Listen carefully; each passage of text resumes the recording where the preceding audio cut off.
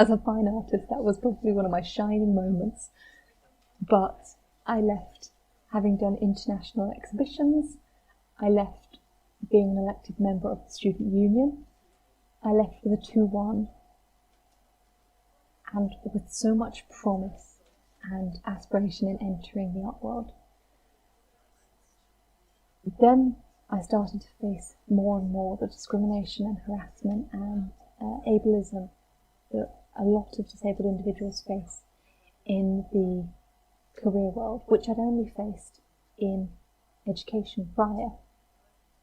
I was entering a world where getting a job with a physical disability was incredibly hard. And even though I knew my own limitations, on paper they would see the description of my disability, they would Google it, and they would say no. Which unfortunately I think is what a lot of us did face. And it's a hurdle even now I'm still trying to understand and move past and help be an activist against. But I finally managed to land a job in a boarding school. I did 2 years there. And what that did was give me the practical skills of working with people. I was both an academic aide and I worked as a house parent. I was able to work in this environment with teenagers and help with SEND needs and art needs and, be the person they would come to if they had any pastoral questions. And it sparked my love of psychology more than my art degree ever did. There's only so many times you could create an art piece that says, let's explore the mind. We're just going to take a second or two for everyone to come together, and we'll be starting very shortly. Really sparked my love and engagement with learning and education and psychology. No, it's not like fire. Is it illegal against the Paralympic logo or anything to have it?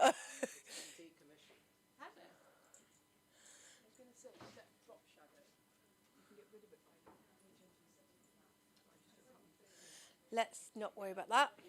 We've got too many other things to worry about. So nice to welcome you all back today. We've got 2 parallel sessions running today, so the one in the room and then the one next door with our Inclusive Cities team. So we're excited to have you here. And just to let you all know, we had 1,500 views of yesterday, so we're excited.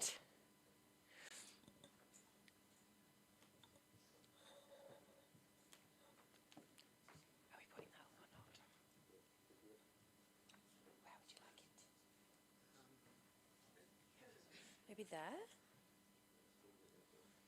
This is a real live Paralympic torch. Maybe not on top because it's made of polystyrene. Who was streaming, Vicky? I thought we were on a hold screen. Okay, looks like we're live. Good morning, everyone. It's so great to welcome you to the Global Disability Innovation Summit Day 2. For those of you that joined us yesterday, welcome back. For those of you that are here for the first time, then welcome. It's lovely to have you join us virtually, and some of you actually inside UCL's new campus on Queen Elizabeth Olympic Park. And it's wonderful to be able to bring to you today a new set of ideas. We're thinking more about the future today. Yesterday, we reflected on what had worked so far, what we've learnt, and what we know. And today's our chance to think a little bit outside of the box. Some things will be very new, some things will feel slightly wrong, and hopefully some things will feel just right. And that's our aim today, to really challenge our own thinking and that of all of our colleagues. I'm really delighted to be joined this morning by an amazing panel, who I will be introducing shortly. But before I move forward, I'm just going to double check with my team that we're good to go.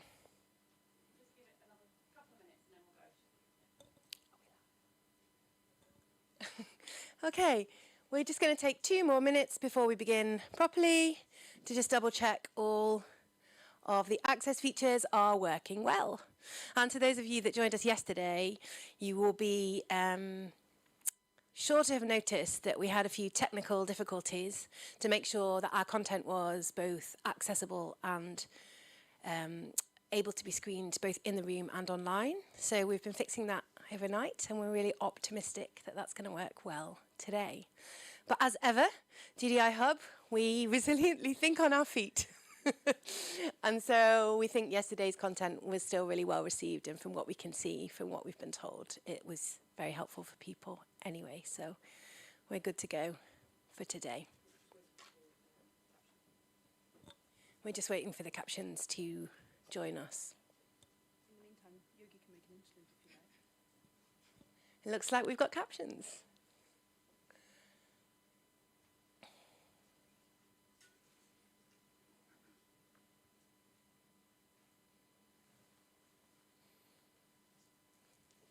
Shake it off.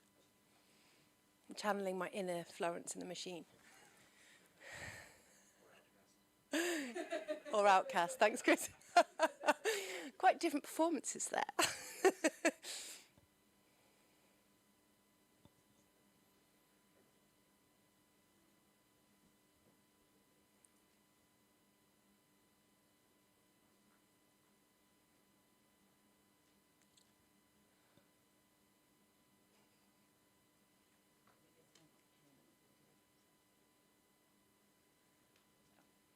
We're getting video to go out of the room, but not the audio. So you can say what you like now.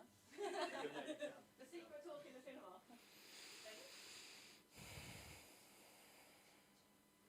I'm really glad that I practice yoga and meditation. I feel like we should do a little comedy skit or something. You go for that, Louise. Oh, I really don't know any jokes. What can I tell you?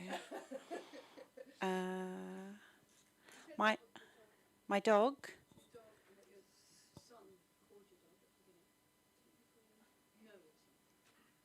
Oh yeah, that's right. So I have a sausage dog called Bob Bob, and she's possibly the worst behaved dog you've ever seen.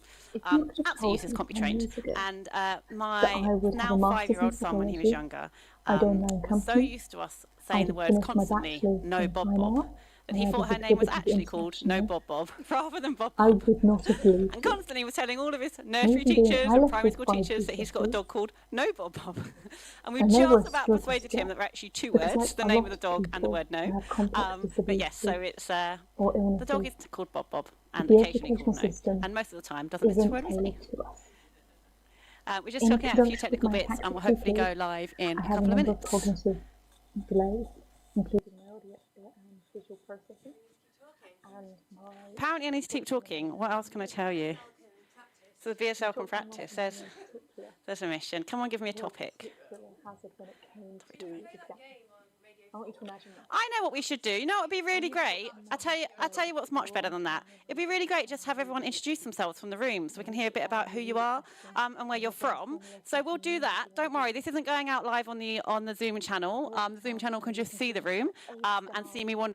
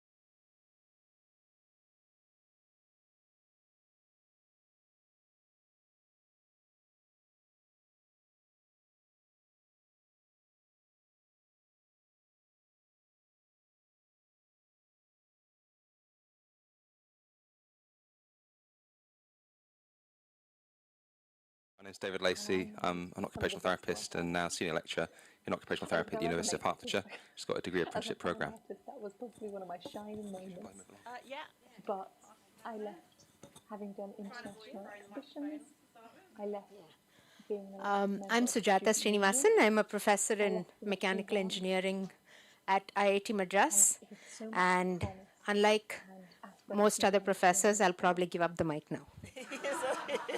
Then I started to face Hello, I'm Nadine. I'm in the communications team, and yeah, really looking forward to the events of today. Hi, I'm Ben Oldbury. I'm a lecturer at GDI Hub and UCL, and I mainly work on the AT 2030 programme. I'm particularly interested in more localised models of production, and I'll be talking about that later. Come up here. Hi, good morning, everyone. My name is Jenny Wong. I work for Loughborough University, and I work with my wonderful colleagues here from the IPC and University of Malawi to test new things and new ways about how parasport can be involved in stigma reduction for people with disabilities. Hi, everyone. My name's Christina Malloy, and I'm from the International Paralympic Committee, where I oversee our membership and impact initiatives. And as Jenny mentioned, we work together on the Parasport Against Stigma project. No pressure. Hi, my name is Sheila Bogalo. I am a sport development and sport for development project consultant, and currently sitting in between what is Loughborough and IPC as a consultant in the implementation of the Parasport Against Stigma project. Yeah. Whereas talking with individuals and listening and using adaptive skills really sparked my love and engagement with learning, education, and psychology. And whilst that does have pros and cons, both on my physical and mental health, I love to go on and do my master's in psychology, which was something I never thought I'd do. So I made sure to find a programme that didn't have exams and was practical based, and used it to my advantage to work Sorry with guys, my it's just dad. like I just can't process speech And I like this with one graduated with my person speaking master's at a last time. year. It's really overwhelming. I'm very impressed. Oh, it stopped.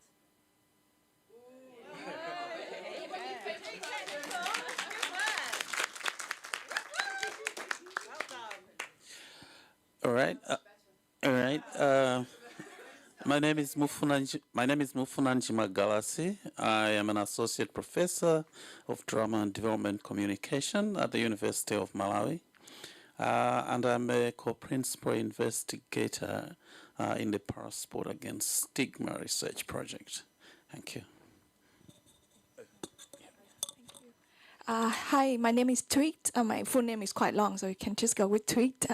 Yeah, I have been working for UNICEF in Vietnam as a digital education officer, and but I'm very passionate about assistive technology, so I'm here to learn and yeah, to find a way to get into deeper work in this field. Thanks. Hi everyone, I'm Alex Pearl. I'm a postdoc researcher based at the University of Leeds in the Centre for Disability Studies. My main research area is in financial inclusion and disability, so I'm very excited to be here. Thanks very much for hosting everybody. I'm looking forward to today. Hi, my name is Nick Gompertz. I was a NHS doctor for 30 years. I've now given up to try and unlock people's communication with motor neuron disease, ALS, and also provide assistive technology from people's earphones. So I'll be talking later. So. Thank you, Nick. It's all right. Hi, my name's Emma Martin, and I'm an accessibility and usability executive at RNIB. And I was actually part of the first cohort of the MSc DDI, so it's really lovely to be back. Good to see you. Hi, I'm Mariam. I am a research fellow in the Data and Evidence program on AT 2030. I work on storytelling and community collaboration. I think I'm the youngest one here today. I am Hedvig Parmar. I'm in my first year at the University of Bolton. I study business management. Apart from that, I'm disabled, so most of my care is based at UCL. Also, apart from that, I also volunteer for Jack Patchy Foundations. My role is mostly based in meeting mayors and other stuff, and just to get out there and looking for opportunities for disabled, making it accessible for other people attending those events. So I think it's really wonderful. And I'm here today because I just want to make sure what's new for people like me. I'm partially blind and deaf, so I just here to see what's new for us so that our life is easier. Hello? Oh, sorry. Okay, thank you. Thank you. Thank you. Hi, I'm Jenny. I'm Chief Sound Finder when there's an annoying background noise. I'm actually from SOAS, University of London. I'm a PhD candidate in eye research, disability and accessibility technology for disabled people in Japan wanting to access the workplace. So just here to learn and hear what everyone's up to, really. Thank you.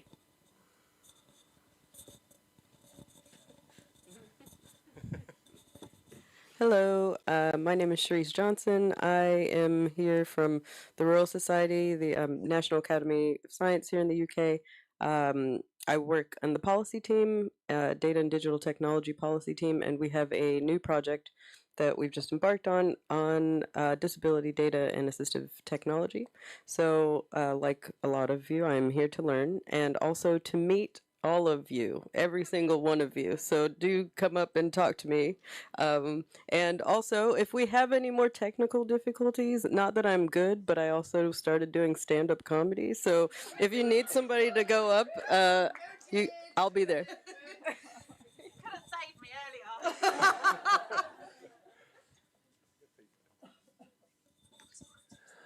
Hi, I'm Pete Donnelly. I'm a wheelchair user and I've set up a social enterprise, the Wheelchair Skills College, that aims to teach every wheelchair user the skills needed to get around independently in their wheelchair. Last person, perfect. All right, I'm Jamie Dandemer. I'm a researcher at GDI Hub. I spoke yesterday morning about data science, and I'm basically here. Everyone needs data, and I'm so happy people are coming up to me and being like, we have this thing we want to do, but we don't know how to organize the data for it, or we don't really know what's out there. Please keep coming up to me if you think of literally any possible way we could collaborate. I'm very happy to do so. So also here to meet people and talk about creative ways to support with data. And it looks like we have all of our things going. So I think we've managed this perfectly. Well done, Jamie. You've just given yourself a lot of work to do. I've also realised that we missed out Anne, and she'll be quite joyous we missed her out, and I've plotted it. So we're going to make Anne do a quick hello. Hello, I'm Anne. I work for the Foreign Commonwealth and Development Office in the UK, and I also lead on the 80-20-30 programme. Wonderful. Yep.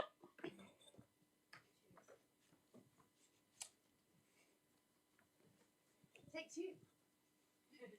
So there's a quote I can't remember that's talking about the making of the man/woman/non-gender person is how they behave when the chips are down. So today is going to be the best day, and we're all good. Everyone hear me? Great. Let's go. Tell me when we're up.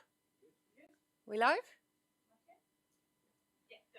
Welcome to day 2 of the Global Disability Innovation Summit here from UCL, where technology works perfectly. It's so lovely to welcome you back. We're delighted that you've been able to join us. I can't tell you what a great lineup we've got to go this morning. I'll be joined on stage shortly by the wonderful Chris Patno and Kush Kanodia, but before we get to that point, you have me for a little while. And it's quite fitting, I think, that this morning I am not going to talk about how brilliant 80-20-30 is or how much I love GDI Hub, though please take both of those things as read. I'm going to talk a little bit about joy and why it's really important, I think, in the struggle for justice. So, first of all, take a moment. You know that moment when you're completely in flow? You have completely forgotten space and time. You're both exhilarated and completely at peace. What's the word for that moment? What do we call it? And when's the last time you felt it? Hopefully, momentarily often, but for a sustained period of time. Maybe you went on an amazing date that lasted for hours. Maybe it was your kid's first day at school. Maybe it's the moment you found the patterns in the data that you'd been looking at for weeks or months or years. Maybe it's the afternoon when you finally explained your idea and your colleagues got it. Maybe it was belly laughing with your friends all afternoon. Or maybe it was one of those summer evenings where day turns into night, turns into morning, and all of a sudden you've just had this brilliant night out that's only filled you with summer love. I think we call that feeling joy. And I have 2 mental health conditions, so I'm not a frequent flyer. I'm also a social scientist, so it's quite difficult for me to say this is joy and not spend a long time contesting the term, but bear with. We'll go with joy. And isn't joy what life's about? Isn't it how we fill our cup? Why we give meaning to the things that we do? Don't we all deserve joy? Isn't it what we crawl through the trenches for? Isn't it what we shoulder the burdens for? Isn't it what we drink the Kool-Aid for? Well, it is for me, anyway. And some of our most brilliant teachers have talked a little bit about the importance of understanding our why. Amartya Sen asked really famously a quality of what. What is it that we're fighting for? Less famously, Austin and Holloway asked, AT for what? So disability inclusion for what? Social justice for what? Getting out of bed sometimes? 2 mental health conditions. For what? I think it's for joy. And I think, therefore, that our aim should be to enable all folks to find joy, right? The more it evades me, the more sure I am that it is our why. So I've recently become convinced that joy is not something we can add after the fact. It's a necessary factor in the claiming of justice itself. It is the for what, for joy. Joy for disabled people, joy for AT users, joy for all people. Joy is a radical, political, important part of our journey, and it's also fairly scarce. But if the what is joy, then I also think we need to think about our how. I've spent a lot of my life fighting for justice, and fighting is the right word. From hanging off the 4th plinth of Trafalgar Square with a megaphone, demanding queer rights in my early 20s, and I would say that's before Nelson Mandela was on it, to meetings with ministers, meetings in Parliament, ambassadors' residences, talking to slum dwellers, whatever I've been doing, I've been fighting and fighting and fighting as hard as I can to support the causes of justice that I've wanted to support. I've completely absorbed the struggle for justice into my body.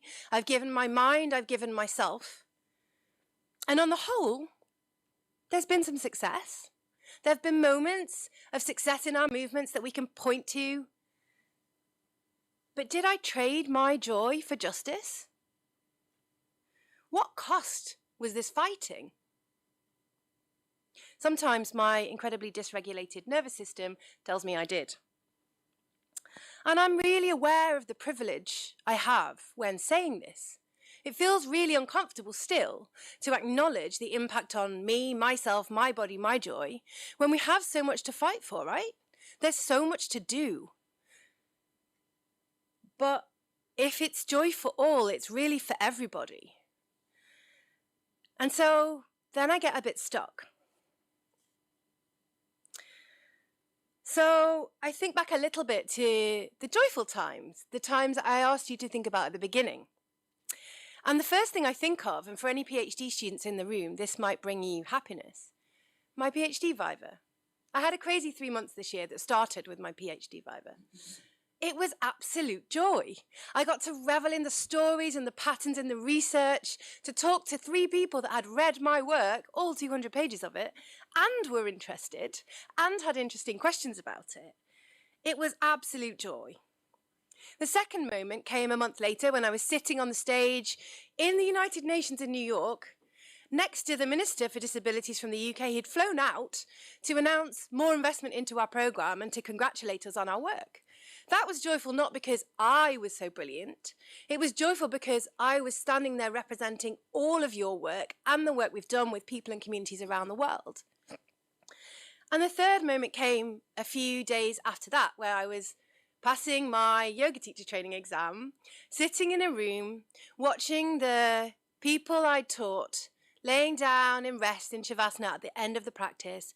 I was still, I was content, I was holding space for their rest and their peace, and I felt joy. And I guess these are the moments that are in stark contrast to the days in the trenches. These are the moments that sustain us. And I thought more then about this idea of joy being scarce, and I wondered, is it a zero-sum game? Do I have to reallocate joy from myself to someone else? From the global north to the global south? From men to disabled women? From me to the work? But surely joy can't be a zero-sum game. The stories we tell ourselves when we tell ourselves we don't deserve joy, we must work harder, they're not kind stories. They're not compassionate stories. They're really stories of lack. And they're quite loud, in my head anyway. So if joy is our purpose, its distribution has to be more than a zero-sum game. And when I started to think about this, I was reminded, as I very often am, of the words of Audre Lorde. Audre Lorde, and if you don't know who she is, look her up, said, "The master's tools will not dismantle the master's house. They may allow us to temporarily beat him at his own game, but they will never enable us to bring about lasting change. The master's tools will not dismantle the master's house." 1984, she said this, by the way. It's quite clever. So, overwork, not resting, getting from A to B at any cost, a failure to engage those that matter because it takes too long, a scant regard for diversity, exclusive systems, a concentration of power and money in the hands of the few. These are the master's tools. They will not dismantle the master's house. They will not dismantle the systems of discrimination and oppression that we seek to change, and they will not guide us to a fairer future. They may help us win a little bit to meet a deadline or hit a milestone, but they're not going to create a fairer world.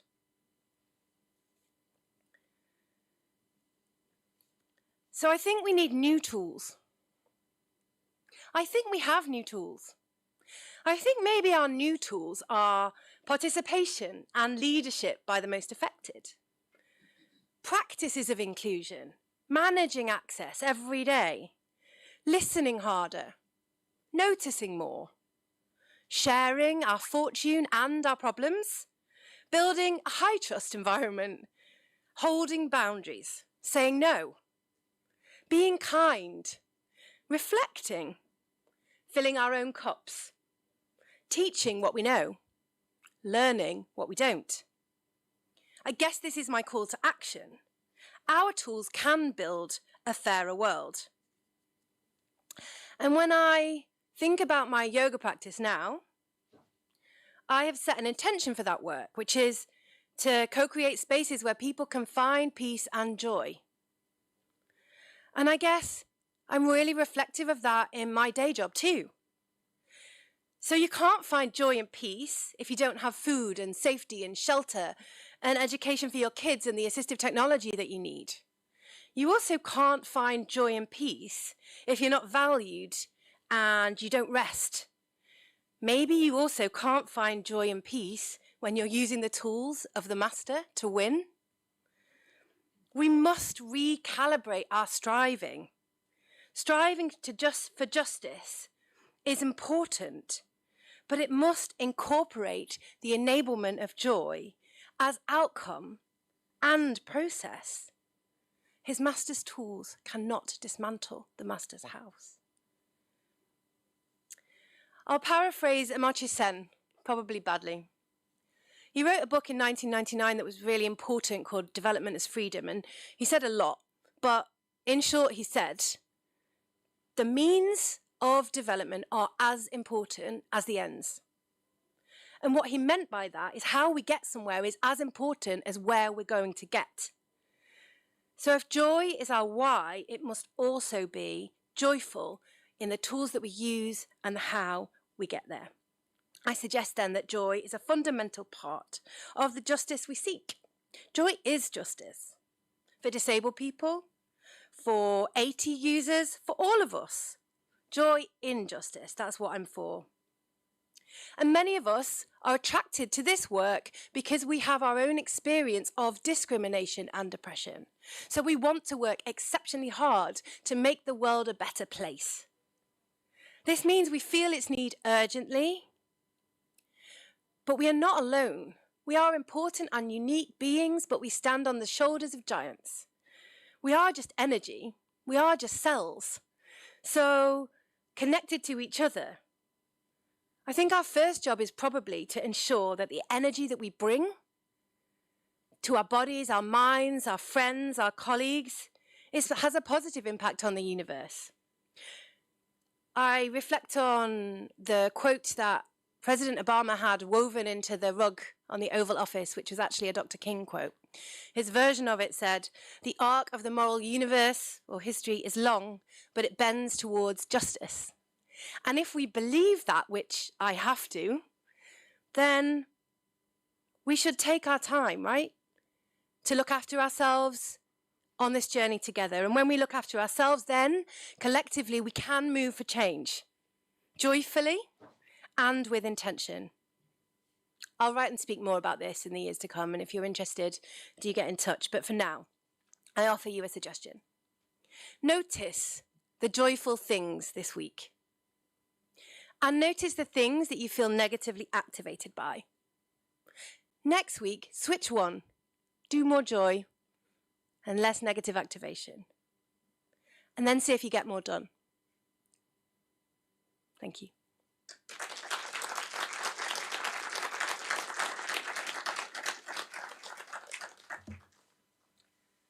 So next up is someone I know brings joy to the world, and certainly to me in my life.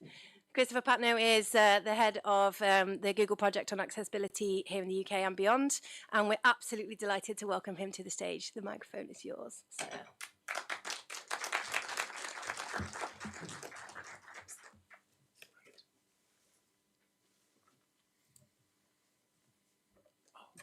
Gorgeous, thank you.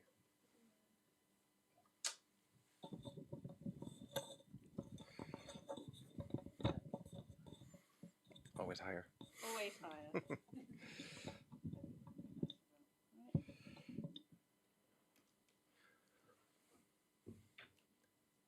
Are we ready to go? Yeah. Hi, my name is Christopher, and I lead, as you've heard probably now twice, accessibility with Google. And what I want to share is some thoughts on inclusive innovation, but with a purpose. Really, it's about, like I said, higher. Or I can hold it. Oh, you pulled it out. Yeah, I can do the rock and roll thing. Yeah, so you have options. No, I'll hold it. I really want to enjoy Elvis then, to be honest. Oh, unfortunately, probably more like it'd be more like Fat Axel. So, so the crux of what I want to talk about, it's never too late to change the world. Leaning into joy, and we can do this through innovative, collaborative cooperation. just a quick moment on my story. For those people who don't know me, you can tell I'm not from here. I'm from California, and I'm an accidental technologist. I'm a failed opera singer. And I realized in my mid-20s I was making a lot more money waiting on tables than I was singing, and it probably meant something. But I was lucky enough to be born in the Bay Area. I found myself at Apple for 10 years. I worked at the first iPod, the first iTunes, the G4 towers, G5 towers, Final Cut Studio. I spent 3 years at Sony Ericsson making phones. I spent a year at Disney making games. And I've been at Google now for 11 years.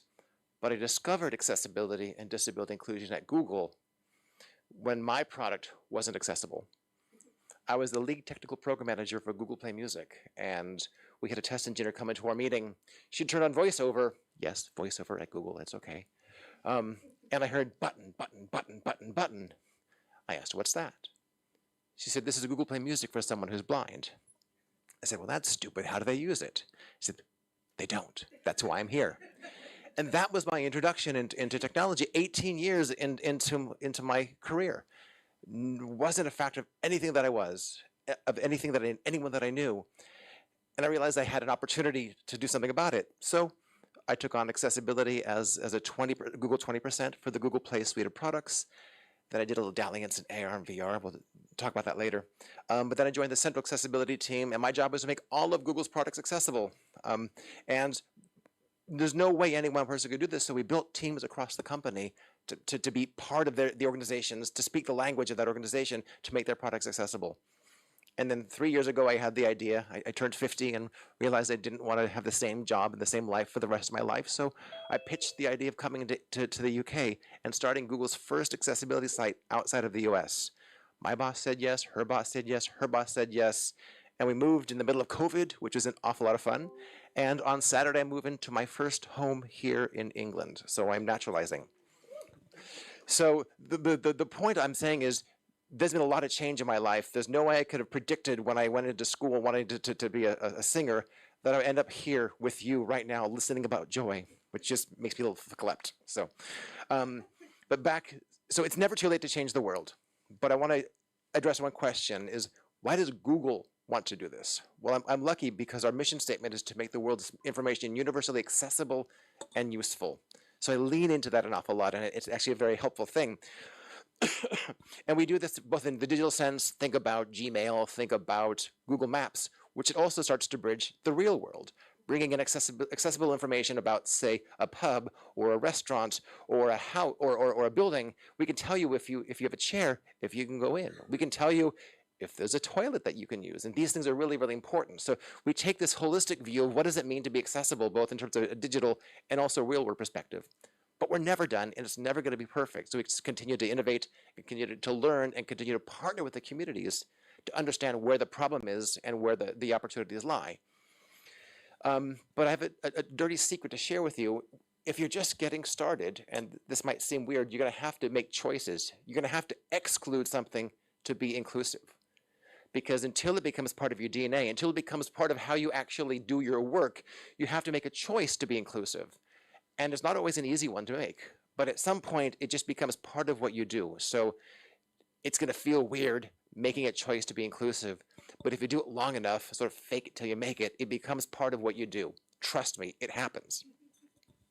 So when it comes to being inclusive, there's 4 methods I want to talk about, and I'm going to lean into AI here, and not just the new generative AI, though I will touch on that. I want to talk about ways that you can make your product, your process, your service more inclusive. One is leverage your strengths. Do what you're good at. And because I'm at Google, this is why I'm going to be talking about AI. 2, nothing about us without us. This is the most important thing. You can never design something on behalf of someone else. You have to design with someone. For and with is so important. Next, if that gets scary because there are like 1.3 billion people with disabilities in the world, start with one. Start solving one person's problem. Start making one feature. Start fixing one bug. Because if you don't get started, it's never gonna happen. And lastly, this is a process. It's a program. There's no such thing as anything being perfectly accessible. So if you make that your goal, one, you're shooting for compliance, and that's just a crappy user experience. But two, you're never going to get there because the rules change all around you, all around the world. WCAG changes sometimes. Here in the EAA is going to be coming online in June 2025. Legislation is coming out all around the world. So if you make compliance your goal, you're never going to get there. So don't do that. Make delight the goal. And how do you do that? By listening to what's broken and then working together to solve the problem. So I want to tell a story of how we're doing this in real time. And I'm going to lean into captions.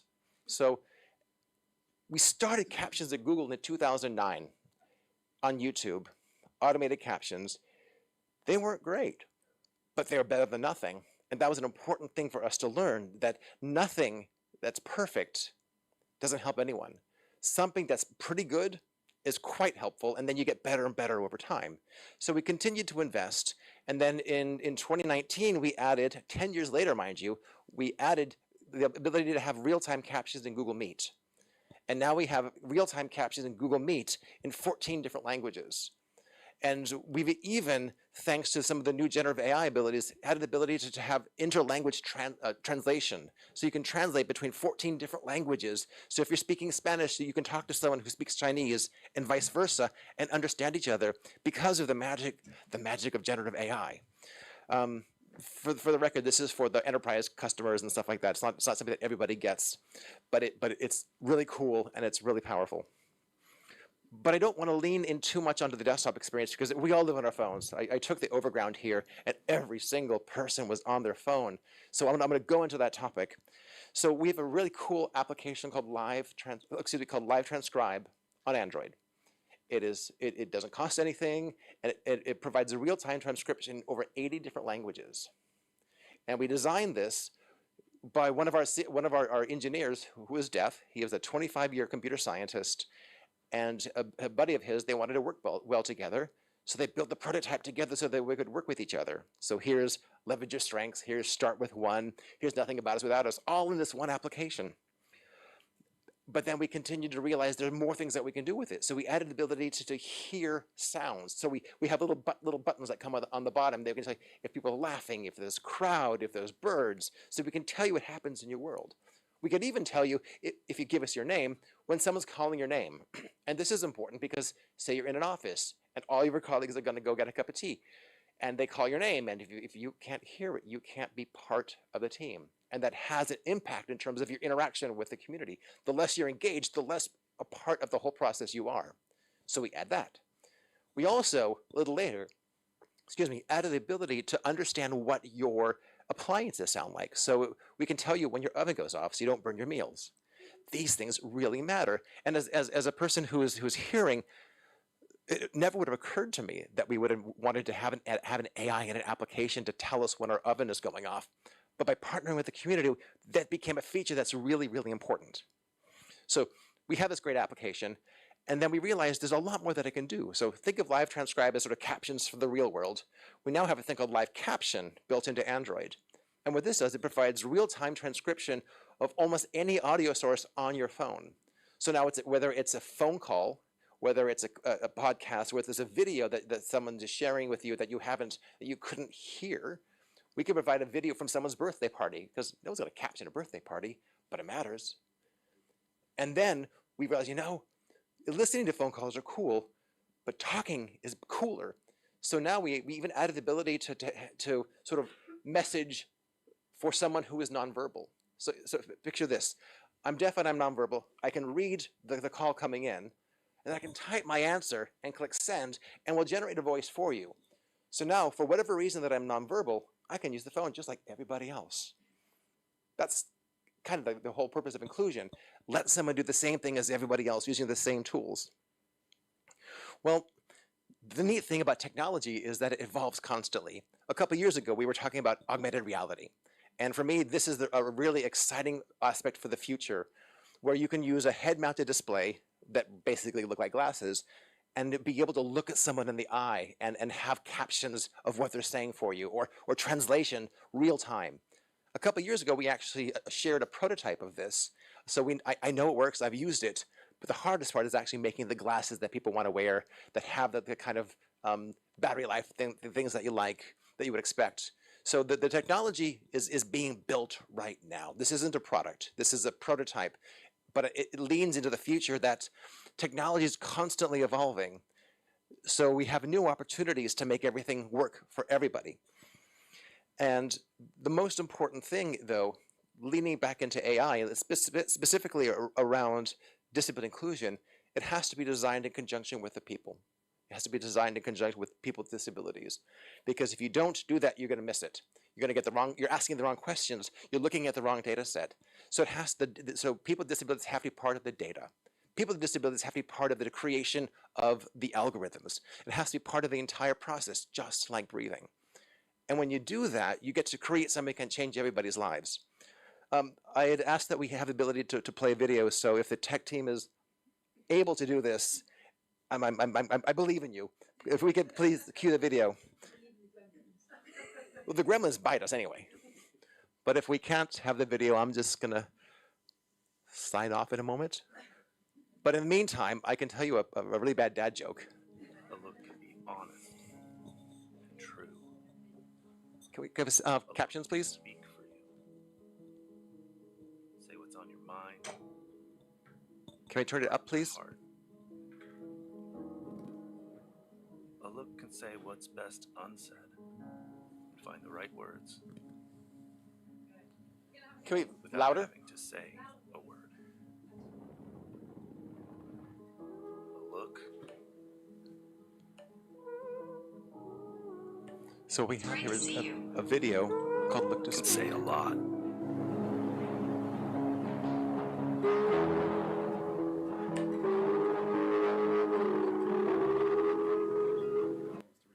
So what this is, it's a lovely video. Unfortunately, because of all of the challenges, it didn't quite have the impact I was hoping. But what I want to demonstrate what this is very, very simple AI. It's using the front camera and looking, if you're looking left or right, and allows you to say what you want to say.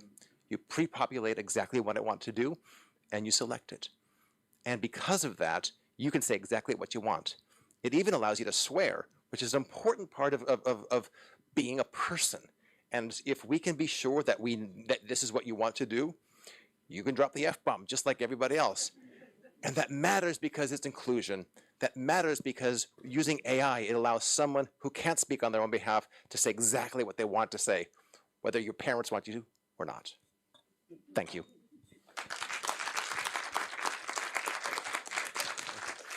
Kush, I believe you're up next. Oh, Vicky, let's Vicky introduce. Thank you so much, Chris.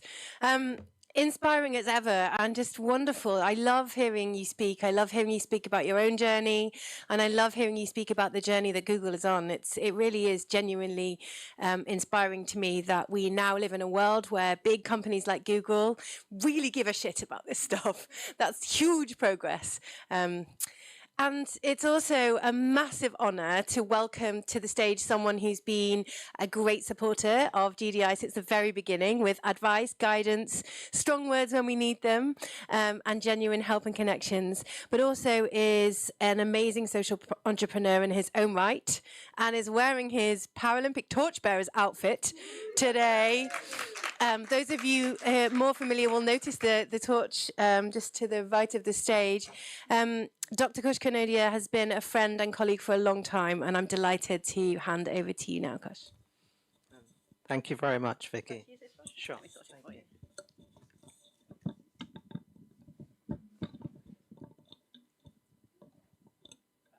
Thank you. So my name's Kush Kanodia. I'm a social entrepreneur, and I transform systems to make them more inclusive for disabled people. When I say that to people, normally they say to me, like, what do you mean, like IT systems? I mean like significant systems like the Premier League, like NHS England, like Greater London. So changing the world is my joy. So a strange quirk of fate. A strange quirk of fate was that I was actually the last person to accept to be a torchbearer for London 2012. So we brought in the torch. So the motto of London 2012 was to inspire a generation. And the motto of the Paralympics is spirit in motion. And I would like to believe that is exactly what we've done. So I was reflecting on the last 11 years since being a torchbearer, and we've transformed now 3 of the most significant systems in the UK. And thank you very much for mentioning nothing about us. So that is the disability mantra, nothing about us without us. I'll talk about the last 2 systems today because I realize I've only got a short amount of time. So disabled people have created and led 2 of the most significant innovations in disability inclusion in the UK during the pandemic and the cost of living crisis. So how do disabled people lead innovations and systems change when the systems are so designed against us? In 2019, I was a patient governor of Chelsea Westminster NHS Foundation Trust, one of the leading NHS trusts in England, where they decided they would start charging for disabled parking. In the borough with the highest income inequality anywhere in the country. I explained to them if they did this, I would start a national campaign to abolish all disabled car parking charges from all NHS hospitals in England, as Scotland and Wales had both abolished charges previously. At that point, quite honestly, I didn't even know how many NHS hospitals were in England. I just had inspiration from being a torchbearer and transforming the Premier League. And I thought, if we can transform the Premier League, why can't we transform NHS England? All I knew that I am a disabled person, that it was due to the NHS that I am able to walk, due to assistive technology and having both my hips replaced in 2002. If I could not access the NHS and healthcare, then how could I access education, employment, and be a full participant in our society? A week later, I became an ambassador for Disability Rights UK, the largest pan-disability charity in the UK and the leader of the campaign. Then I attended a summit at the King's Fund, which is a health think tank in London, with some of the leaders in the NHS and the health system. After the Minister of Health and Social Care did his keynote speech, there was an opportunity for Q&A. So I highlighted the evidence base that the United Nations had found that austerity and welfare reform has led to grave and systematic violations of disabled people's rights in the UK, that only 1/3 of London's tube stations are accessible with step-free access, and that disability is now one of the greatest predictors of poverty in the UK. I mentioned what was happening in Chelsea Westminster NHS Trust and the campaign, and I asked the minister for his support. Even though the whole audience applauded the campaign, the minister just ignored my question, like politicians so often do. At the same event, there was the CEO of NHS England, the so-called most powerful person in the NHS. After I asked for his support, all he could do was laugh uncontrollably for about 5 minutes, as to say, how audacious. You think you can challenge the NHS? Who are you? But all was not disappointing at the summit. There were journalists in the audience, and they wanted an exclusive interview. And on the Monday, the campaign was featured in the Daily Mail, the Times, the Telegraph. The following day, we interviewed with the BBC. This led to us working with MPs from all the main political parties. And when the general election was called in 2019, we got the campaign in the manifestos of both the Labour Party and the Conservative Party. And I had agreement from the Lib Dems because I was worried about hung election. And I like to mitigate against risk. So in April 2021, all disabled car parking charges from over 200 NHS hospitals in England was abolished, helping over 2.5 million disabled people to access critical healthcare during the COVID-19 pandemic. We got the UK government to invest approximately £1 billion into this innovative policy initiative. Last year, I was awarded with an honorary degree for Doctor of Science for having an inspirational career as a disability and rights champion and social entrepreneur. Kent University stated that this is by some margin the single largest and most impactful change in the treatment of disabled people in the history of the NHS. A couple of months ago, the NHS celebrated its 75th birthday.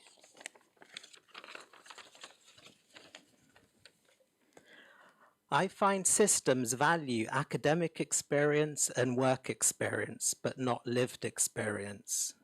So the most critical missing component for innovations in the system is lived experience. In 2021, even before the NHS campaign was implemented, I started the next campaign in London.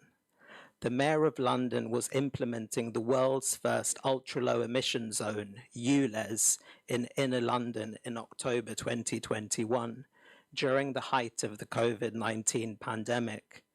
Now, ULEZ is essentially a £12.50 charge per day for the most polluting vehicles.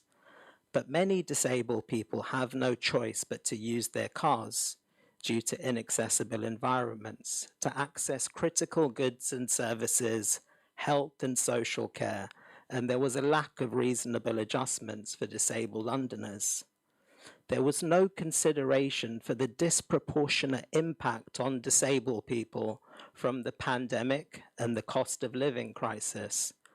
With 3/5, 60% of all COVID-19 deaths being disabled people, even though we only amounted to 17% of the population, according to the Office of National Statistics. With the support of Inclusion London and many deaf and disabled people's organisations, our campaign was featured in My London, Disability News Service, Evening Standard, Daily Mail, Sun, Express. I even found myself on TV with both BBC London and BBC Politics London. And we even lost a vote at the London Assembly. But we had support from the Green Party and the Conservative Party, and Labour and Lib Dem was against. They had a strategic pact. But in 2023, we did finally win further reasonable adjustments for ULEZ for disabled Londoners, with over 250,000 disabled people now being exempt, with DWP benefits included. We expanded grants from £2,000 to £10,000 for wheelchair accessible vehicles, and we won exemptions for carers and expanded the grace period until October 2027. We welcome these changes. However, they still do not exempt blue badge holders, of which there are approximately 250,000 in London, and many blue badge holders will not receive any of the benefits from the new exemption list. Unfortunately, many cities in England have now replicated the disability discrimination from the original ULEZ with new clean air zones from Birmingham to Bristol. Glasgow has exempted blue badge holders from their clean air zone, so why can't London? Climate action must go hand in hand with climate justice and social justice. Otherwise, all we'll be doing is increasing poverty and an inequality for disabled people in a cost of living crisis, when we've already been the most disproportionately impacted. I believe this is the cutting edge of disability innovation, where two movements meet, climate action and disability rights. But it is not a binary choice. We can have both. We can have clean air and accessible environments. Anyone who wants to do a case study on this, please contact me and I can give you the information. The Mobility Foundation has found that disabled people make an average of 38% fewer trips than non-disabled people, and there has been no reduction in this gap over the past decade. Analysis shows that completely closing the transport accessibility gap for disabled people in the UK will deliver benefits in the region of 72.4 billion per annum. We are now calling on the UK government to create a standardised policy for all current and future clean air zones to exempt blue badge holders in England. Our campaign is even featured in the Disability Action Plan Consultation Question 4 for climate adaptations and mitigations. The consultation closes on the 6th of October, and you're more than welcome to respond, demanding that disabled people's blue badge holder exempt and that we create national policy. I wanted to leave you with some context. The NHS is the 5th largest employer in the world, with over 1 million employees. London is one of the greatest cities in the world, with a population of 6 million people. But the truth is, they pale in comparison with disabled people. London has over 1.2 million, and there are approximately 16 million disabled people in the UK. There are well over 1 billion disabled people globally, with an estimated population being greater than that of China. Disabled people are the largest minority group in the world and still the most discriminated against. But when we unite, there will be nothing that will be able to stop us in our way. Thank you.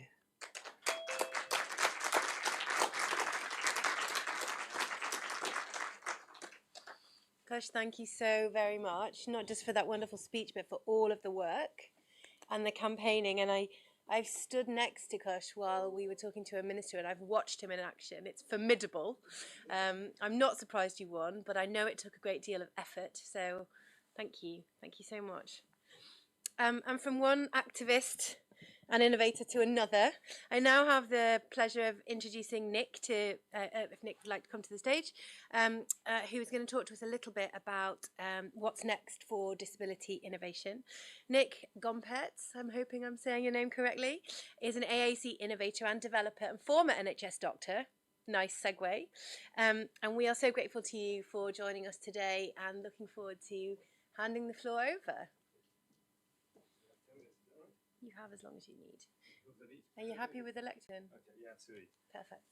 I will put my timer on so I don't go on for the whole day. So, hello everybody. Can everyone hear me all right? So, thank you for inviting me. I had done a video presentation that was exactly 10 minutes and 4 seconds, so I was going to prepare that, but because I could come today, I looked at my video presentation on the train, it looked a bit dry, so I thought I'd actually be here and talk. So if it's a bit over 10 minutes, I apologise, I'll try. And then in the train I sort of did that, and now I've just completely ripped it up and just done a few lines, because there seemed to be some things that I needed to talk about in response. I could stand here and just talk to Google, because I need Google, but I'll talk to everybody. So I've been an NHS doctor for 30 years. Sorry, I need to be closer. No, it's quite low enough for me here. I trained in hospital medicine initially, changed to general practice for the last 21 of those, but actually I gave up 2 years ago to try and help unlock people's communication with motor neuron disease, ALS, locked-in syndrome, and cerebral palsy. The reason I did that, well, so I started a company called EarSwitch, and what we're trying to do, or we're doing, is earbuds that you can control hands-free, invisibly, silently. And initially to unlock people with motor neuron disease and other conditions like that, but also to give everyone hands-free control. And as we know with texting, if you address accessibility issues with the most people the most need, you address it for everybody. So texting started for people who couldn't use phones because of hearing issues, but now we use texting all the time, using WhatsApp or whatever. So the reason I started this journey was because as a medical student 30 years ago, I witnessed someone with bulbar ALS or MND who lost their speech before they'd lost the use of their fingers. And at that time, the best technology was a keyboard with an LED display that they could type on. It came up with a sort of ticker tape display. But obviously, in that situation, although it was the best technology at the time, people would then rapidly lose the ability to use their fingers. And I saw this person losing the ability to use the one communication aid they had. And I thought there had to be a better way. And at that point, I knew I could squeeze a muscle in my ear. I didn't know what it was, and I thought, I wonder if you could use that to communicate. For 25 years, that idea festered, and I came back to it intermittently, and I just couldn't work it out. And then 5 years ago, my daughters were watching a children's documentary about an amazing 13-year-old called Jonathan Bryan. And if you haven't come across him, please look him up. He wrote a book, age 13, called I Can Write. EYE, Can Write. His mother had had a car accident, a severe car accident, when she was pregnant with him, and he was born prematurely with severe cerebral palsy, non-verbal, athetoid cerebral palsy, so he had severe involuntary head movements, a bad squint, which meant that he couldn't use eye tracking. So he'd been labelled as having profound and multiple learning disabilities. But his mum took him out of school aged 7 because although they were caring for him, they weren't teaching him. And she knew he was in there, so she taught him to read and write with a physical spelling board, with a perspex spelling board with letters attached to it. And they looked at where he was looking to see what letters he was selecting. By age 13, he'd written a book. The first third is written by Chantel, his mother, who's fantastic, very devoted. The second 2 thirds are Jonathan's story about being locked in. And can I recommend that book to you? He also started a charity called Teach Us Too, which says that no one should be labelled as profound and multiple learning disabilities. They should be labelled as profound and multiple access to learning difficulties, because until you've actually taught them, you don't know. So they've been supporting us, which is fantastic. So what I found, the day after seeing that documentary, I had from Amazon delivered a digital otoscope, so a stethoscope that's been designed to look in your ears to look for wax. I looked in my ear and I saw my eardrum moved intentionally with squeezing this muscle in my ear. And I thought, well, there it is. You can control things. So this is replacing the cheek switch that Professor Stephen Hawking used. So he retained a little cheek muscle movement, and he used that as a on-off switch to control the keyboard that Intel designed for him. It could be controlled with a one-switch movement. So we've got that, but in your ear. People say, how do you do it? So for those of you, 55% of you should know that you can squeeze a muscle in your ear. We did a survey of 2,000 people, and 55% of people knew this already. And they've been doing it since childhood, and it's just a squeezing sensation in your ear.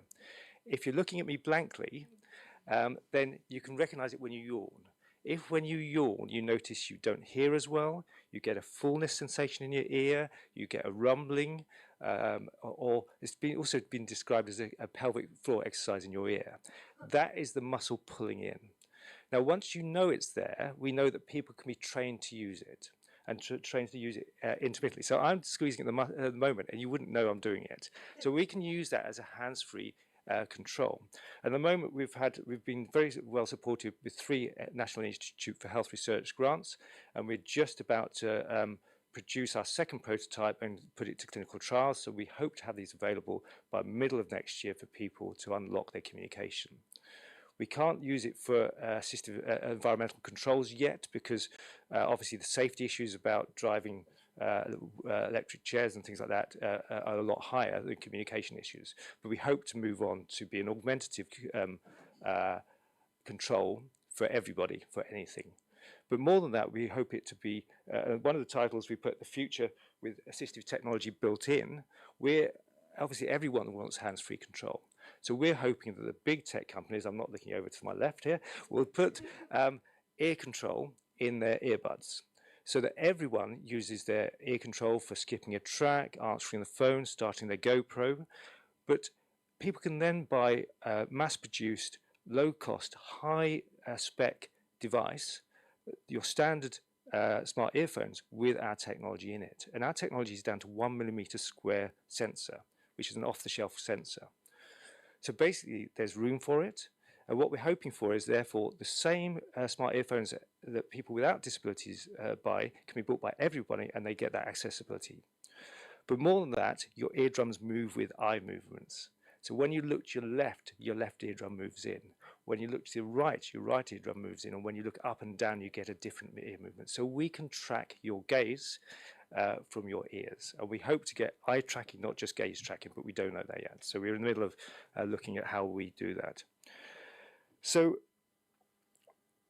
that's our story. I think one of the things I wanted to do was, a couple of things. To start with one, I thought was really important, and we've struggled. So one of the call outs I've got to everybody is actually how we accelerate technology to market and to those individuals. And I had massive blocks, even with some organisations within the UK who were specifically commissioned to help people with disabilities, saying, well, tell us how many people can move this muscle. I was saying, well, I don't care. If I unlock one person, I've done the right thing. It works for me. Let's see if we can get it. And obviously, you have to go down the medical device route, which is class 1 medical device, because you're replacing a function lost through disabilities. But even so, you know, I've struggled, and the one organisation that's helped is the National Institute for Health Research and the funding. But again, it's taken 5 years to get to this stage, and we still haven't actually unlocked anyone at all yet. We have an expert, a fantastic expert group. We have our own Antoinette. We have Sarah Ezekiel, who some of you might know, who is non-verbal with motor neuron disease, and she's an eye-tracking artist. So look up Sarah Ezekiel. She's got amazing work. And we've got someone with a C4 spinal injury. We've got Jonathan Bryan is supporting us. So, you know, we're hopefully doing the right thing. We're always asking, are we doing the right thing?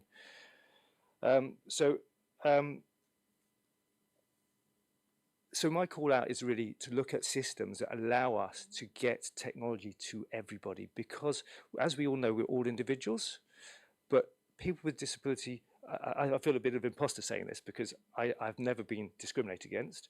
I did grow up as a child in a family with disability, but I've never been discriminated against myself, and I've seen a lot of patients who've been discriminated against. So everyone needs a personalised solution, and there are lots of people out there who can help. So we're working now with, I think, 8 or 9 universities, and there are some amazing technologists, particularly mechatronics, robotics, electronics engineering, who would love to have the opportunity to help just one person. There's people down at the University of West of England where they're doing single eye tracking, which would be fantastic for Jonathan, but there's no link that allows them to get technology out to people as an individual. The closest thing we've got is exceptional use that the MHRA can, in the UK, sorry, I know this is an international audience and global audience, but in the UK, the MHRA can grant exceptional use based on improved mortality or morbidity. Now, I challenge anyone that if someone's got MND or ALS in late stage and they can't communicate, I say they have an urgent need, both for their morbidity, in other words, their psychological morbidity to be able to communicate, and their mortality to communicate their symptoms. So I think there's a real good use case for anyone with late-stage MND or ALS, but we've not found a way to do that yet. Hopefully we won't need that soon because we'll have a medical approved device by the middle of next year, but it's a bit disappointing. So that's one thing, and the second thing is looking at some system where we can bring together academics, clinicians, users, stakeholders, and MHRA and medical physicists from local hospitals to come together a committee to actually take on individual use cases. So that's my challenge to everybody. Hopefully you'll see more of EarSwitch, because EarSwitch is also moving into earmetrics, so providing racially inclusive oximetry from your ears, because that's been a massive problem during COVID. And what we've found is that our sensors not just give people control, they give continuous real-time monitoring, which will extend from heart rate variability, oxygen levels, etc. So we're hoping to change a lot in the world. So thank you.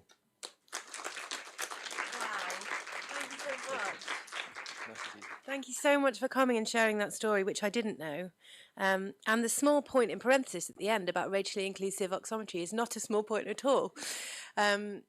I think your talk illustrates some of the challenges we see time and time again about getting new innovations to market in accessible and assistive technology. There's a problem every step of the way. I'm so happy you've got your clinical trial, and I loved the idea of trying to form that group, and let's talk about how we might be able to do that here in the UK. Thank you so much for sharing your story. That brings my section to a close, and I'm really pleased, though, to hand over to my colleague Maria Maduka, who's going to take us on an introduction to the next section.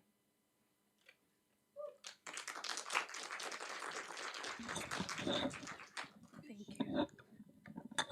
I know, I was going for a similar color, but I didn't have a same color scarf or different color shoes. Hi everybody, I'm Mariam. Just to explain, I'm wearing a shiny brown scarf and shiny pink shoes and a black dress. The colors didn't go together. Anyway, I'm Mariam once again, and I am also wearing a sunflower lanyard, which I have recently discovered. It's very cool, and it also indicates any invisible disabilities any person anywhere might have. I work at GDI Hub with Kathy, Vicky, and others on the 80-20-30 Data and Evidence Program, where I work on storytelling and community collaboration. Throughout this summit, yesterday and today, we have heard about the importance of out-of-the-lab thinking, the value of lived experience expertise, and designing not just for disabled people, but with disabled people. So Chris talked about partnering with the communities to design solutions to real problems. Yesterday, Pete mentioned we should expand the conversations around disability beyond the functional use of AT. And Niall from Koala mentioned that AT users are at the center of innovation in Koala, and rightfully so. And in the afternoon, Kathy and Anna talked about disability dongles, which is described by Liz Jackson, who coined the term as a well-intended, useless solution to a problem that doesn't exist. Well, for disabled people anyway. Hello everyone, this is Banya. Okay. Banya is coming after this. So Liz also wrote in a recent article in response to a news article explaining a new disability dongle device. And she said, individuals who have a socio-technical fluency of disability are not treated as experts, which is why we always or often wind up in comment sections rather than in the real stories.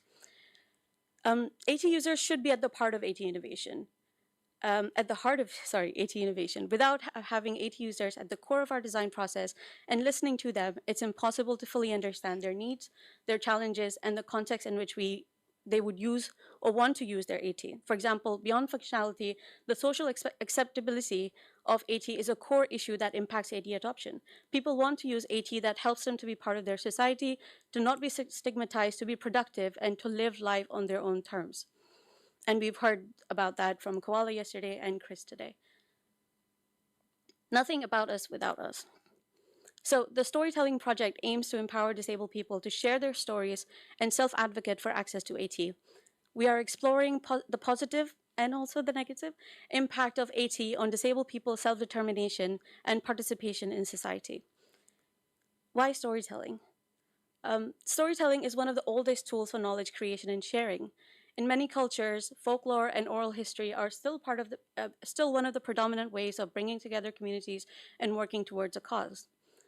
The question we pose with this project is this: how can storytelling serve as a catalyst for self-advocacy, not only for the right to have access to AT, but also the right to participate in and lead the design of AT innovations? So one of the ways we are addressing this complex question is by partnering with organizations like the International Disability Alliance to draw on their extensive experience and expertise in disability advocacy, mobilization, and capacity building. Our project with IDA, called Positioning Organizations of Persons with Disabilities, that's OPDs, as equal partners on AT. It is a stepping stone to build the knowledge and tools necessary for OPDs and wider disabled communities to advocate for the right of access to AT and bridge the gap between AT users and AT innovators. Now, I would like to introduce our next speaker, Amba Salalkar. I hope I'm pronouncing the name correctly. Amba is a senior manager at the help desk team at the International Disability Alliance, focusing on the provision of inclusive technical assistance to OPDs and partners through the engagement of his community of practice. Amba joined IDA in the in September 2019 as a Bridge CRPD SDG Fellow, and since August 2020, she has been full-time staff with the Capacity Building Unit. She's a criminal lawyer by training and moved into disability policy advocacy space after a 7-year career in criminal trial litigation. Since 2012, she has supported organizations of persons with disabilities in India, including from underrepresented groups and women with disabilities, to participate in policy advocacy. She has also worked with several organizations as a trainer and safeguarding consultant. She's a recipient of the Chevening Gurukul Fellowship for Leadership and Excellence. Amba identifies as a woman with psychosocial disability and is joining us remotely from Chennai, India. Amba, over to you. Thank you. Is my audio okay? Hi, Amber. We're just going to do a quick test and just see if we can get your audio volume to the right level for what we need for in the room. So we just really wanted to say hello as we get you up on the video and also get the audio working. So Amber is joining us from Chennai. I suspect it's quite late in the evening for you, Amber, if you can hear me.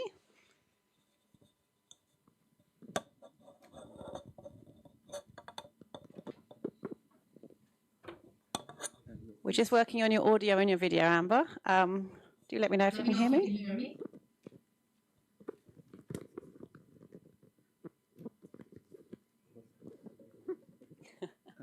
It's going well. You could just keep speaking. Yeah, sure. Okay. Sure. We can see you. This is great, Amber. We're just going to do a bit of a sound check. What time is it for you over there in Chennai? Is this okay? I will keep speaking until you tell me that the sound is all right.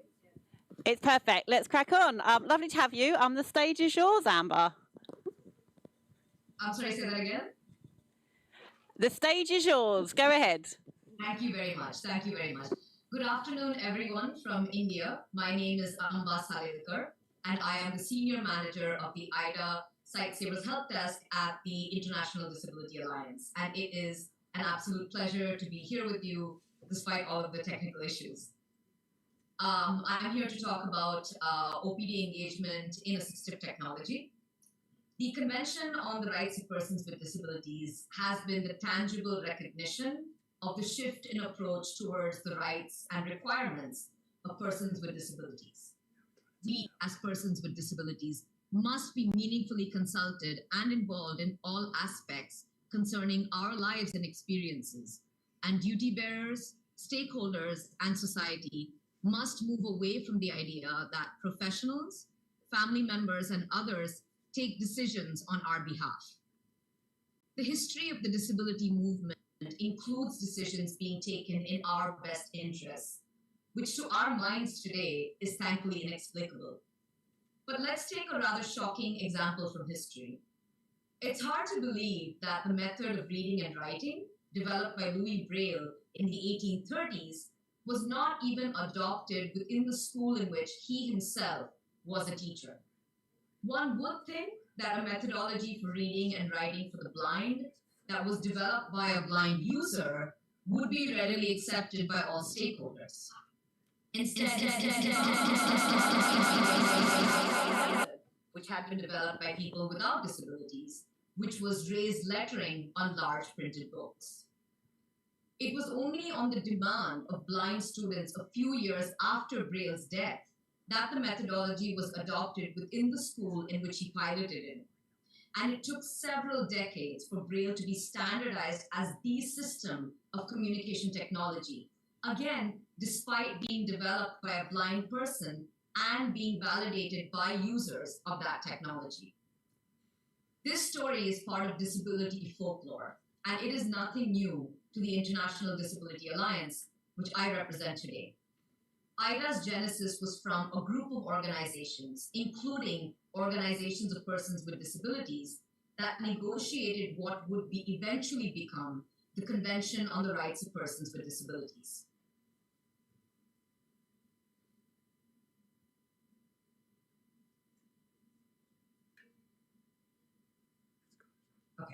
We are now a proud alliance of 8 global and 6 regional members, bringing together thousands of OPDs that lead and inform our work. IDA's ethos is to advocate for the views and experiences of persons with disabilities through their representative organizations and ensure the meaningful participation of organizations of persons with disabilities in the development and implementation of policies that touch our lives. We use mirroring approaches of capacity building of organizations of persons with disabilities and high-level advocacy based on the experience from the grassroots to ensure that the global reaches the local and vice versa. We all now stand at the threshold where decades of advocacy have led to a pivotal moment in the movement for assistive technology. The obligation of states to promote the availability of affordable assistive technology is well established in several articles of the Convention on the Rights of Persons with Disabilities. The Special Rapporteur on the Rights of Persons with Disabilities, in her report on disability inclusive policies, underlines assistive technologies and support services as an important component of disability inclusive policies. The UN Partnership on the Rights of Persons with Disabilities has recognized preconditions that are indispensable in addressing the requirements and views of persons with disabilities, which also discusses the availability of AT. The World Health Assembly Resolution on AT urges member states to develop, implement, and strengthen policies and programs to improve access to AT. There has been substantive generation of research as well, including through the recent UNICEF WHO report on assistive technology and the case for investing in assistive technology published by AT Scale. We also have strong commitments from a variety of stakeholders, including multilateral agencies, international development actors, INGOs, as well as government agencies on assistive technology. In 2018, under the Global Disability Summit, which is co-hosted by the International Disability Alliance, there were 32 commitments made on assistive technology, and 33 additional commitments came forth in 2022. At the Youth Global Disability Summit, assistive technology was identified as one of the core issues for the call to action developed as an outcome of the event. We have the creation of multilateral partnerships like AT Scale and a real resource commitment from a variety of donor organizations. On the other hand, at the ground level, access to AT has not achieved the status of a right, which respects the choices and autonomy of persons with disabilities and which reflects the diversity of the disability movement. For those of us living in the Global South, we have seen various ways in which access to assistive technology is hampered when we look at the 4 A's and Q framework: the availability, accessibility, adaptability, acceptability, and quality.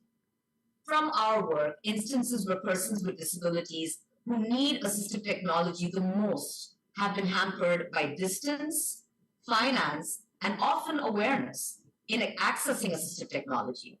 And this is particularly true for persons from underrepresented groups of persons with disabilities or persons experiencing intersectional forms of marginalization, including women with disabilities. The issues of competing agendas, ongoing humanitarian crisis, and resourcing are what our OPDs have to contend with in their advocacy. For some groups, we are not even considered as stakeholders in AT, such as persons with intellectual disabilities and persons with psychosocial disabilities. We respectfully argue that the participation of organizations of persons with disabilities is integral to the meaningful realization of access to assistive technology for persons with disabilities. At all stages, be it policy formulation, program design, service delivery, including repairs, and monitoring and evaluation, there is a crucial role to be played by OPDs representing the diversity of the disability movement, including from underrepresented groups. It is really only when this meaningful participation is achieved that we can really think of successful outcomes leading to the full and effective participation of OPDs. And this is where the assistive technology community of practice plays such a crucial role.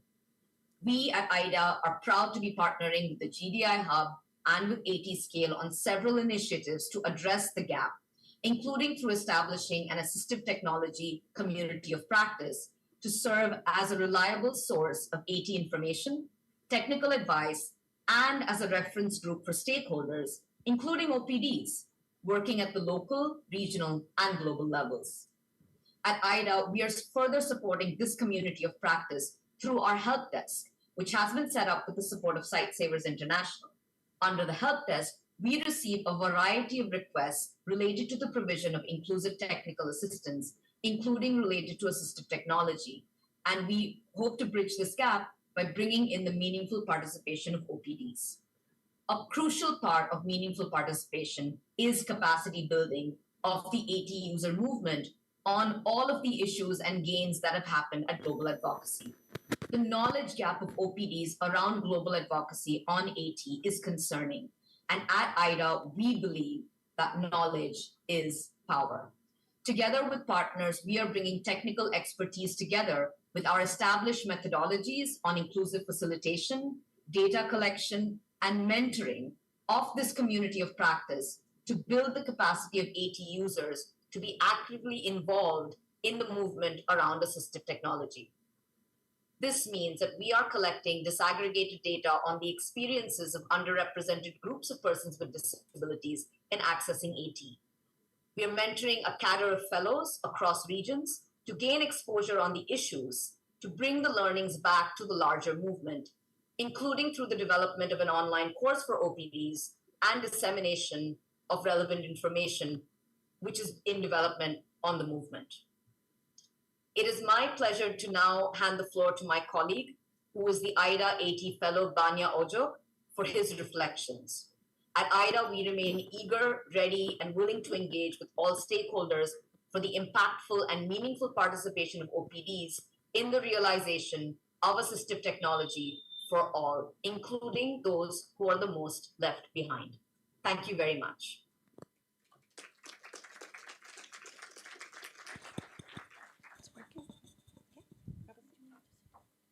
You can stand, you can sit. What would you prefer? Standing or sitting? Big decision. With my anxiety, I would be flying off. Thank you, Amber, for a great description of the project, and also I guess it sort of demonstrates the amount and the breadth of work IDEA is doing, and that's why we are so excited to be working with them on this project, and we're not going to let go. Vicky is nodding. We're going to keep working with them. As Amba mentioned, that we are training a group of AT user fellows across South America, Asia, and Sub-Saharan Africa, who will be working with us throughout this project to develop resources and to test the resources that we develop for their efficacy, their effectiveness, and trying out things in communities. So we are taking a very much user-centered design approach to this course as we do at GDI Hub. As Amba mentioned, our next speaker is one of the AT user fellows, Banya Ojok. I'll give a brief introduction and then we'll pass on to the tech team to play a pre-recorded message from Banya. Banya Ojok holds a BA degree in community psychology from Makerere University in Kampala, Uganda, and a certificate in capacity building at Egmont Hochskolen, apologies for the mispronunciation, Oder, Denmark. Since 2013, Banya has conducted various research and survey studies and developed training and user manuals, seminars and workshop facilitation, monitoring tools, evaluations, concept papers, projects, proposals, and strategic plans for individuals and civil society organizations. Previously, Banya was a board member and secretary to the National Youth Committee of Uganda National Assembly, it's a long name, National Association of the Blind, Western Uganda Youth's representative at the National Union of Disabled Peoples of Uganda Youth Committee, and international resource person for Uganda National Association of the Blind in Norway. I'll hand over to the tech team now to play the video. Thank you. Hello everyone, this is Banya Ojok, Assistive Technology User Fellow of International Disability Alliance. I am based in Uganda. I am visually impaired and I use braille displays and screen readers for my daily activities.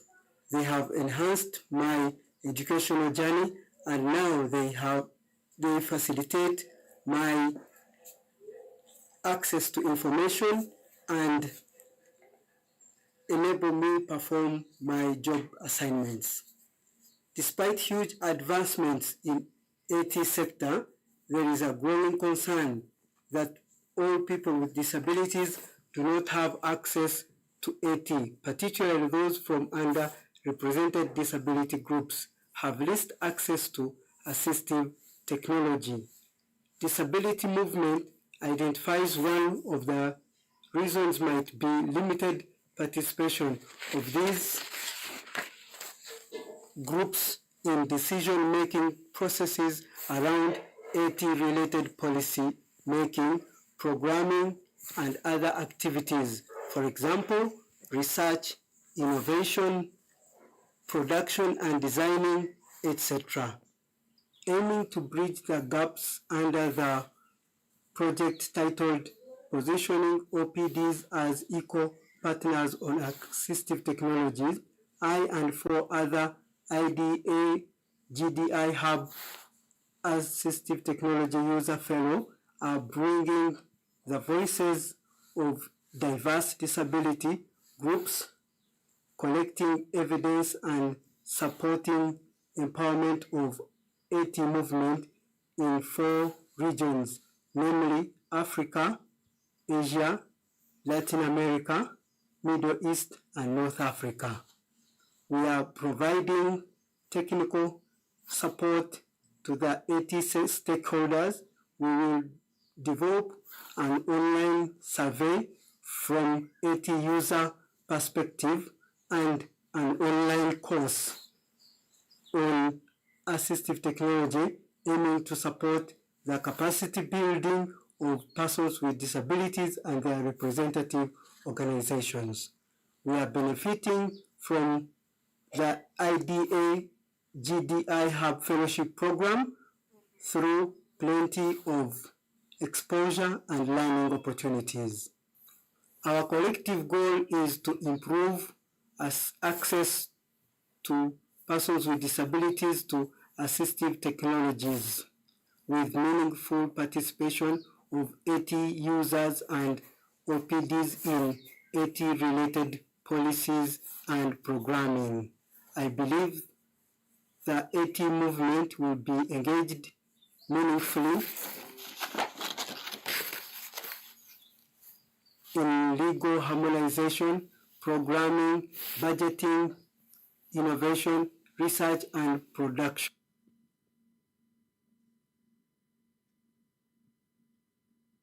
Okay, everybody. I think that's it for our session there from IDA. So fantastic to hear from all of them. The video was a bit of a shortcut there, so that was how it finished off, unfortunately. So we're going to go into a break now. I think the time's just gone 11. So we'll be back in the catering area that we were yesterday, which for those of you who are new today, welcome, welcome.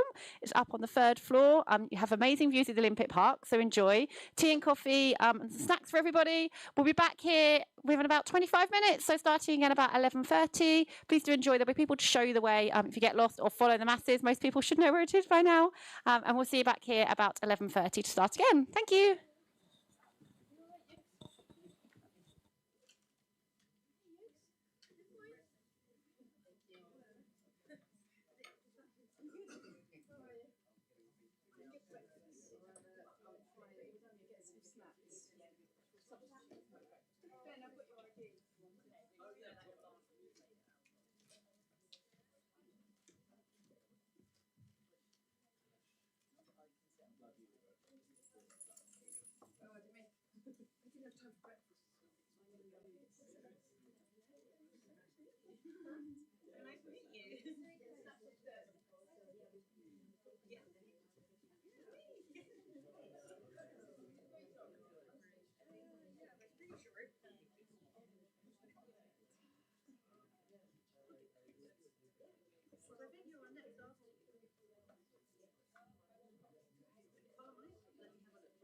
I just need to double check that we're not. If not, I don't want to add to your. Yeah, let me just double check because it was being used as a workaround. Yeah. So it might not be possible because that might have been what was being used for the videos, but I'm not sure on the latest setup. So I'll just go check that. Yeah, just all right, I'll check and I'll come back to you. I'm going to check who's next and how we're doing it. I think Sujata's next. So we've got. Let me get you up to date. Let me get my laptop. Maybe send me tech.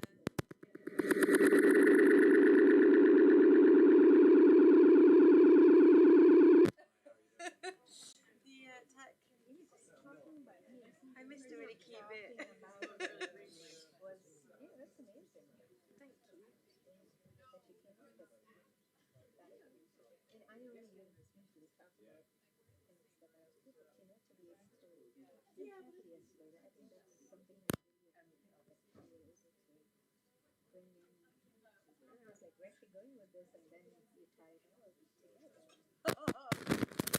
kind, thank you. You are perfect. You are perfect in every way. We just need to be who you are. You don't need to be or do anything. It isn't you. Don't be nervous. And then we're going straight into Jenny and gang. So let's not play, and let's play as little as possible to try and keep as stable as we can. So the online that's in here. Yeah. Okay. Yep.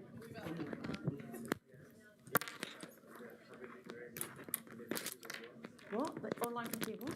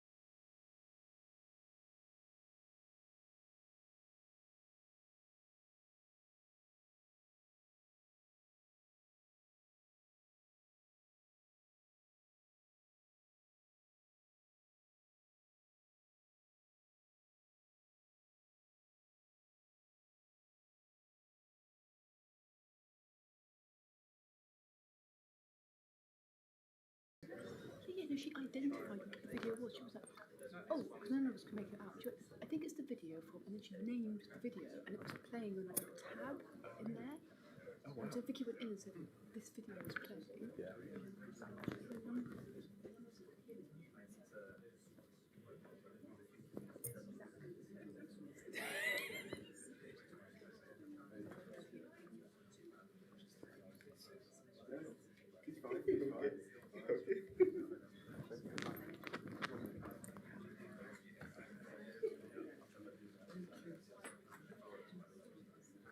Everyone will start in about 1 minute.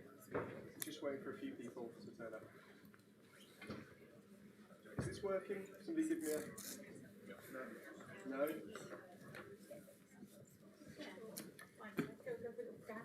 She's Sam Boxer. Yeah, it could be our... Yeah, that's absolutely fine. Is it here? Not just behind.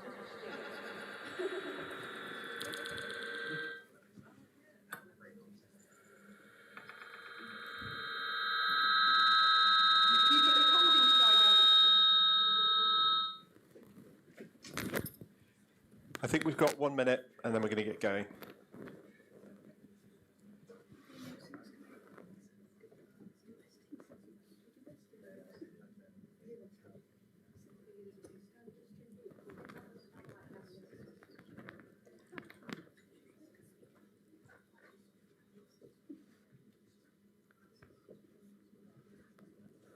Hi, my name is Roshni Poddar and I'm a pre-doctoral research fellow at Microsoft Research India. I'm happy to share with you a project that's very close to my heart. The project named SEEDS aims to deliver enriching education.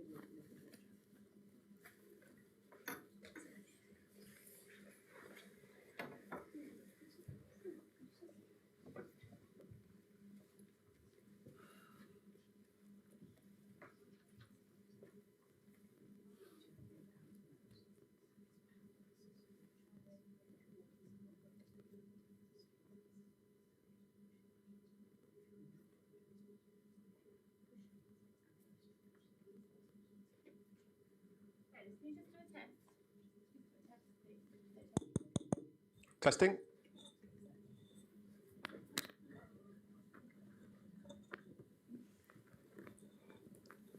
If only we had a comedian in the audience.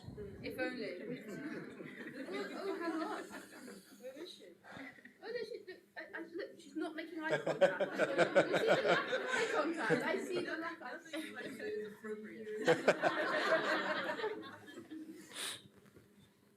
I had to do stand-up comedy once. You know what?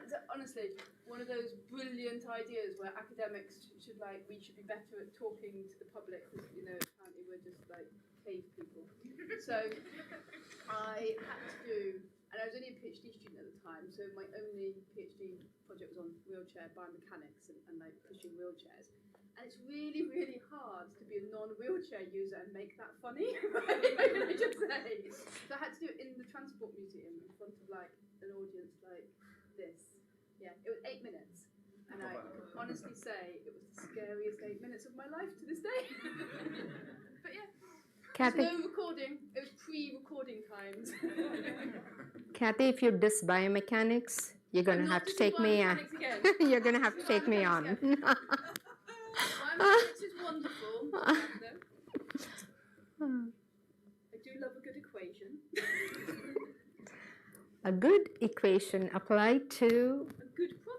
developing assistive technology is good. It's good. Not equations for the sake of equations. But I think genuinely like this. They're just not. What do you think about equations?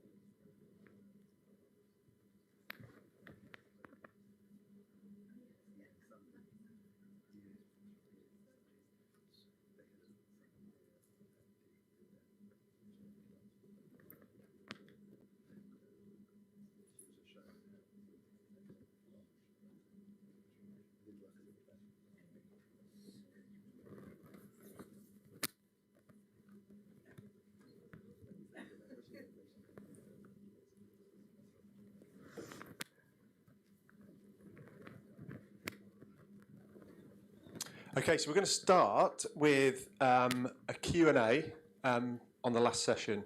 We just need a bit more time to set up the tech, as you may have noticed. So if you remember, we had Kush was on stage, Chris was on stage. Has Chris gone? Chris may have gone. He's upstairs. Is Nick in the room? Nick's in the room. So Nick Compertz, and we have Kush as well. So if you remember their presentations, and Vicky too. So joy, justice, and lots of purpose. So yeah, I'd like to take some questions if any of you would like to ask one. Okay. So if you'd like to say who the question's for. Yeah. All right. My question is for Kush. My name is Mufunanji Makalasi from the University of Malawi. The campaign that you've been doing, I think, was aimed at the British public or England or the UK, as it were. I don't know if there are any steps of taking this globally, because while we talk about disability in the UK, but it's a global problem, as you also had indicated in your presentation. Thank you. Thank you.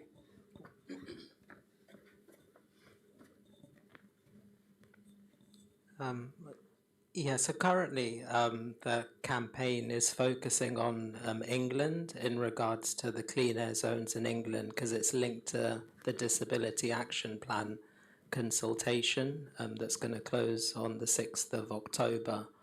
But because London and ULEZ was a global first for the ultra-low emission zone, I'm hoping that by creating a case study in the learnings, I believe other large cities around the world will also face this same kind of dilemma between kind of climate action and disability rights.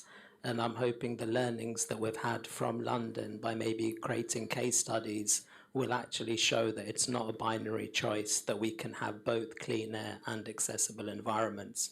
But yeah, currently it's focusing on like England. So I kind of tried to do it incrementally, transform London, then England, and then focus on the globe. Thank you. Are you any good with like tech? We've got Christopher in the house. Thank you, Kush. Any other questions from the audience? Here we go. Could you introduce yourself and who the question's to? Yeah, thanks. I'm Isabel Van de Keren. I am a healthcare technology entrepreneur focused on disability innovation as well. And it's actually a question for Vicky. It's about joy, obviously, because the whole topic can be quite, I guess,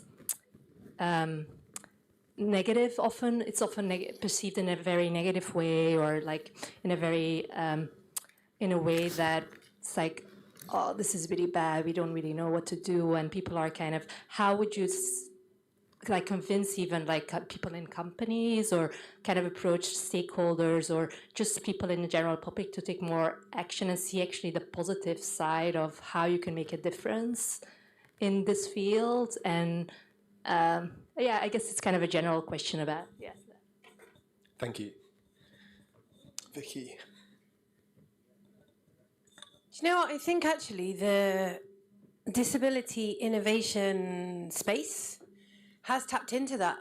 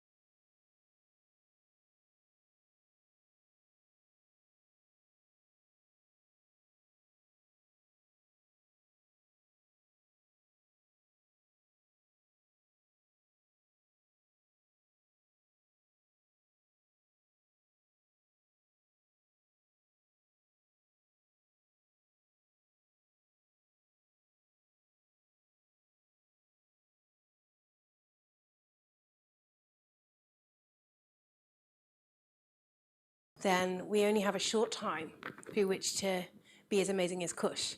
And then if you can find the way to build in the joy, then you have a longer time to keep going. And I guess it's just a marathon. So better to have the longer time to go, I think. Don't know if that's... Thank you, Vicky. One more. Here we go. We might have to pass the microphone along.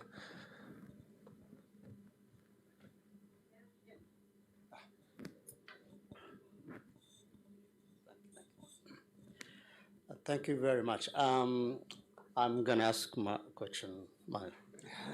It's easier. I think from business perspectives, how would you be able to sustain this wonderful tech without being bought at the end by Google or Microsoft as they usually do? Yeah, that's fine. I think that's a good question for me, Nick Gompertz here, Switch. Although we started tech as assistive technology, because it has applications across all consumer earphones, we actually feel that actually this is going to be sustainable for us as a business. I started this to help one person, but actually everyone keeps telling me that actually businesses have to be sustainable and have a business model. Now our business model is to actually license this in the long run to people like Google, Apple, Samsung, so that everyone has that in their earphones. And so actually it comes full circle in that people with disabilities can gain from high tech. But in the meantime, we'll be making it in the best we can do it to actually provide service. But and with our metrics, the improving people's medical monitoring, I think we have a good business case. And what I'd like to do is take the assistive technology into a sort of not-for-profit arm eventually, once we can sustain it, just to keep things going. And I'm actually a patron of the Scott Morgan Foundation, which supports technology in M&D, and so you know, I'll be discussing with them how we could go forward with that. Great question. Thank you, Nick. Yeah, we should definitely talk. I'd love to know more. Okay, we are going to crack on with the second session. So, for those of you that didn't attend yesterday, my name's Ben Hardman. I'm Head of Innovation at GDI Hub. I'm a male, I've got white skin, I've got short dark hair, I'm wearing eyeglasses. Yesterday I was wearing a shirt, and every colleague that I bumped into reminded me that I was wearing a shirt. Apparently I scrub up well. I don't know if that's a compliment, I'm not sure. So I've ditched the shirt, I'm in the iconic purple GDI Hub tee. Okay, so fantastic first session.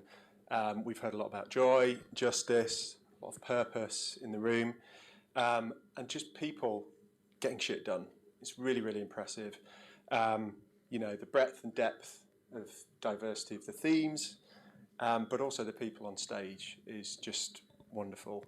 I think tech issues aside, it just feels quite magical today. I think, you know, I've had goosebumps already. I think there's so much magic, it's messing with the technology. But that aside, you know, we're going to move into a second session. So we're going to hear about how AT and technology is changing lives in India. We're going to hear about the importance of simplifying and making tech affordable, especially AT. And we're going to have a great session on the impact of parasport. So we've got a great lineup for the next hour and 15 minutes. So what I'd like to do is welcome our first guest speaker onto the stage. So Dr. Sujatha Srinivasan. That's perfect. Here we go. Your mic. I'm Mike. Yeah, you're right. Yeah, thanks.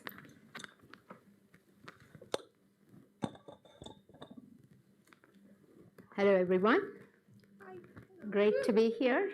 I guess there's nobody online, or Yeah, is it on? Oh, okay. Okay. Okay. I thought it wasn't working because I couldn't see the video. Okay, great. Hello, everyone here as well as online. So it's a pleasure to be here today. And I want to talk about the work that we do at IIT Madras. I'm a professor in the mechanical engineering department there.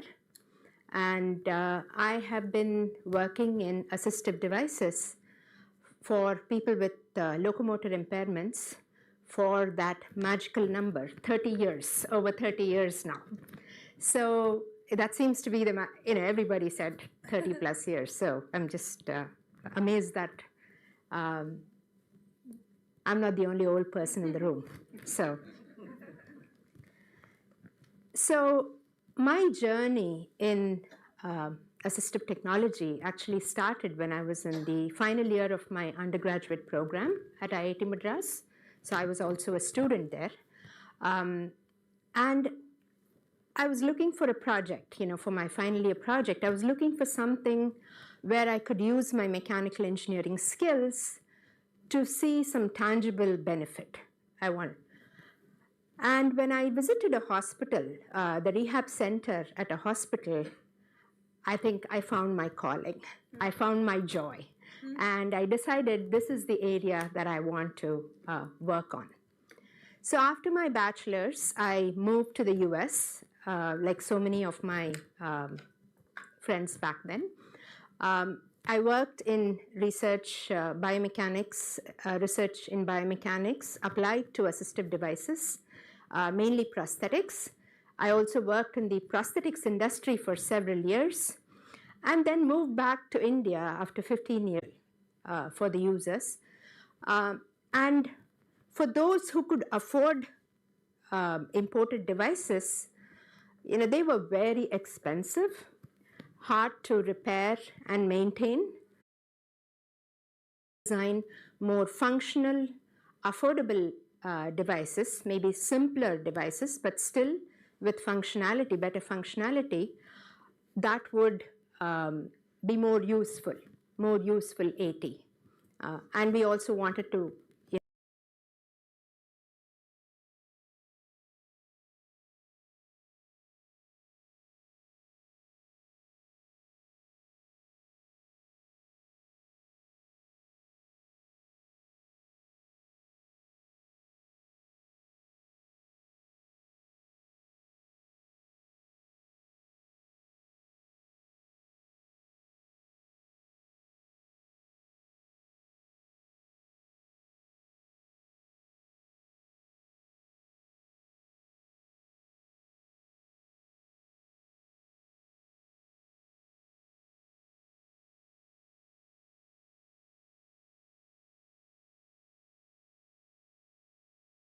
to the market, how to take a prototype to the market sitting there in academia.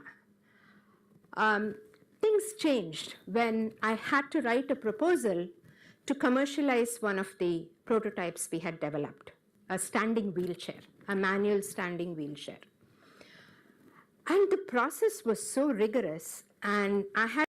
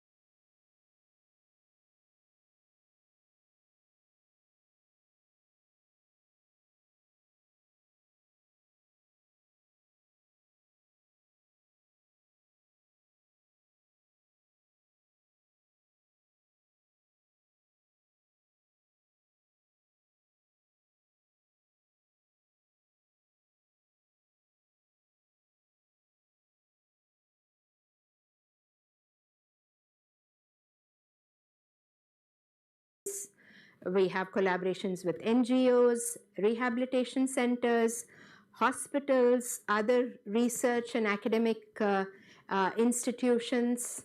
And of course, end users are a part of all the development. You know, they're end users, and not just the end users, but the stakeholders in between too, like the therapists, you know, who are the ones who are going to convey this message to the end user that there are better things out there. You know, with the right device, with the right training, you can do much more. So it's important to get them into the conversation as well. So that, you know, and of course our funders, you know, we would not be where we are without all the people who have put their trust in us and funded our work. So can I have that slide up there? I have one slide. I just wanted to show you what a snapshot of what we have done.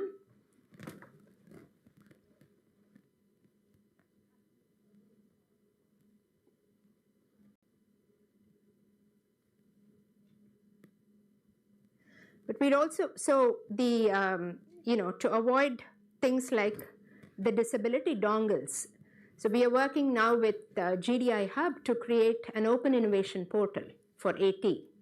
And not just, so we are going to have users put up problem statements so that startups can avoid, you know, they can take up problems that people really want solutions for. We are trying to also innovations that may not all be scalable, right? Not every innovation in the AT space, it's a difficult market. Not every innovation is going to be scalable, but if it even helps one person, it's worth putting it up there. You know, so we want to put up innovations like that, which may not really go to market, but which someone could take the design off of there and get it locally made. So we want to, because this AT is a different market altogether. It's not like other consumer devices. It's a very fragmented market, and therefore for startups to be sustainable too, like Koala, for instance, or our startups, you have to access the global market because these devices are generally of global relevance. Yes, they may need some tweaks for local contexts, but if you have a good functional device, we're all human beings. You know, our impairments, there is some commonality there. So AT can work in different contexts with some tweaks. So, but it's important for startups to be able to access these global markets. And that's again something that we hope we can work with partners across the world to make these devices accessible in different countries. Is the slide up there yet? I don't think the slide's going to work. It's not going to work? Okay. I just had, you know, you can go to our, if you Google R2D2 IATM or IIT Madras, you can see some of the things that we have done. I just had a bunch of pictures there to show the devices we have and some of the activities.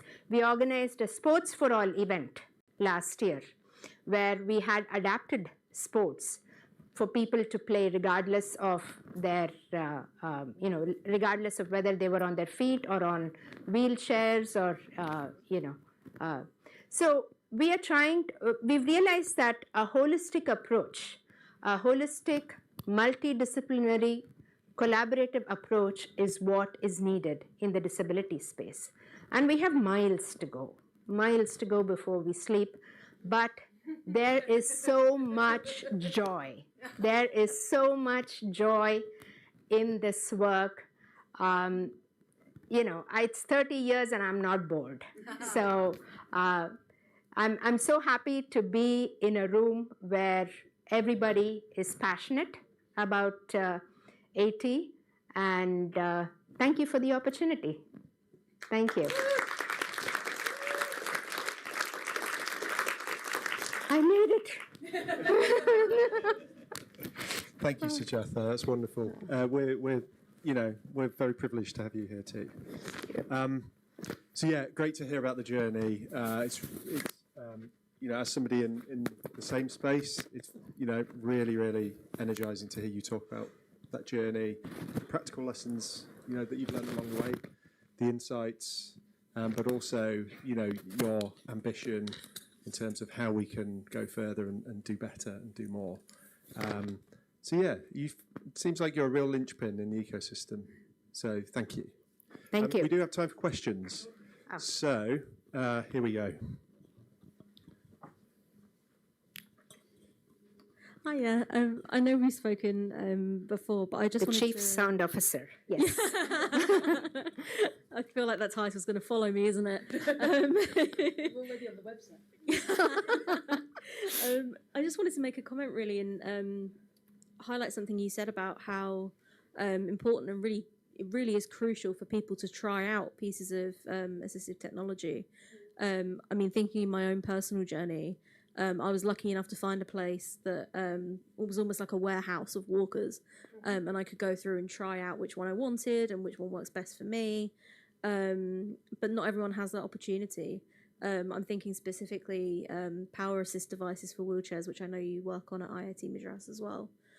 And I just wondered whether that kind of opportunity to make that informed choice for yourself as a user of assistive technology, whether that's something that IIT Madras does in-house, or is that something widened so more people can access?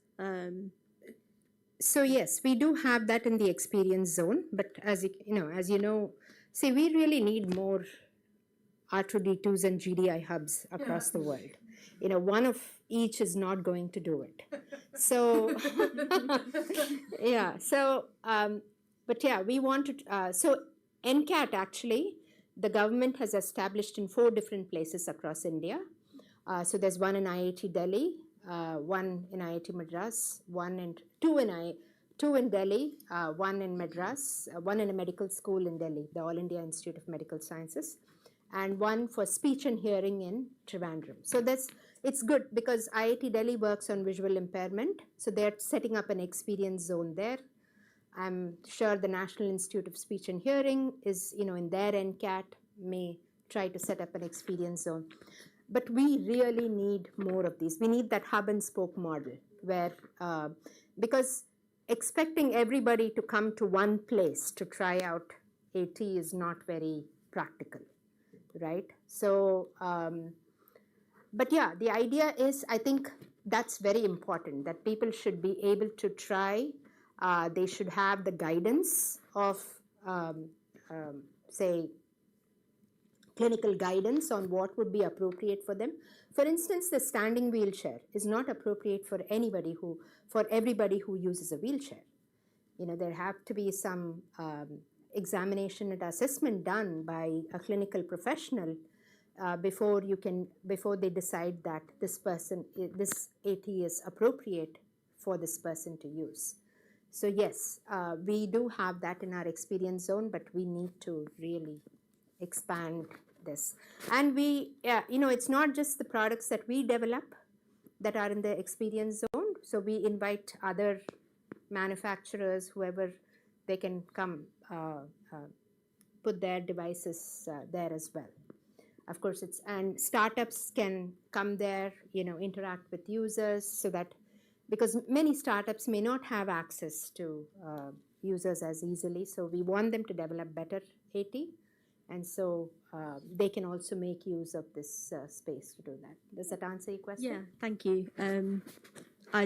It's really powerful to hear everything you've been doing, and I've heard kind of choosing the wrong AT as referred to by a friend of mine as an expensive mistake to make if you pick the wrong one. Yes. So it's so important, the work you're doing, and thank you very much. Thank you. Thank you. Great question. Thank you, Sujatha. I feel like there's probably lots more questions, but we do need to move on. We're out of time. Sujatha's here all day. Yeah. So grab Sujatha at lunch. I'm sure she'd be happy to answer your questions. Thank you, Sujatha.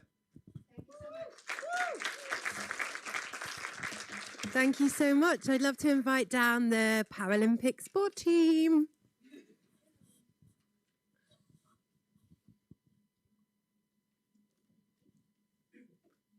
who win the prize for best dresses, I think. Much to my disappointment.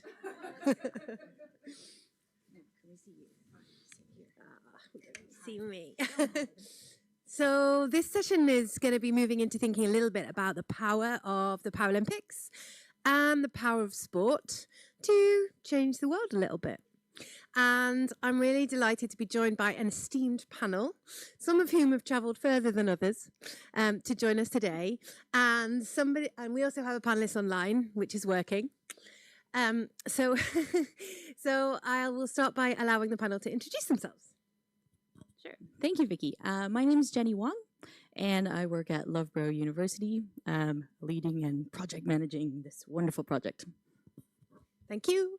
Oh, that good? My name is Mufunanji Magalasi.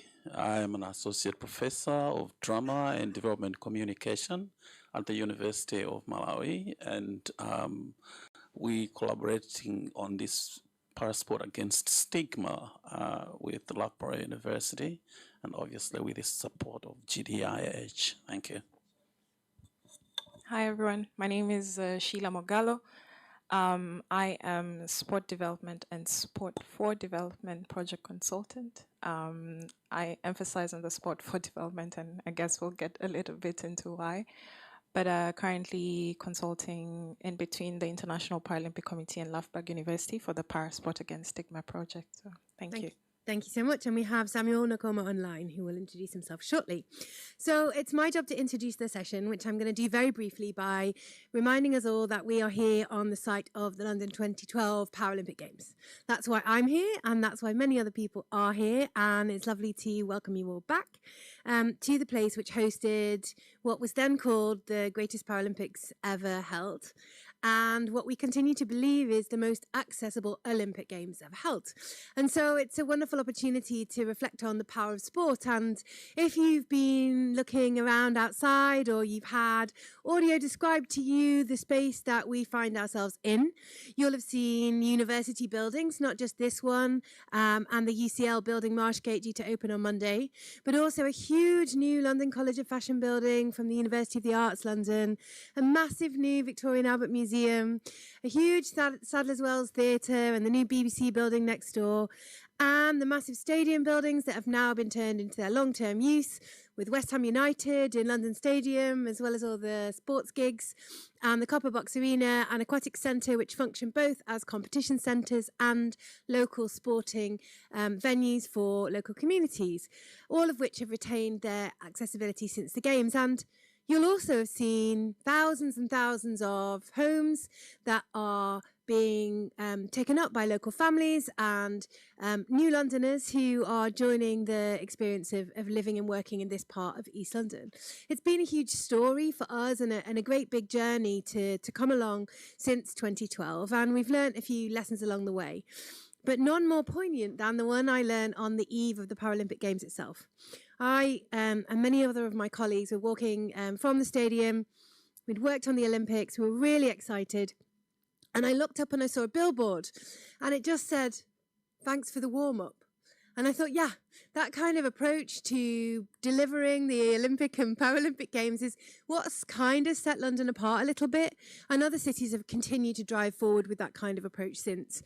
We had more athletes from more countries than ever before, more television coverage, and Paralympians were heroes, maybe some of them for the first time. And that kind of ethos, the change in spirit and notion, is something that has been really important to us ever since. And at GDI, we made an attempt to map some of that in research terms. And if you want to, you can look at the paper. But we essentially found that there were 12 steps to enabling that kind of approach, from setting a mission to having common targets, common approaches, measuring success, all of which meant putting people at the heart of the process, be they local communities, disabled people or Paralympians. And I guess that's what we've wanted to seed when we suggested a continued collaboration around the Paralympic Games with Loughborough and the International Paralympic Committee. And we're really grateful that Loughborough took the lead in this programme. And I'm going to stop talking now and let you hear a little bit more from the people themselves. Well, thank you, Vicky. I think at the outset of the project, when I was actually working at the IPC with Sheila, we were both wearing different hats at that point. we thought, what is this project going to be about? We thought, why does this global project on assistive technology want to engage with parasport? And how are we going to do this? So it was a bit of a mystery at the beginning, but now if I look back on it 4 years on and having the opportunity to be in this space with people that are so passionate about assistive technology, I think I can finally see how we fit into this big puzzle. So before we get into it and before I introduce our panelists, I'm just going to rewind a little bit. So I studied sports science. When I finished school, I didn't know what I wanted to do. I didn't want to be a physio. I didn't want to be a teacher. And I found something that Sheila mentioned, sport for development. And it was about 2010. What is that? What is sport for development? So sport for development is basically looking at ways we can harness sport to change social outcomes or make social change. So sometimes this could be merely making a sport gender equal. This may be actually structuring sport in a way that you could teach learning outcomes. There were quite a lot of programs that were about eradicating HIV and AIDS and teaching messages through sport in sub-Saharan Africa. And that's kind of where this term came from, sport for development instead of sport development. So anyway, this hooked me in, and I spent some time down in Trinidad and Tobago, where I organized my first inclusive community event. And I worked with disabled people to have a very small event in a local community, and this is where I learned, wow, this is such a platform for engaging people with disabilities, all types of different disabilities, but a platform where everybody could come together and have a really positive experience. And I also learned that it was an amazing platform for advocating for accessibility issues, transportation, all these things that people with disabilities were facing on an everyday. So this was, oh, wow, a positive way to do this. So long story short, I helped to register the Paralympic Committee in Trinidad, then trotted off to try to get a job with the IPC because I wanted to work in this space. So when the space came, thanks to Vicky, yeah, we thought, okay, we'll grab the bull by the horns and figure out how to do this. So Parasport Against Stigma started just before COVID in 2019, 2020, and we were working in 3 countries in sub-Saharan Africa. The one we're going to talk about today is Malawi. And what we wanted to do was figure out how sport could be used to make social change. So before I get into that, I'm just going to ask you, who watched the London 2012 Paralympic Games on TV? Lots of people. And Tokyo 2020. Did anybody see Channel 4's coverage? Yes. What did we see? We saw representation of commentators with a disability. We saw athletes portrayed as heroes. And we saw backstories that were positive and empowering. So we thought, how can we bring this to a place like Malawi and Ghana, who's never going to host the Paralympic Games? So FCDO was very kind to fund the first ever broadcast of the Paralympic Games to sub-Saharan Africa. And that is something that really opened the door for the rest of our project to evolve. So I'm not going to go into any more details. I've given you a little bit of a backstory of how we got here. We're going to touch today on 3 different examples of how parasport can be that vehicle for social change. And the first one, fingers crossed, we're going to go to Samuel, who is online joining us from Malawi. Samuel wears a number of different hats. He is an esteemed lawyer in Malawi. He is a para-athlete, and he's also an I'm Possible educator for the IPC's I'm Possible program. Yeah, fingers crossed. And while we wait for him to join, I can tell you a little bit about I'm Possible. So, I'm Possible is the IPC's global education program, and it is used in schools to engage with learners with and without disabilities through values, Paralympic values, but also through trying and engaging with parasport activities. Within Impossible is that of an IPE. So basically what I do is I go around schools, I train teachers on how they can teach inclusively, but also on the promotion of parasports. I also seek to promote diversity, not only within the schools, but also within the community. Thus far, we've made very good progress. When we began, there was very little knowledge on what exactly it was that we were trying to achieve. However, with the passage of time, a lot of people have jumped on board. They've seen what we're doing. A lot of teachers are very excited. They're keen to implement the I Am Possible curriculum and initiative in their various schools, to the point that we have been invited by institutions, schools that were not earmarked for the training. And we've gone in there, we've trained them on teaching inclusively. We've also had an opportunity to showcase some of the events that we would like them to do.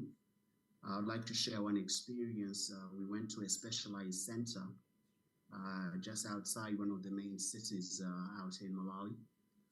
And we decided that we were going to have a quiz as well as a sporting event. So we brought in teachers, the community, various learners, those with disabilities and those without. And this really was an amazing event because what happened was a lot of people were not expecting that learners with disabilities would have that kind of performance. In the quiz competition, we had one boy, especially that I remember. His name was Colin. Now, Colin is a wonderful boy. He is not able to use his feet, nor is he able to use his hands. His mother has to carry him on her back and bring him to school. Now, in this quiz competition, because he cannot use his hands, I had to go and sit beside him, and I would write down, especially in the maths competition, I had to write down some of the questions for him. Amazingly, what would happen is before I would write down the figures, he already had the answers. So what this did, really, it allowed people to see that as much as they might have people with disabilities amongst them and think of them as maybe not being able to do things, this time around they were able to see that there were no limits. People with disabilities can do things as well as any other person could do. So with this in mind, what happened thereafter is in the community that I live in, people saw some of these activities broadcasted on television. They saw some of the news items. I was at the market and I met a woman. I've never met this woman before. She saw me and she wanted to speak with me because she had a little one at home who had a disability. And she wanted me to come down to her home and talk to this child.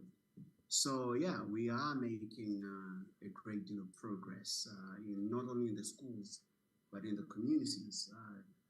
Just a month ago, we had a zone that we had gone to and trained teachers there, and they held an event, an inclusive event, of course, with learners with disabilities as well as those without. But they also brought in people from the community who are a little older, so therefore they were not in school, to participate in this event. So yeah, we're making great strides with the I Am Possible initiative. And just to add a little note to that, we have been invited to go in to train teachers. Now, this, as far as I know, was not part of the agenda of the Malawi Paralympic Committee. So this is something that is happening because people are seeing what we're doing out there. What else could I say? Yeah, it's exhilarating to see how lives change when people start to look at people with disabilities as being people who can equally contribute in the communities. I'm a person living with a disability myself. I work here, I'm a lawyer, and having an opportunity to go out there in the community, go out there in the schools, does serve as some kind of an inspiration, not only for the learners, but also for the teachers. What I've discovered is they never expected that perhaps someone like me, a person living with a disability, would be able to do the kind of work that I do. So they tend to use me as a role model, something which I'm willing to do. It can be exhausting, but that's something that I'm willing to do. It's my way of contributing. So yeah, that's pretty much what I have been able to do. Of course, it's not something that I do alone. I'm part of a team of great people with who are hard workers, with great ideas, and I simply lend the little expertise that I have to the great effort to make the world a better place, not just for me, but for others. So yeah, that's my journey so far with I Am Possible. I'm hoping it's something that will outlive Wonderful. program, or rather the timeline that had been set. It can be something that we can continue with maybe over the next 3 or 4 years. Otherwise, I do worry that if we stop now, when we're only starting to gain traction, then perhaps the initiative might also stall. Wonderful. Thank you so much, Samuel. That's all I had to share with you. Thank you so much. Afternoon. It's very hard because I don't think you can see us, but we can see you. So thank you so much for joining our panel and for sharing your story and your time, not only to be here with us today, but all the volunteer time you take out of your busy schedule to be there, be in schools, be a role model, and be that visible representation that young people with disabilities in communities need to see what is possible. So thank you. We're going to shift gears a little bit and talk about broadcasting. So I mentioned very, very quickly that this project helped to broadcast the Tokyo 2020 Games to Sub-Saharan Africa for the first time. But I didn't mention how many countries we reached. So we took highlights and they went to 49 countries across Sub-Saharan Africa, which is huge for the first time.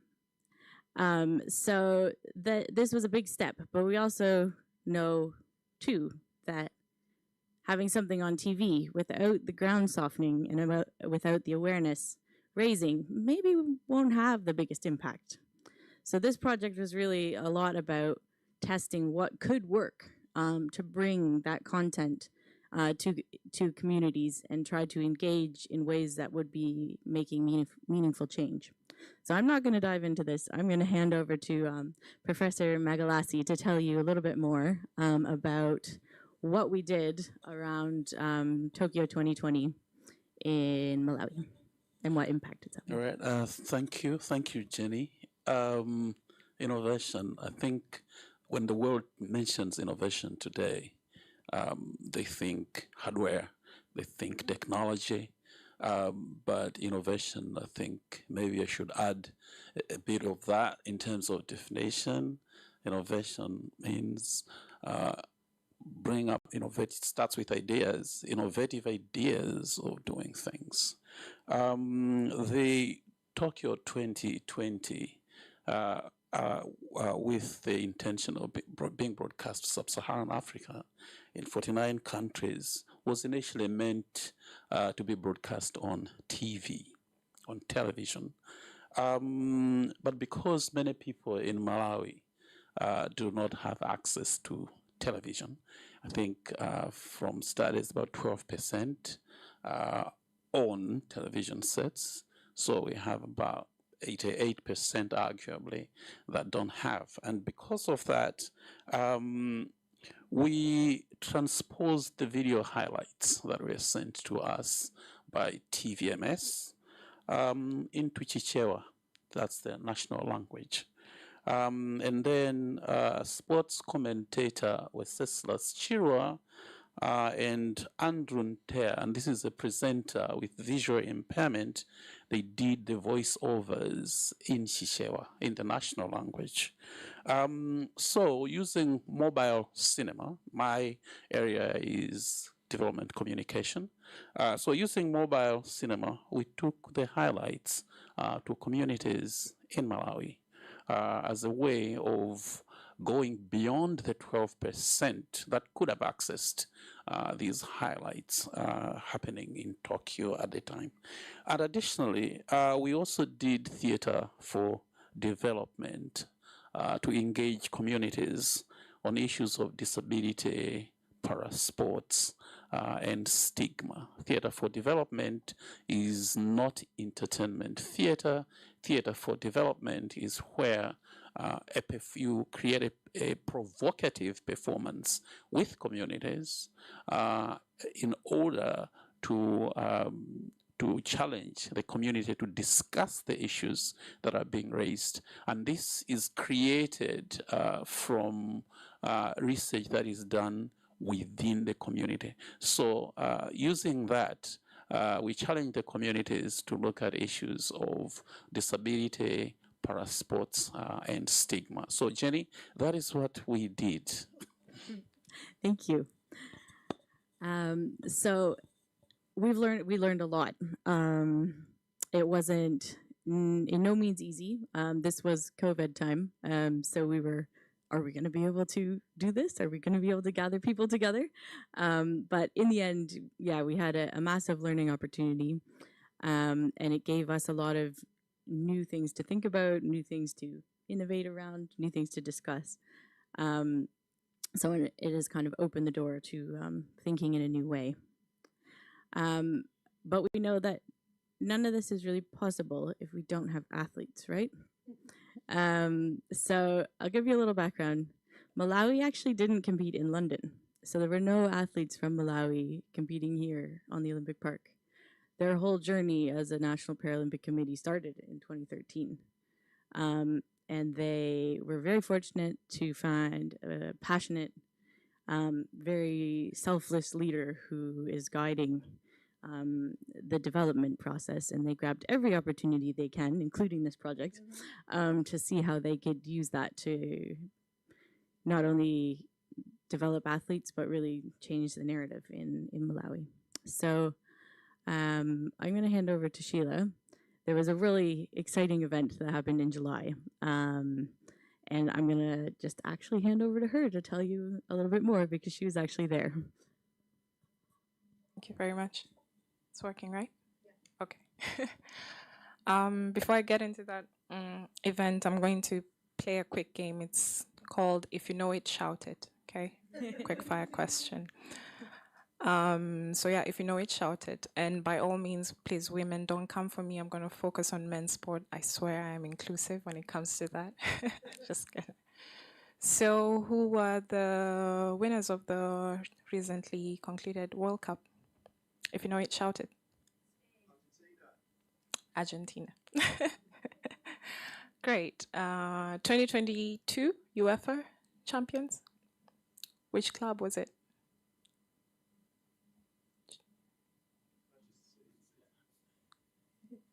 Okay, great. I'm glad I don't know, so I cannot tell you. Africa Cup of Nations finalists. Anyone? It was Senegal. Tokyo 2020 Olympics finalists for football.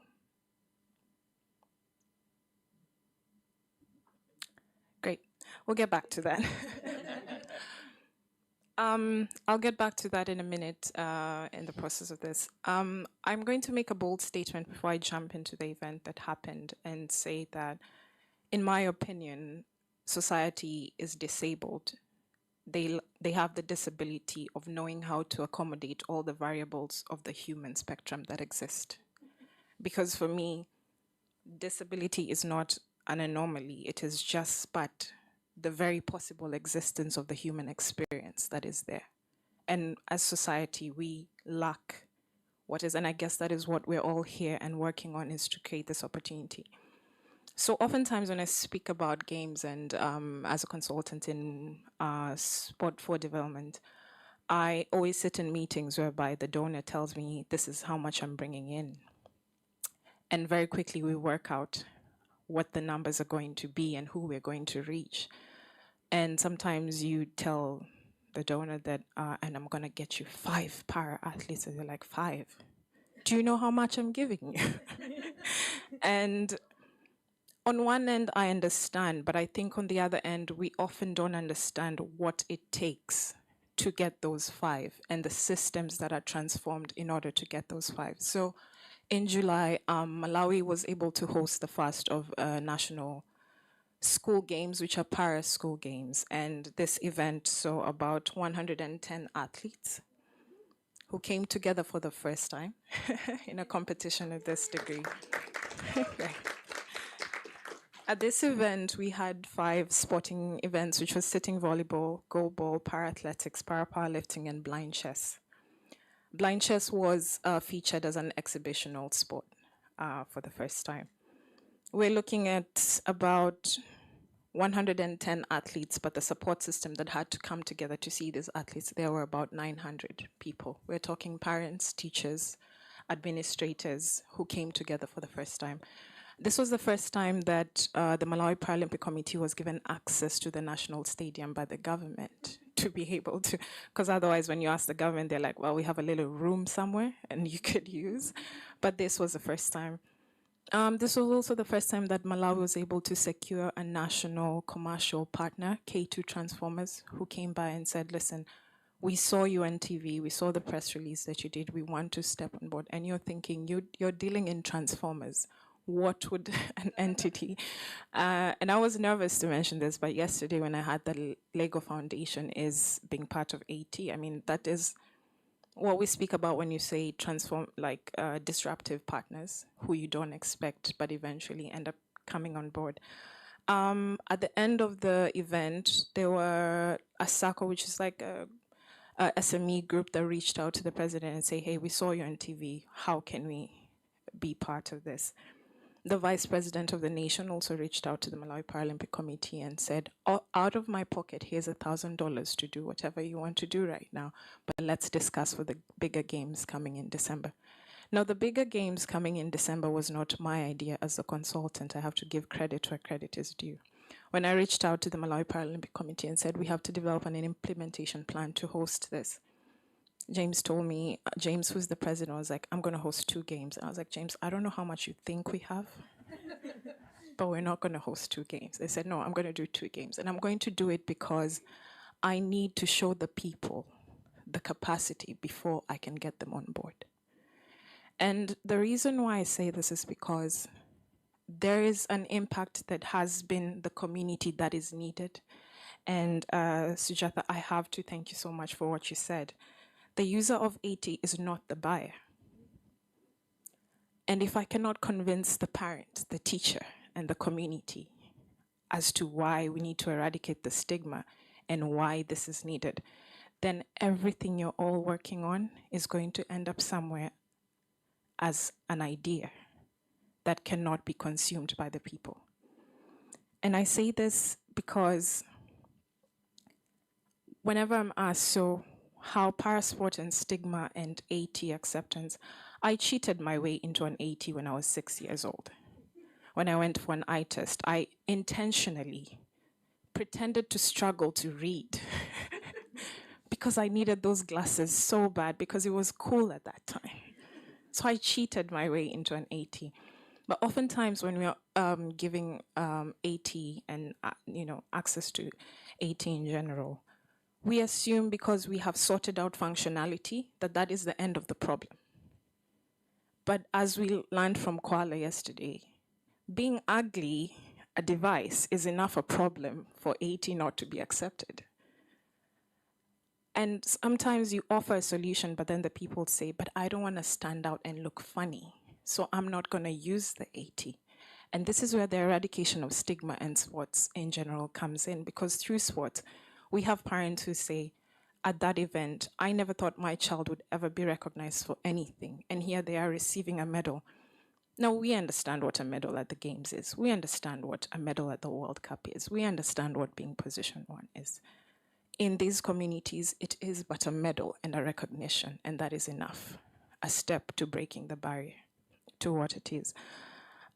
Before these games, I have to say, Malawi Paralympic Committee, the president also sits as the chair for the Africa Union Sports Council Region 5. And he's the chair of the Sports for Persons with Disability. And a few months to the games, he reaches out to me and says, Sheila, I need the event to be sanctioned. I said, what do you mean you need it to be sanctioned? He said, it needs to matter on the lead up to Paris. I said, well, I'll see what we can do. I don't know. So we reach out to the IPC and we say, it's just but one event in para-athletics, which was the VI classifications. And through push, and I have to thank the International Paralympic Committee for the support, they were able to get it sanctioned. And we had their first athlete from Tokyo, where they did not feature, to sports technical training courses whereby they send athletes who cannot even pass the classification, to that one athlete. But I just want to tell you, to get that one athlete has meant several sports technical training courses. It has meant the I Am Possible program that has trained teachers in adaptive physical education. Just so you know, halfway through the program, we had 2 educators trained in Malawi, and Malawi Paralympic Committee reached out and said, we cannot cater for the number of people who are asking for this, so we had to train an additional 2 to cater for schools who are saying, fine, we know we're not earmarked in the funding, we're ready to support our own teachers with our own funds, just bring us the educators. And he told me I cannot turn down the government that supported me to get here in the first place. So I said, yes, yes. So I'm coming to you with an additional 30, 40 schools, and I'm telling you, find me an educator. And of course, I went to Jenny and IPC and I said, find me an educator. And they trained 2 more. But this ecosystem of teachers who are trained in adaptive physical education turned out to be the coaches that are being used for talent identification on ground. And we're now looking at an entity that was running on 10 volunteers, having 300 plus volunteers who are teachers and have been trained in physical education right now. This number has meant that we're able to train national technical officials in parasporting events. It has meant that we're able to train coaches in parasporting events, and it has created an ecosystem that we did not perhaps anticipate. Now I'll get back to the World Cup and Tokyo and all those things. The Paralympic Games is perhaps one of the biggest multi-sporting events for persons with disability globally that comes around. And it is a motivation, and we are sitting in what has been the impact of the London Games. To get there is a process. And in football, for example, I see that people remember who was the UEFA champion, who was the World Cup champion, but it's a struggle to remember who won the Tokyo football and Summer Games, not because it's not a significant game, but because we have given significance to the process of the final thing. And we need to learn to give significance to parasporting events that are not necessarily the epitome of it, by acknowledging the impact that these small events have It doesn't have to be the Paralympics. It could just be Malawi National Parasport event that had 110 athletes. But what 110 athletes means to the impact of the system and stigma and representation of persons with disability is far beyond that one medal at the Paralympic Games. Thank you.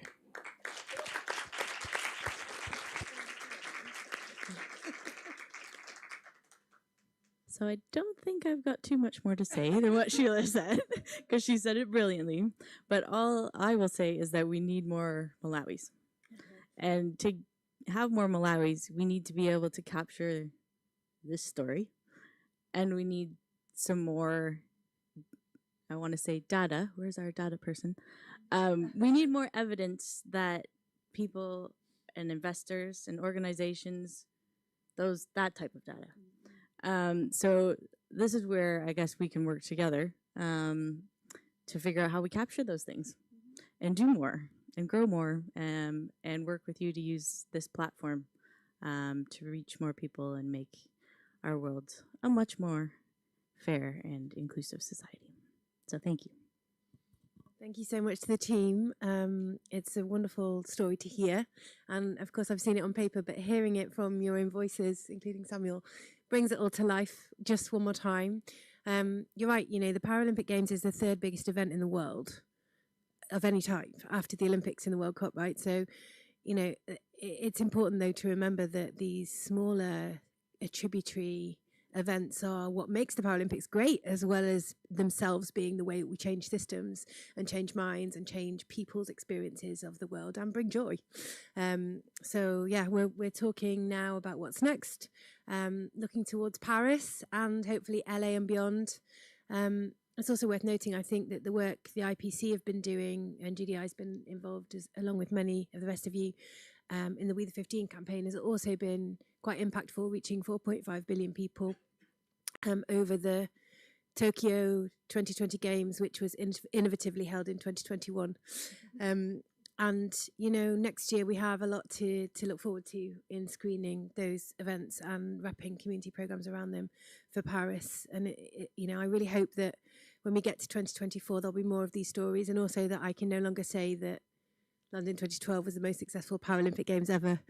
But actually, I have to say that Paris 2024 was, and meaning not just the event itself, but all the contributing factors that we have been able to demonstrate. So I'm really glad, Jenny, that you decided your career path was sport for development. And I'm really glad that we were able to support this program and continue to talk about what's next. Thank you. We have 5 minutes before lunch, so if there's a question for the panel, I could take a question.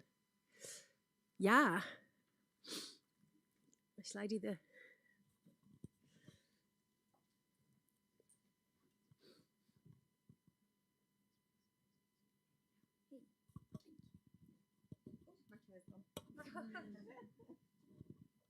Thanks, guys. That was really inspirational and great to hear. If we're talking about data and own story narratives, I'll start quickly by saying I have an unseen disability that is neurological. It affects my mobility. I'm also an academic researcher, so I wear two hats. And I had the great privilege to attend the 2012 Games.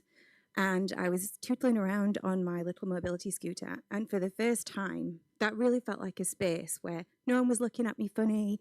Everything was within reach. I could get round all the shops.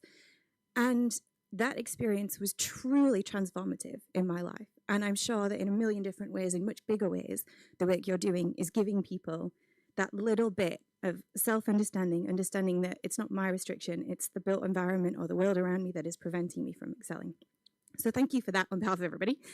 But I also wanted to ask, in the curriculum you're developing with schools, is there any element that comes directly in terms of addressing stigma with other children? So as well as the physical activity of sport, is there any kind of classroom-based educational removal of stigma curriculum stuff? And if so, could you tell us a little bit about that? Thank you.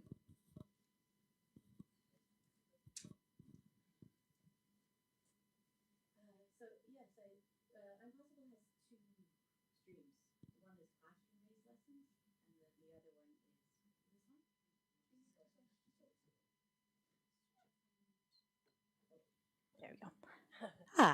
we'll go again. So I'm Possible has two streams of lessons. There are lessons that are classroom-based, that are based on the Paralympic values and teaching about Paralympic history.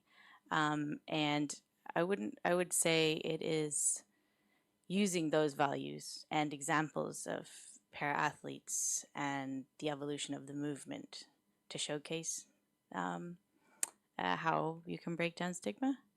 And I guess the other really interesting part is the lessons on the sports field are about inclusion. So it's not about being the best para athlete. It's not about trying, it's about trying a sport and adapting it to a way that anybody could play. So it's not about being the best in a parasport discipline. It's just really about the principle of inclusion. So I would say yes, it is working through stigma. Shout if you know the Paralympic values. Do you want to speak? You must know them, right? I work on that. But just to answer the question that you raised is that when we started the program, it was about we were going into special schools. Then we quickly realized we're preaching to the choir here, right? So then we decided that we're going to incorporate teachers from mainstream and special schools because they need to be aware. Because in Malawi, for example, depending on a certain spectrum of disability, you can go into mainstream schools. And so we realized there was a challenge of, we think persons with disability are in the special schools, but they're not only there. Another thing is we were incorporating physical education teachers, and then COVID happened.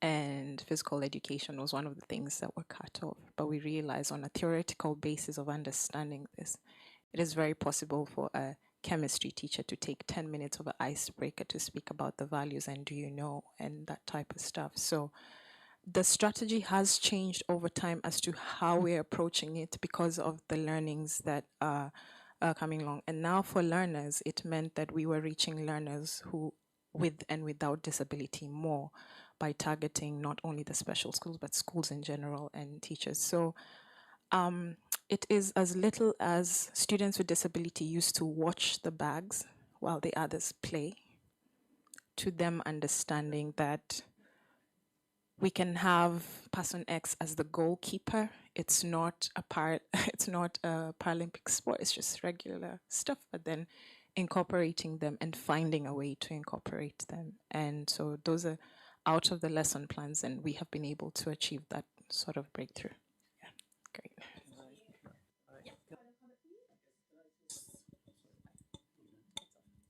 Can I just add that when I'm possible, as a lesson is in class, all students, all pupils in the classroom get involved. When we go to the playground to do the games, all of them get involved.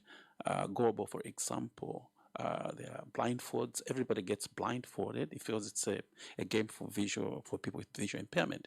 Everybody gets blindfolded, and then we play the game. And through that, we're really pushing the theme of inclusion. Thank you.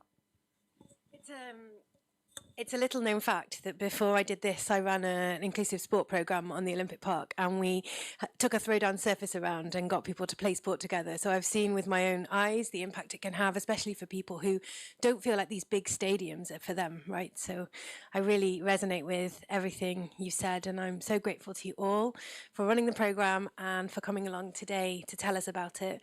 Paralympic values, equality, determination, integrity or inspiration, and courage. And with that, it's time for lunch. So don't be late back, because we have the amazing Pascal Bederfield, hope I said the surname correctly this time, straight after lunch to tell us about the Global Partnership on Assistive Technology, which is super exciting for us, and he's come all the way to join us. So back in time for 2 o'clock, but before that, go and enjoy your sandwiches up on the 3rd floor as always. And thank you all, Para team.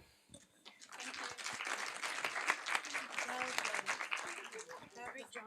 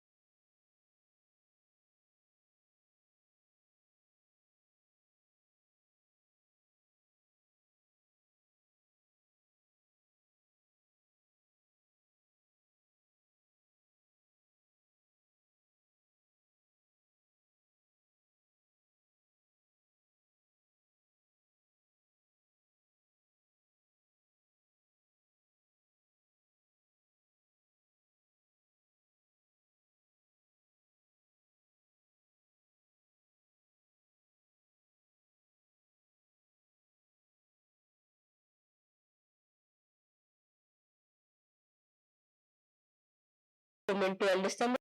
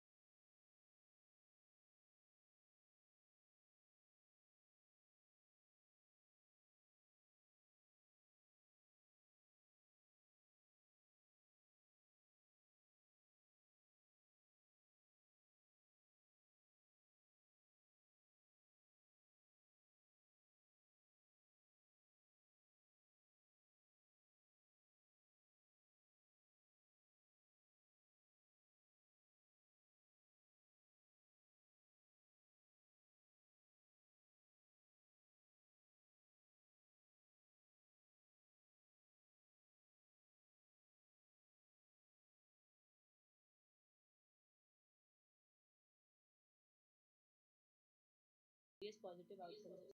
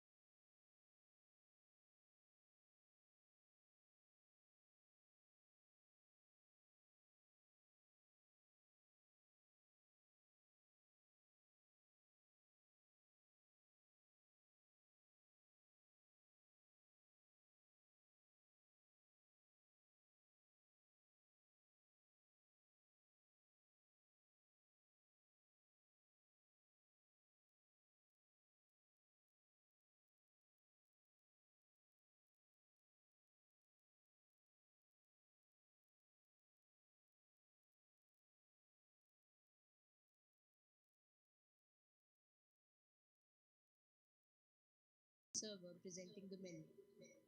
This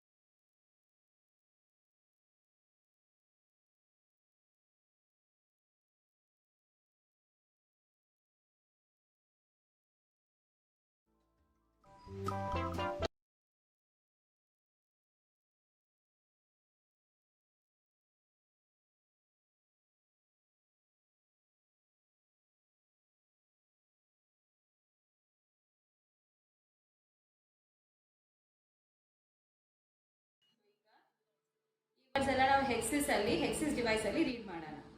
bye.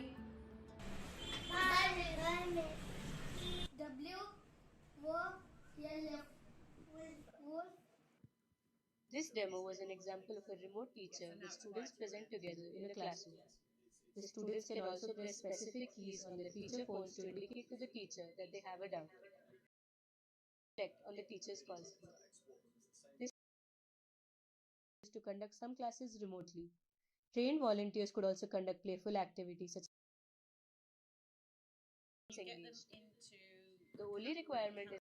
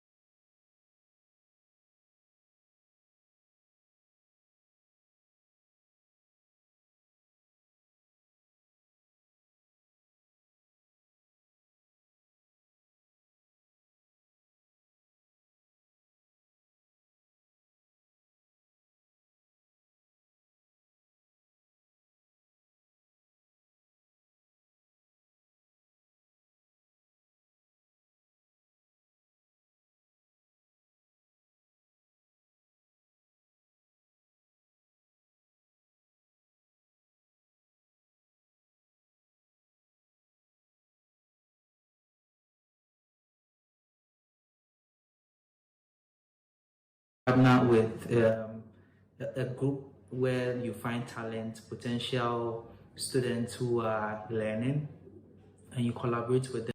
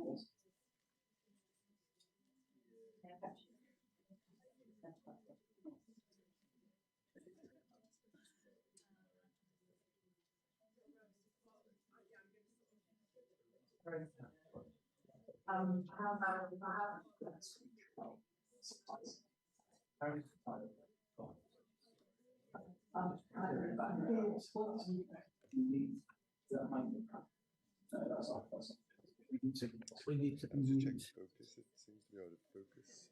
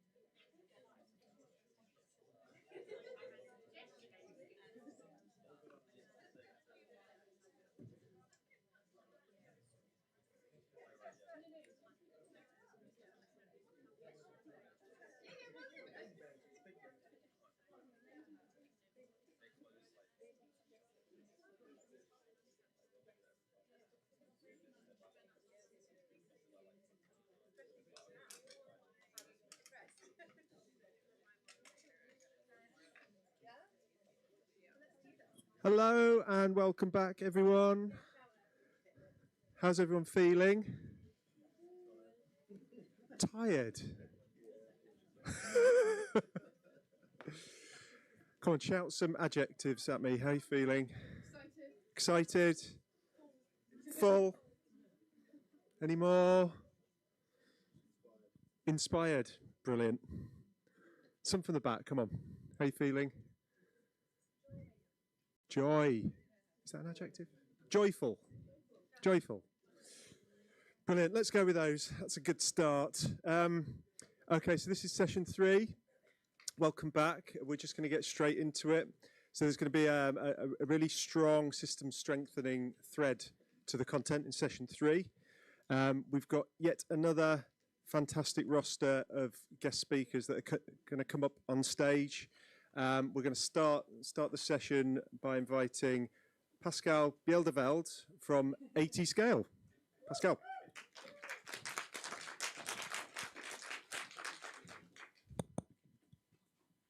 Does this work? Yeah. Okay. Good. Good. So, just back from lunch. I hope you had a good break. I'm Pascal Bielefeld. You nearly got it right. Nearly. And for those who don't know me, I head up AT Scale, the global partnership for assistive technology. AT Scale is a relatively new initiative. We're based in Geneva, hosted by the UN. And together with all the partners of AT Scale, which includes, of course, GDI Hub and many others in this room, we have a very ambitious agenda, which is to try to reach 500 million more people with assistive technology by 2030. And we're going to try to do that in, different ways. Today, I'll focus particularly on our country approach, which is one of the ways that we aim to reach more people. Of course, that's where they are. Our focus is, by the way, on low and middle income countries. And so we partner with governments in low and middle income countries to try to strengthen the whole ecosystem around assistive technology. We're also doing work at the global level, trying to fill gaps in global public goods and trying to influence the market to make products more accessible, affordable, etc. But let's look at countries today. And since we really began our operations nearly 2 years ago, we've now engaged with about 20 different countries. Majority of them in Africa, but some in South Asia, in Southeast Asia, and more recently in Latin America. So I thought I'd share a couple of early learnings from our experience and what we're seeing. The first, and I was struck this morning by, I just came when Vicky, you were talking about joy, and the first thing I guess I want to say is when we go to countries and we start engaging with governments and with stakeholders and so forth, joy comes to mind, and hope, and a sense that, okay, somebody's paying attention to this issue that nobody has been, and it has been neglected, especially when we're looking at it from a sort of a global development perspective, right? This is not top of the list in terms of what most people think about. Now, obviously, we have to temper that because it's a long journey, right? To get to sustainable systems in especially lower income countries for accessing AT, it is a long journey. And I'm not going to talk here about all the challenges on human resources and infrastructure and policies and all of that. I actually want to take a step back, and because there are some even more basic things that need to be addressed before, and that we're seeing when we engage with countries. And those, I'll focus on three. One is awareness, which we've already talked about a little bit this morning in other contexts. Second is fragmentation. And the third is expertise. Now on awareness, and I'm actually the first culprit here. I may have gray hair and I may have been working for 30 plus years all over the world, but actually in this space in particular, I'm still a baby. I've only been involved in this area for the past 2 or 3 years. And until then, even though I, have been thinking a lot about how do we reach the last mile, the most vulnerable, etc., to be honest, this was not on the radar. People living with disabilities, assistive technologies and so forth, which is not spoken about in the fields that I was working with, which is global health, right? So, right, it's a problem. And I'm continually seeing it now as we engage with countries, and now I'm much more aware, of course, but the level of lack of awareness, right? It's not even about, we talked about this morning about people, in India, doctors, or not knowing that, it's not one size fits all. I think the lack of awareness is even at a more fundamental level where many people don't even know that there's such a thing as assistive technology, and what kind of products are out there and how do you go about finding them and so forth. And that's including, when you're talking to some organizations of people with disabilities or caregivers, not to mention, of course, folks in the ministries and that have no clue, that have never heard about this. So it's really quite daunting, sort of the starting point as we begin to engage with countries. There are ways around it, and I think together as a community, we are making progress and will continue to do so. But I think that has to be recognized as a priority in everything that we do, is that very strong kind of awareness raising effort that is required. The second thing is, and that's a little bit more complicated perhaps to address, but really, really important, is the fact that this is really not a sector per se. There is no AT sector today, I would say, right? It's still completely fragmented.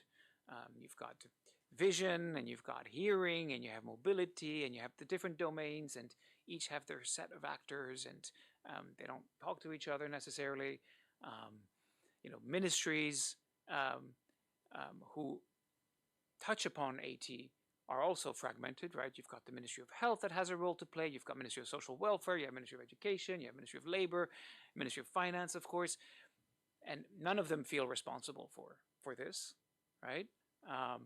And they're not coordinating. They're not talking. They're each, in some cases, doing something related to AT, but not in any connected or systematic way. Fragmentation also with, civil society, a lot of very small NGOs and local charities and church groups trying their best to do something, but it's not adding up to what it should. And then fragmentation also with private sector, which has a critical role to play here, and local innovators and startups that are, popping up everywhere. But there's no connection between that ecosystem and then the policy discussions that are happening at country level with governments and so on and so forth. So really, that fragmentation is one of the things that sort of scares me the most in terms of how do we build a sustainable system given this where we're at, right? And so one of the things that we really encourage in our approach is building coordinating mechanisms that are multi-sectoral, finding champions in countries, not just at the national level, but also at the subnational level, where a lot of the decisions today are being, sort of devolved to, and all the budgets sit. But it's a long road ahead. And then the third key takeaway, and that is related to the fact that I think there isn't yet an AT sector per se, is that there is very little expertise on the ground to help figure things out. So we have a growing number now of tools, global guidance and norms and specifications and trainings that are available, but translating all of that into implementation is a real challenge, right? And countries, be it decision makers at policy level or practitioners and so forth, need to better understand this and need guidance. But today there isn't that expertise on the ground that's able to decipher it from an AT perspective. Yes, you've got specialists, of course. You've got physiotherapists and audiologists and ophthalmologists and so forth, even though often not enough either of those. But there's no AT expert that's able to look across all the domains and really be able to advise on, how do you strengthen systems to increase accessibility. So I think we need to focus a lot more on trying to think of ways to build that as a discipline at country level, which hopefully would also then help generate greater consensus, because that's also one of the things we're struggling with. There is no consensus about what works, what doesn't work, and hopefully GDI Hub are going to help us identify more of that, right? But today it's it's often an ideological fight between different people who just have very different ways of seeing things, and there's no real consensus, and you don't then have that expertise on the ground to really provide that guidance. So I just wanted to share some of these learnings, not to kind of, it may sound a bit depressing, but I think it's just that we need to realize that even as much as we need to figure out how to finance AT and how to have the right human resources and the infrastructure and the workshops and everything, you've got these fundamental basic systems issues that we need to address, and we can only address it if we collectively come together and do it. And the good news, though, is that I think there is a growing momentum around this. We are seeing more resources. Earlier this year, there was some great announcements from FCDO. We're hoping to be able to make some really good announcements in the near future about more resources coming to strengthen the assistive technology sector globally. And I really think that we may be at a turning point, hopefully. And then if we can address some of these things early on, we may have a shot at reaching our goal by 2030. Thank you.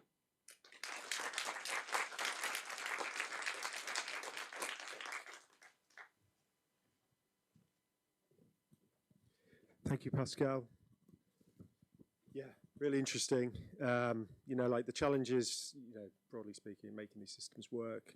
It's really great to kind of hear the insight that you've gained over the last couple of years. I think, particularly, the lack of accountability and, this capacity on the ground. It's not something we all see. So it's really interesting to kind of hear you say that. So questions for Pascal. Okay. Has anyone else got a mic, or shall I take this one?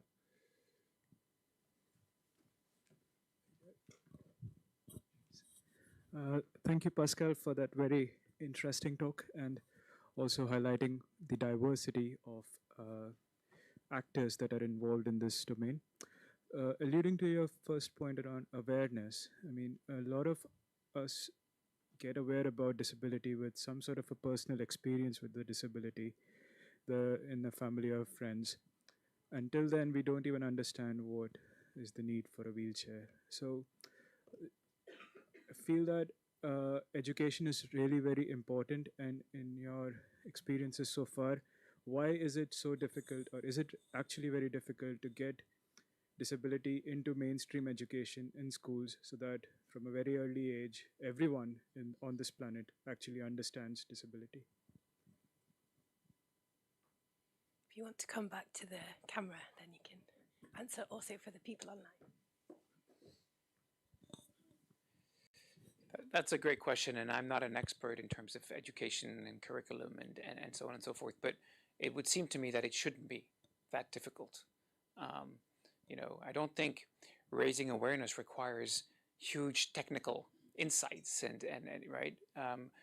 In fact, it's usually people get it very quickly, right? The moment where suddenly the light bulb clicks and they say, I had no idea. Okay. All right, I see. Okay, I get it. Now, you have to then repeat it, often several times, because otherwise they'll just walk away and then forget about it again. And so the earlier you can start, I'm assuming, of course, the better. Why it's not happening, that's a good question. Maybe it's a question, again, of prioritization, or maybe a sense of, but others in this room probably have better answers, but maybe a sense of fear, complexity. I think that's why in the spheres that I was working with in global health, be it HIV or reproductive health or other areas, maybe this was just something just felt too complicated to deal with, right? So I don't know. I don't have probably the right answer, but it's you'd think we could address it.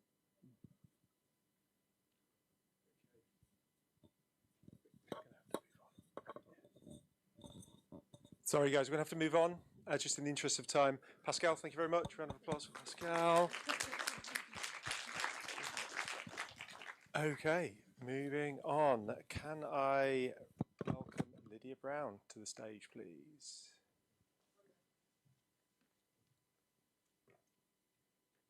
No. Lydia. Hello, and glad to be joining you all to the the way screen, across please. the Atlantic Ocean. And I hope that the audio and video are working. I will say the most embarrassing experience that I've had when trying to educate about disability justice was about 10 years ago. I was speaking to an audience of about 1,200 people, and about halfway through, when attempting to show a 2-minute video, which worked perfectly during accessibility checks and tech checks in advance of the event, it ceased to function, as 1,200 sets of eyeballs are all focused on me. And I can tell you that if you think that that might be the worst thing that's ever happened, I can promise that that is not the case. Probably the worst experience that I've had is, like many of my fellow advocates, having to be in a room where everybody around me isn't sitting rapt with attention, waiting to hear what I have to share, but rather in a room where every single person there questions my very humanity. And that also happened about the same year, about 10 years ago, in front of a federal government expert panel that was debating whether or not it would be considered within the bounds of acceptable medical practice to subject disabled people to painful electric shock as a form of behavioral modification. And in the course of that hearing, one of the experts who was highly credentialed in the room publicly and openly questioned whether it had been sufficiently scientifically established that autistic people can actually feel pain in the same way that non-autistic people can. Myself and all of the other autistic advocates who were in the room audibly gasped. We know from decades and decades of experience of community organizing, advocacy, and scholarship coming out of marginalized communities that disability, as well as race, ethnicity, and gender, have long been specific sites of violence enacted by systems of domination and oppression that devalue some ways of being, some types of bodies and minds, some configurations of capacity, while uplifting others as not merely neutral, healthy, or well, but as idealized, as desirable, as aspirational. The histories that led me to that room 10 years before we're gathered now include a long history of people with disabilities being deemed as expendable and disposable, as something less than fully human, as not deserving of autonomy, and certainly not deserving of basic human dignity. The specific program that was in question during that hearing centered around one institution located in the Northeast United States called the Judge Rotenberg Center. The Judge Rotenberg Center is the only institution in my country that is known to use this form of painful behavioral modification through electric shock, using a device invented and revised by the center's founder and longtime leader, which is intentionally designed to be more powerful and more painful in the electric shock it delivers than a police taser is.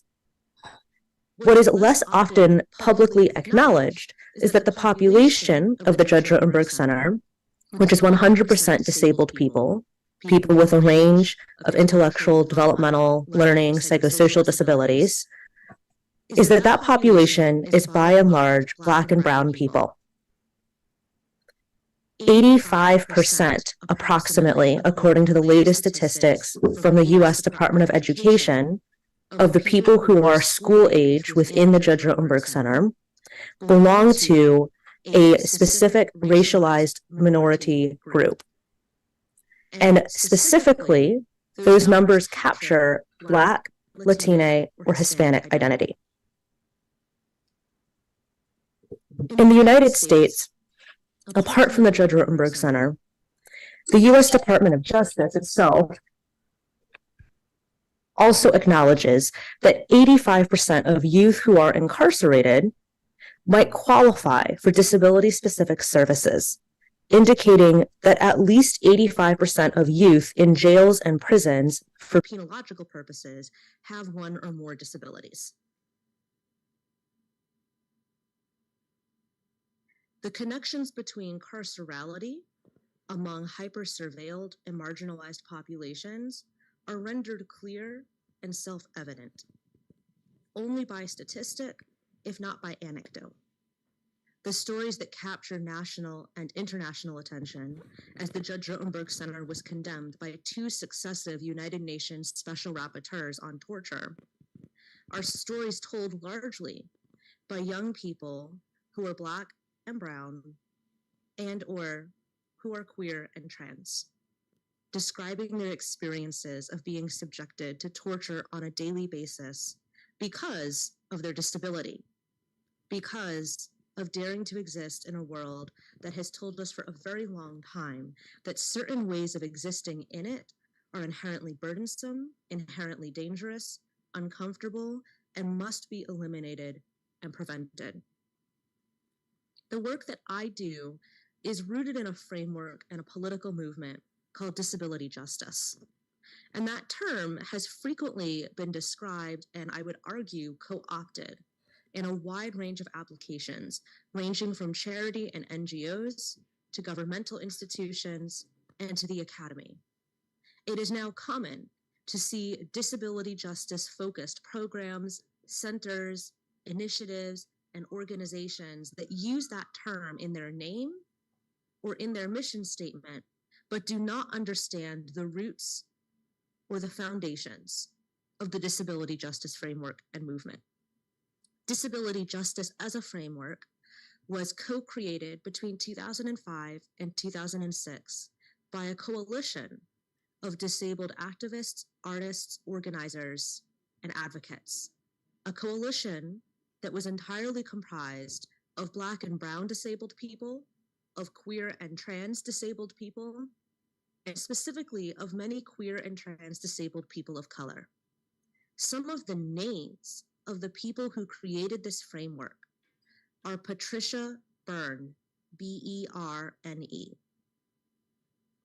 Leroy Moore, Mia Mingus, M-I-N-G-U-S, Aurora Levins, L-E-V-I-N-S, Morales, and Sebastian Margaret. There are many others, but I believe in the necessity, the importance, and the militance of naming ancestors and elders in our communities, in our struggles, in our movements. The people whose names I've shared just now are living now. They are building, and they are organizing, and they are creating now. Nearly 20 years since the Disability Justice Framework was created. This framework is centered on an understanding that disability is an experience that we live with. Disability is an experience that affects our bodies and minds and our interactions in society differentially. In other words, we do not experience ableism in the same way. Most private institutions where people with disabilities are institutionalized in the United States, if they are receiving private funding, tend to be populated by people whose families belong to a socioeconomic bracket in which they're able to afford the private cost of residential, institutional, quote-unquote, care. That tends to correlate to people whose families and home communities have access to wealth, which tends to be those people who happen to be white because of long-standing and continuing deep economic and racial inequality within the United States, stemming from legacies of violence targeting enslaved Black Africans and their descendants, forced land theft and dispossession and removal of Native and Indigenous peoples, violence, legalized and extra-legal, targeting immigrants, refugees, and asylum seekers, and all those who exist outside of the auspices of a society that is predicated upon idealizing and aspiring to the norms and the expectations of whiteness and of racialized capital. But the Judge Rotenberg Center, the institution where disabled people are subjected to painful electric shock, the institution where at least 6 people have died, the institution that has been the subject of numerous state and federal investigations, the institution that has had the political power and the legal success in its litigious history to shut down investigation after investigation, to even win a court decision as recently as last week, preventing the state in which it is located from taking further enforcement action against it. That institution stands out as one where the population is majority racially marginalized, as one that is majority Black and Brown disabled people. And to understand why and how the JRC has been able to situate itself in precisely the place where it is, why and how the JRC operates seemingly with impunity, why and how the JRC targets the population that it does, requires us to take a disability justice informed analysis. The framework of disability rights is insufficient for us to understand exactly how and why disabled people are singularly targeted in this particular way here. And yet, at the same time, the disability justice framework remains widely misunderstood, misapprehended, and misinterpreted.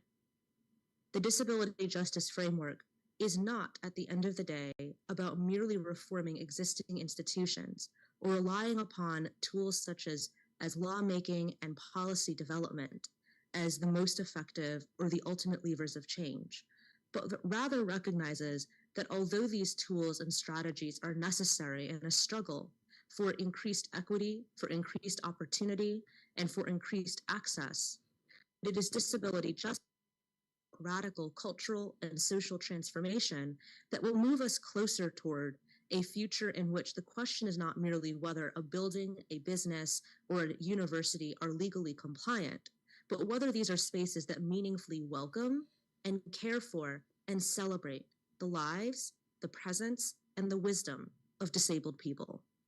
Whether they are spaces rooted in a society and in cultures that cultivate values centered around uplifting all of our lived experience as wisdom worth knowing, as wisdom worth following. A lesson that many of us thought might have been learned in the earliest days of the COVID-19 pandemic and through the rest of long 2020 and 2021, which unfortunately seems to have been missed. A series of missed opportunities, one after another. Disability justice asks us to understand if we experience disability differentially, and if we experience the harms of ableism and disableism differentially, then how do we build a future centered around access as a practice of justice, of care as a practice of justice, that also recognizes that care practices may look and may form differently from one cultural context to another? That access has a very specific political meaning and not merely one rooted in compliance.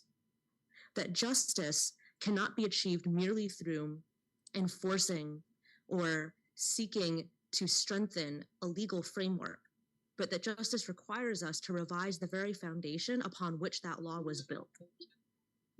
Because fundamentally, if the law is built upon legacies of maintaining and upholding empire, domination, oppression, of maintaining a status quo in which any population might experience marginality and minoritization. What that means is that we live in a system where we are expected in activism and advocacy simply to shift around the edges, to shift around the fences and the walls, to shift around the boundaries of who is considered to be deserving of access to rights and dignity, but maintaining the existence of inequality, maintaining the furtherance of domination, maintaining the existence and the experience of marginality. The disability justice framework offers us a way beyond. It invites us to dream. It invites us to consider what might be possible if we did not constrain ourselves to existing institutions, practices, and systems. It asks us to consider that perhaps ableism is not inevitable. The violence of racialized capital is not inevitable. The violence of empire is not inevitable. There is a way past. There are many ways past. The work is already being done. The groundwork has been laid. Now, the question remains open. What will you do to join in radical dreaming and building in the project of collective transformation and the project of collective liberation? Thank you.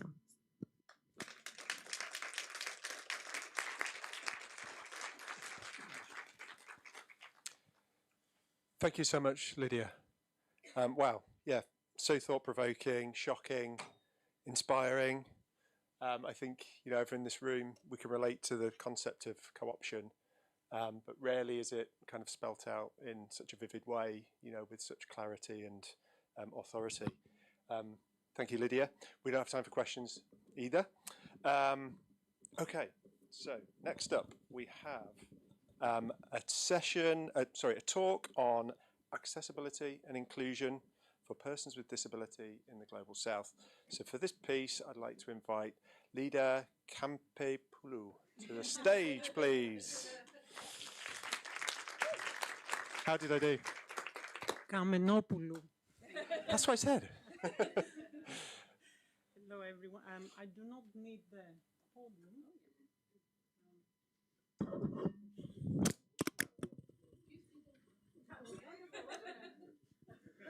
Can you hear me? Yes.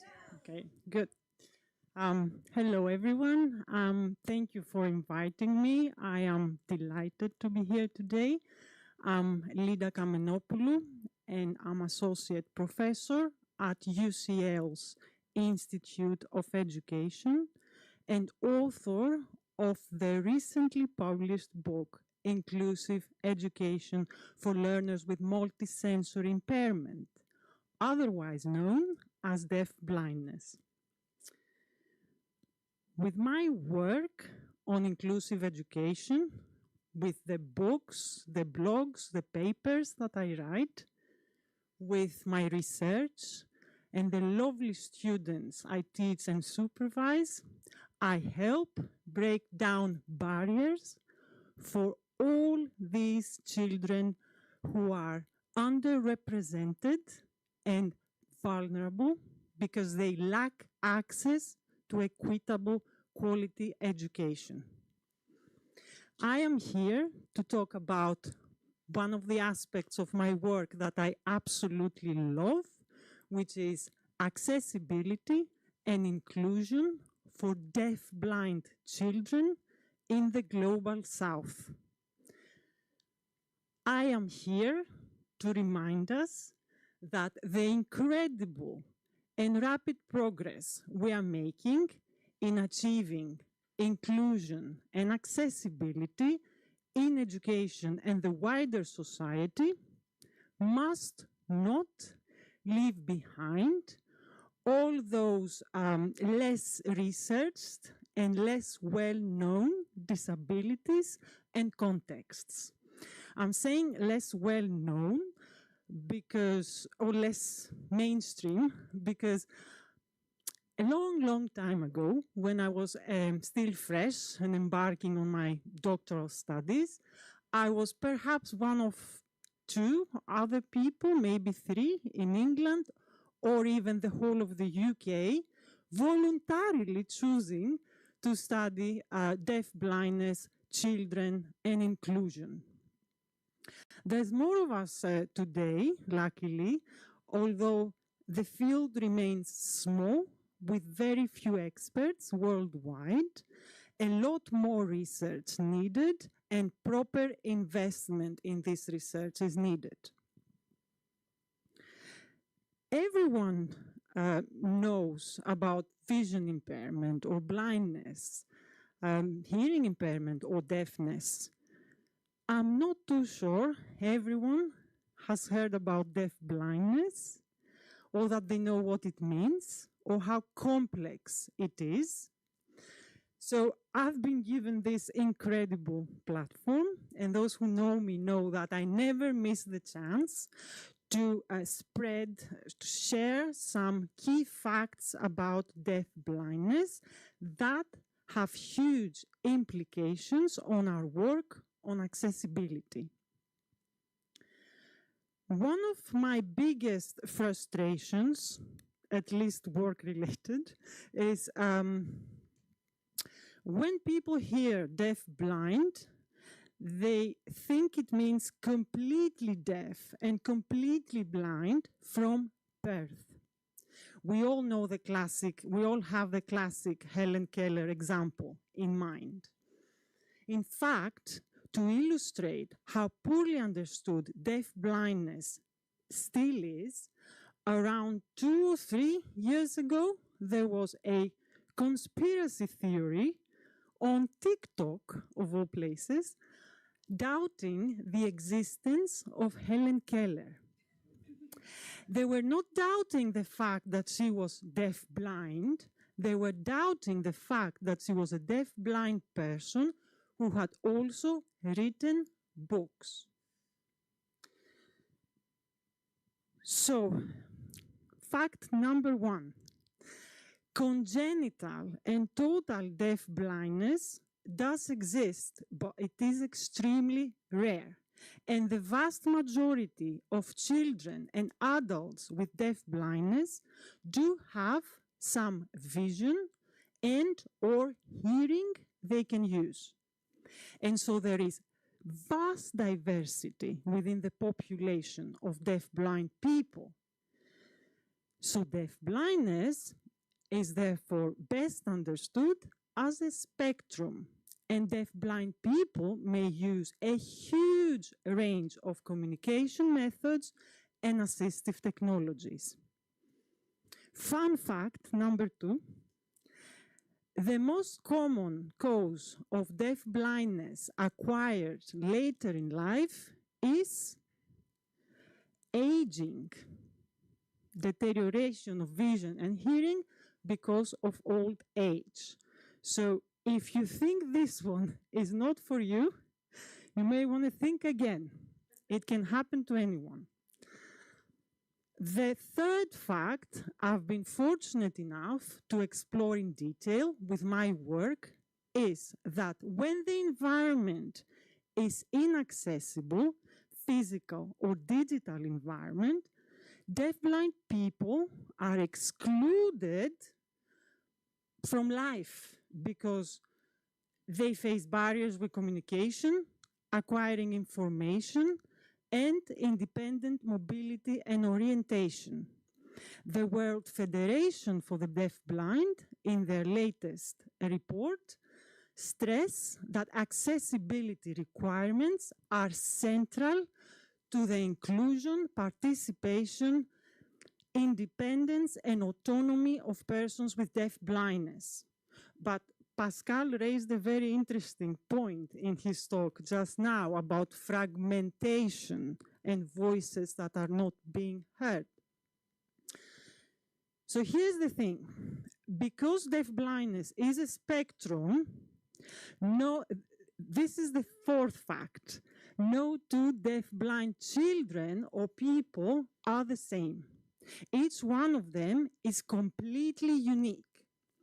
To put it simply, deafblindness is an invisible disability because there's no way we can know how well a person sees or hears. There's no way we can know how they experience the world unless we ask. So, deciding on accessibility requirements based on a label will not work. Asking them and keeping an open and creative mind will. This is why it's so crucial to work with deafblind people to develop policies, research agendas, and best practices. But whose voices are we missing? Whose voices do we particularly need to pay attention to? Unfortunately, most research on deafblindness has been in the global north, namely UK, US, Canada, and some Nordic countries. I've been able to locate a few international studies and a couple from Asia and South America.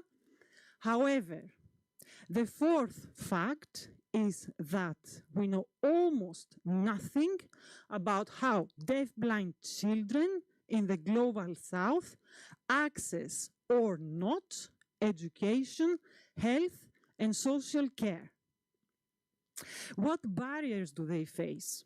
What support do they need to enable their participation and inclusion in contexts that are underprivileged and resource poor? Like, for example, Colombia, one of the countries where my research adventures have taken me, and where the complex intersections between disability and other forms of disadvantage, such as gender, race, and poverty, have been shown to shape children's developmental outcomes and life chances. How does a deafblind girl of Afro-Colombian descent, who may also have been forcibly displaced multiple times, access and navigate the education system? And how can we identify low-cost solutions, easy wins that can be easily applied across the North and South? These are some of the questions that my current work is seeking to address. And unfortunately, I don't have more time to go into the details. But if you're interested, by all means, contact me, email me, come and talk to me. I'm always happy to chat. So, to address the question, what next for disability innovation? I connected online yesterday and I watched the opening address and quite a few other talks. And I was overjoyed to hear all the good work happening worldwide.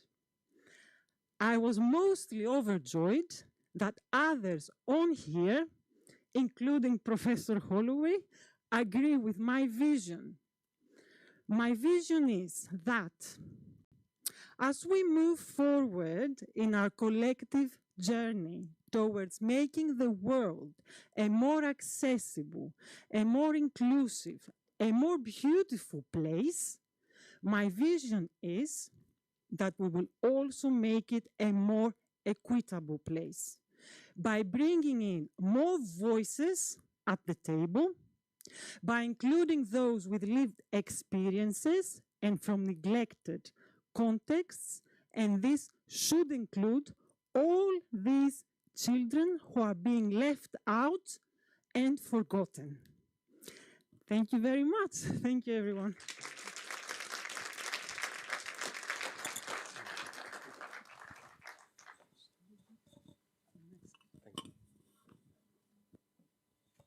Thank you, Leda. So you heard Leda's offer to, to speak to anyone who's interested. We don't have time to do that now, but please do follow up. That was wonderful. Thank you. Certainly from my perspective, you told a really, really kind of wonderful story about quite an opaque subject.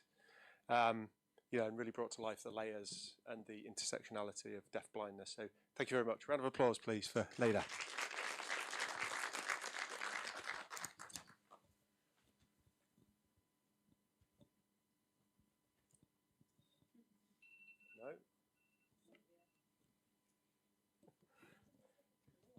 I found it.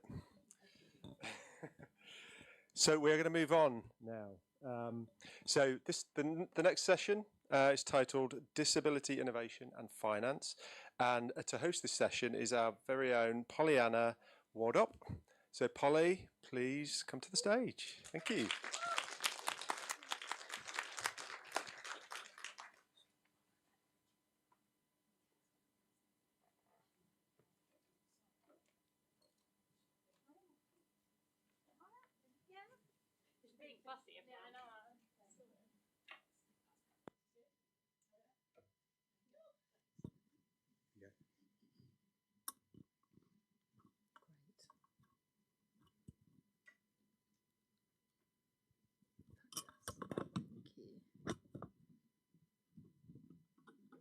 Brilliant. Thank you very much, everyone. So I'm going to start. So disability innovation and finance. I was thinking about this last night and I decided to start by saying something which is actually scientifically untrue, which I know is a risk in a UCL lecture hall. But that thing that I wanted to start with is that money makes the world go round, and science aside, the phrase does have a point. Money matters. It does things. Investment does things. 80-20-30 is a principal example that investment matters for innovation, assistive technology, design, development, scaling and distribution. It matters for business, technicians, communities, small enterprises to make change, improve access and advance equity. Money also does things for people. For people, it enables them to live and have full and active participation in their society. So human rights. But it's not always accessible, and I don't mean in the sense that there's not an infinite money tree. I really don't. To exemplify, people with disabilities face higher unemployment than those without. On accessing financial services, specifically, so from banks, services that make money work for us, be that debit accounts, credit, savings, insurance, Barriers are in the way for people with disabilities to gain full and effective benefit on an equal basis with others. Those barriers be that digital channels not meeting accessibility standards, requirements for customers to visually read and sign documents, narrow ATM kiosks and service booths, negative stigma among service staff, and I'm just going to switch around. oh yeah, We've got you. It's just could you being a little bit louder. no worries. I'm normally too loud, so that's fine. Never. And unintuitive service design for spend tracking. So what solutions are there? I'll give one, and the next couple of speakers as well will give some more.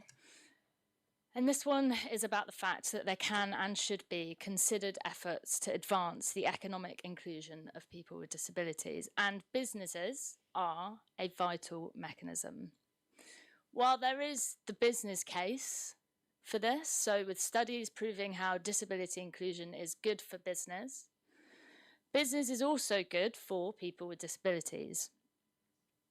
And now, this isn't only just because businesses quite literally have a role to equitably employ and remunerate people, but also, again, using banks as an example, innovative solutions can and should make a difference. For example, mobile apps with facial recognition software, braille and ATM machines, and in-branch induction loops. Inclusive design is important in addressing barriers in physical branches, and also as banks continue to digitalise. I was speaking at lunch today how cash seems to be few and far between at the moment. It's really important that inclusive design principles are considered right now, so that retroactively applying this in the future doesn't mean that we're losing time in terms of access for people with disabilities. So as part of our work at GDI Hub, we have had the great privilege of working with the Asian Development Bank on a project recently. And in this project, we're working with private banks, ADB partner banks across Asia and the Pacific, to understand in-bank barriers to economic inclusion of people with a disability, as well as supporting banks as mechanisms for change. So globally, we also see willingness and opportunity for change. Why is this so? Well, if money does make the world go round, then disability innovation makes that world a very much more joyful place. But what are the mechanisms for change? Drawing from Fernando's talk yesterday, I think part of the solution is actually slowing down, allowing for long-term inclusive decision-making, to take precedent over quick, inaccessible gains that businesses all too often deliver. So it's with great pleasure that I will now be passing over to Kat Townsend from Nationwide, who will be discussing more about some of the accessible solutions within finance.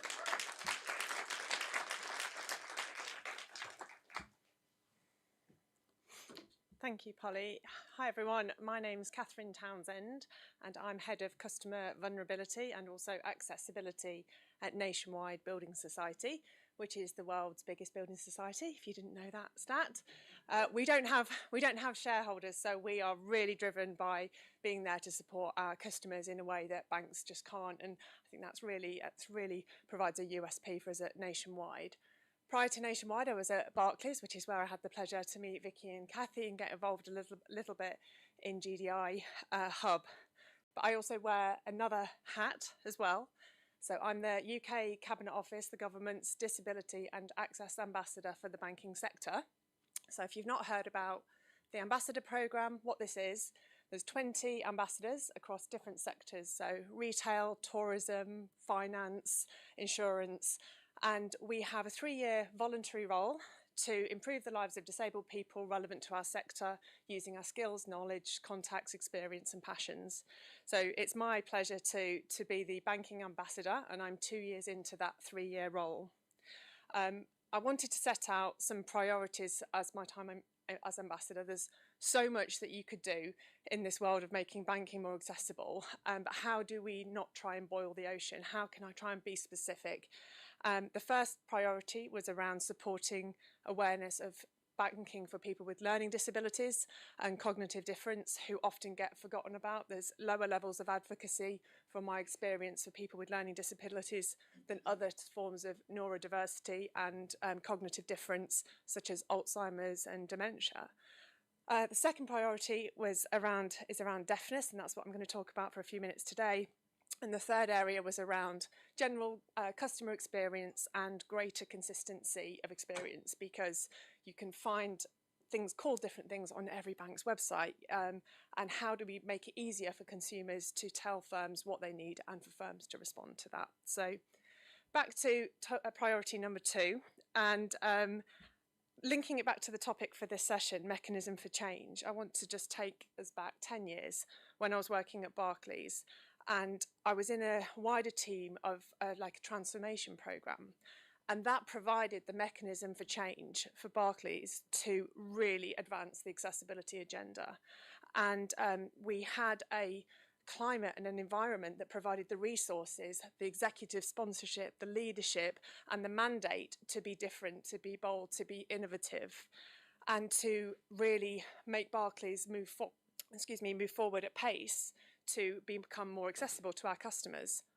And one of the solutions we developed at the time, and they were the first bank to do this, was British Sign Language virtual interpretation for deaf people. So this is use of a third-party provider, a real person, a bit like today, to provide interpretation for a deaf person from home, but calling the bank and relaying that conversation. We were the first to do it, and it was really innovative at the time. Trying to get that done in a bank is blooming difficult, because you are talking about sharing personal information with an interpreter. So the risk and governance teams are like, you want to do what? You know, you can't have a person without a power of attorney who is, hearing customer details. So we had to take people on a journey of understanding the controls in which operators run and operate, interpreters operate, excuse me. So we had internal hurdles to do that. Interestingly, in 10 years of working and seeing virtual interpreters, I have never heard of a case of fraud with an interpreter. I have, however, sadly, heard of many cases of friends and family members defrauding, abusing deaf people and hard of hearing people because that person has had to provide their personal details to friend and family members who have gone on to defraud them or financially abuse them.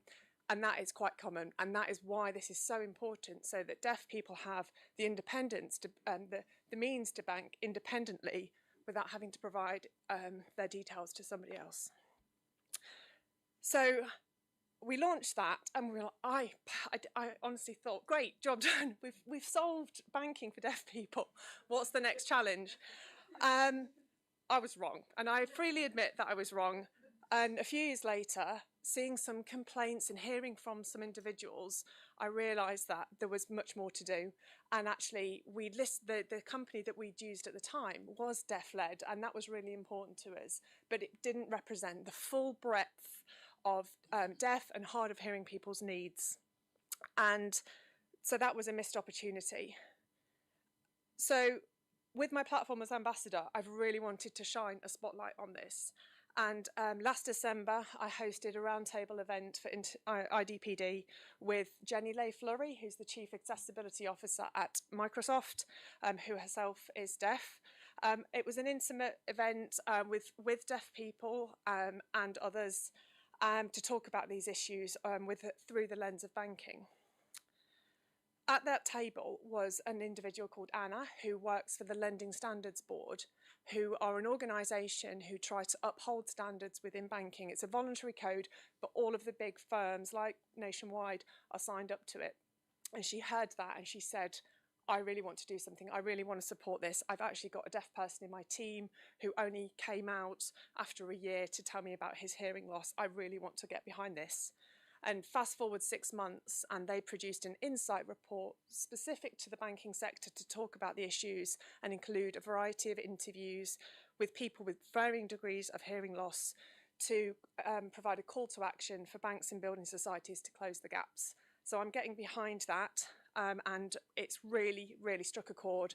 I speak to a lot of my colleagues from across other banks, and they are awoken to the issues that deaf people are facing. Many didn't appreciate that BSL is a deaf person's first language, not English. So saying, oh, but I've sent them a letter, it doesn't work if it's not in sign. But now we have technologies that can produce letters in sign with a QR code that can connect to that. So we have the technologies available, the innovation exists, but we have to be aware of the needs, and we have to have that environment that I talked about, that transformational space that allows resources, executive sponsorship, and the risk and culture environment to recognise that we have to think differently for different audiences.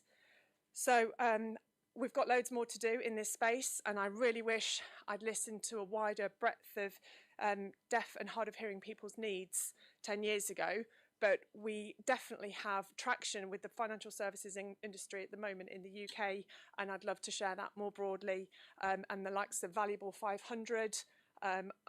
Interestingly, the highest number of organisations signed up to the Valuable 500 are financial services. 78 of the 500 brands signed up to that pledge.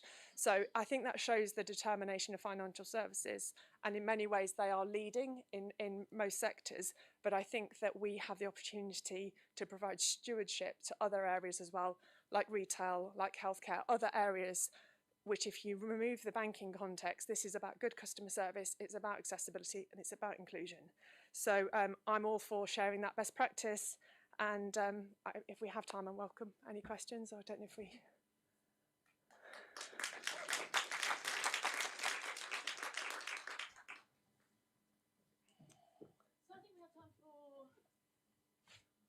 I think we have time for a question or two, if anyone has any from the audience that they'd like to ask Kat. Yes, this guy here. I'll bring the microphone up, shall I? Just bear with, I'll just bring this mic up. Oh, thank you, Bernie.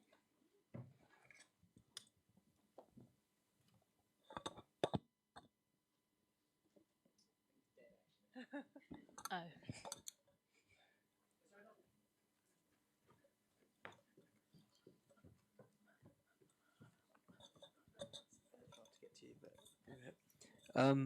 Thank you for the talk. I was just going to say, with the number of retail banks that are closing on local branches, how does this play into the strategy? And because I guess a lot of the sign language real-time service that you said, like we were using today, how would that be accessible online, for example?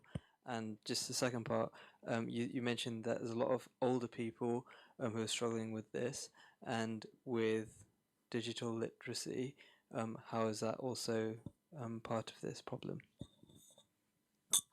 Thank you. Is that working? Yeah. Okay.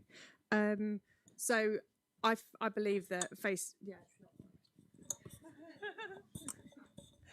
I do believe that face-to-face as an option for people who want that is really important, and Nationwide does have a branch promise commitment to retain in the cities and towns that it's in until 2026. So just to get that plug in there. So I do think it's really important, but for a lot of people on the go, virtual services are really important to connect in, and so making it mobile friendly is important. But how many people here have used live chat?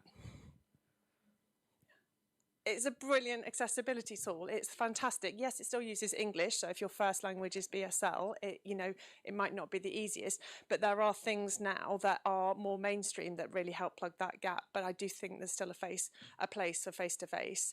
And for ageing population, definitely, I think that this is a big issue. I think there's a bit about language. There are solutions there, like live chat, like video banking as well. If you need to lip read, if you can't use BSL but you can lip read, things like video banking prevalence are really important. But there's a language bit, because an older person, from research I've seen, they're not looking at the word accessibility. They don't identify with that. You have to talk about, do you have problems hearing? Do you have problems seeing? And then so you've got to access different audiences with different language. Thank you so much, and yeah, thanks. I could speak on this topic for a long time, as my colleagues know, but without further ado, I believe that we are handing over to our online guest from the IFC, Daniela Decker.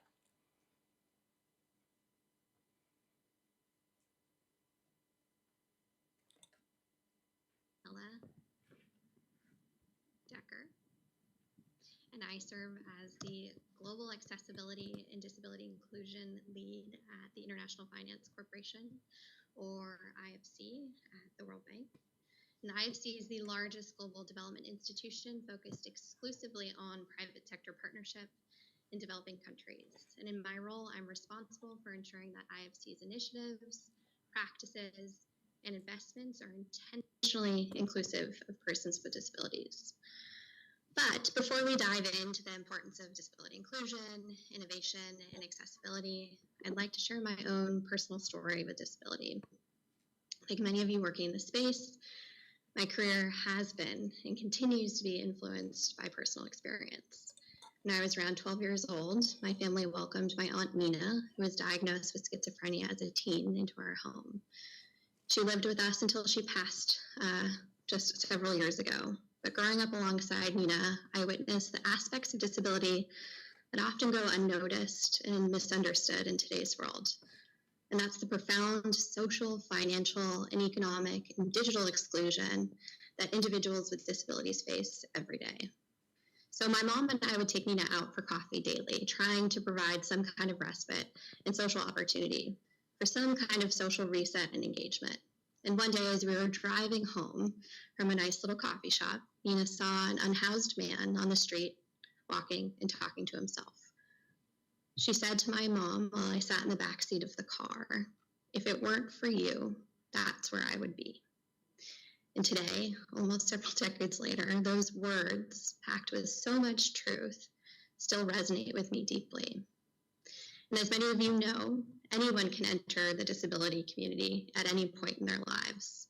And this past summer, that became a true reality for my mom, as she experienced 3 separate strokes and 3 separate occasions this past May, June, and July. So I spent much of my time at home in California alongside her, playing brain recovery games, educating myself on virtual reality stroke rehab, which is very cool and very real, navigating inaccessible hospital systems, and putting my years of experience working in disability advocacy to practice in the real world. So never before has this work and this network of disability inclusion advocates and leaders been more meaningful and deeply personal to me. And as such, my personal journey has really reinforced my unwavering belief that the work that we're doing at the IFC and the urgency of IFC's disability inclusion mission to ensure people with disabilities are represented, reflected, and recognized as vital voices, change agents, and leaders of our society. At IFC, we recognize that businesses, financial institutions, and private sector organizations also have a critical role to play in helping achieve that objective, especially right now, in this moment, as we navigate the path to post-COVID-19 pandemic recovery. A paradigm shift towards disability inclusion is critical. We're seeing this kind of behavior shift, especially at the World Bank and IFC, with investors and partners in particular. Together, both the World Bank and IFC have made 10 unique disability inclusive specific commitments that signal to private investors and private sector leaders that the inclusion of persons with disabilities is critical to advancing economic inclusion, ending extreme poverty, and promoting shared prosperity. But as we zoom in and we recognize that banks and financial service industry leaders are one of the many industry professionals and groups and sectors that have the opportunity to become mega catalysts for change. At IFC, we recently developed a report highlighting significant impact in the financial institutions and what their impact can do to expand the disability economy. And as highlighted in this report, there's so much yet to be done, as banking in its current and existing format today still remains largely inaccessible, but not for long. Change is coming. And several banks and institutions are pioneering that change. We can see specifically disability investments and those expansions on the horizon, especially in light of the new European Accessibility Act that's taking place and taking flight across Europe, mandating things like accessible ATMs, accessible financial services, and accessible payment terminals, specifically adapted for persons with disabilities. So the question is, if public policy is one of the main economic and business drivers, what comes next? What can we do? And I would say that's awareness. We need to generate awareness, create and demand awareness. Awareness of the spending power of persons with disabilities backed by real data, their family members coupled, as well as caregivers who are also contributing to the disability economy. But that awareness needs to continue to grow, expand, and populate for more industries around the banking and financial institutions to be bought in. And we can look to fintech startups, assistive technologies, and financial service providers who are actually leading the way in developing targeted products and services to uncover numerous opportunities. And for banks, what does this look like? It looks like the opportunities for potential partnership models that are emerging to fill in those gaps for accessibility. And for example, you can look to a company like Ceffable. Ceffable is stepping in to fill that void. Ceffable is an assistive technology company that allows nonverbal consumers to use things like ATMs, banking apps, and banking platforms with just a simple facial expression. But Ceffable isn't just good for big multinational banks. It's also good for local banks looking to open the door to uncover $1 billion in annual net revenue when engaging disabled customers. We can also see how this impacts the disability economy at scale, where banks can finally tailor financial services and products for persons with disabilities and their families to create greater financial inclusion, build credit, and also generate a more equitable access to loans. And in major banks around the world, we're seeing this exact kind of behavior of inclusive banking when it's spearheaded specifically by disabled corporate leaders, let's say at Scotiabank, MasterCard, Wells Fargo. We have disabled leaders in these institutions and organizations that are spearheading some of this innovation. But it's not just major corporations. It's also local banks too, especially in the global south, such as Banco Colombia, which recently developed a dedicated website just for disabled customers and users with disabilities. The website features an inclusive care guide as well as documents outlining the bank's policies and practices in a completely accessible format. Then if we also travel further south in Latin America, we can arrive to Santander, Argentina, which recently developed an app called Háblalo, which translates to talk about it in Spanish. And the app bridges the communication divide through text-to-speech technology. Or we can also look to the other side of the world, in India. Standard Chartered Bank India, which recently launched a special sign language service for deaf or hard of hearing clients. The bank itself developed a sign language app, which includes videos to encourage more deaf and hard of hearing customers to open savings accounts, term deposits, open credit cards, as well as loans to banks, with more deaf customers that are now included as part of that ecosystem. These are just some examples from the banking sector, whether it's in India, Latin America, or other parts of the world. It does underscore this momentum towards providing financial independence, security, and protections to individuals with disabilities. And it's a pivotal moment. It's palpable. People with disabilities indeed are now holding the key to unlocking profound economic, financial, and social change. And at the IFC, we believe the inclusion of persons with disabilities in the financial sector are truly the main economic drivers in this part of the world. In major banks around the world, we can see this kind of inclusive banking being spearheaded. Sorry, our connection just got lost. Give me 1 second. Okay, we're back. My internet gave out. Apologies on the tech side here. Okay, we're back. At IFC, we can see this kind of accelerated work being spearheaded and really believe that there are actually 6 components to ensuring that this kind of work is accelerated in the banking sector. And those 6 actions or calls to action are increasing the share of persons with disabilities in the financial services workplace, creating inclusive leadership in workplaces. So again, making sure disabled leaders are at the helm.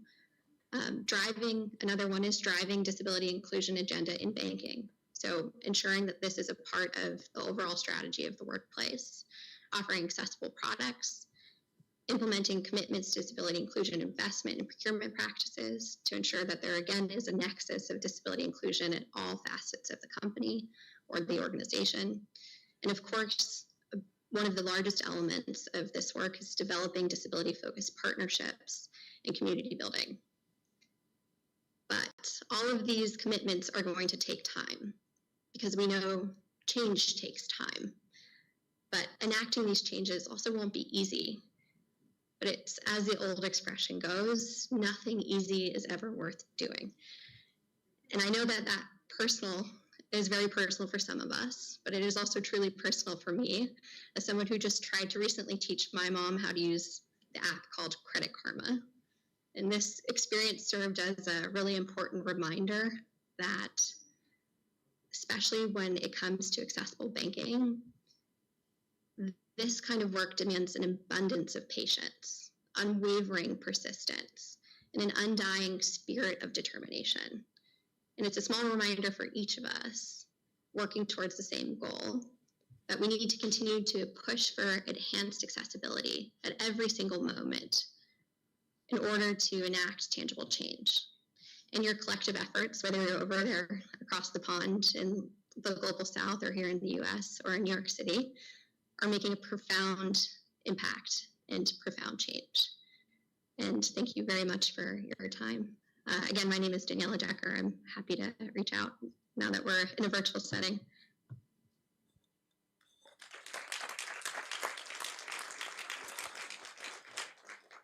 Fabulous, thank you. So I'll now pass over to Ben to introduce the next speaker. The next session. Thank you, Polly, and thank you again to all of our guest speakers. So moving swiftly on, the next session, we're moving from system strengthening in financial inclusion to system strengthening for local production. So to host this session, again, is one of GDI Hub's own, Dr. Ben Oldfrey. So Ben, please make it to the stage. Thank you.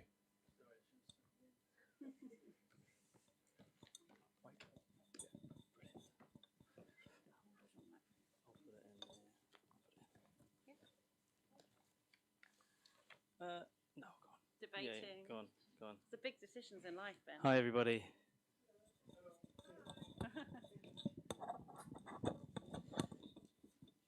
Great. Yeah, that's fine. Yeah. Hi, yeah. So I'm Ben Oldfrey. I'm going to be talking to you about local production and innovation ecosystem building. And I'm going to sort of jump right in with the ideas. And I think hopefully within about 30 seconds, you'll probably know what I'm about, and then we'll move on to other members of the team to talk. So globalization, particularly the pairing of mass production and global supply chains, is a hugely effective model for the provision of manufactured goods. It's been vital for technological advancement, and it's certainly vital for the assistive technology provision systems.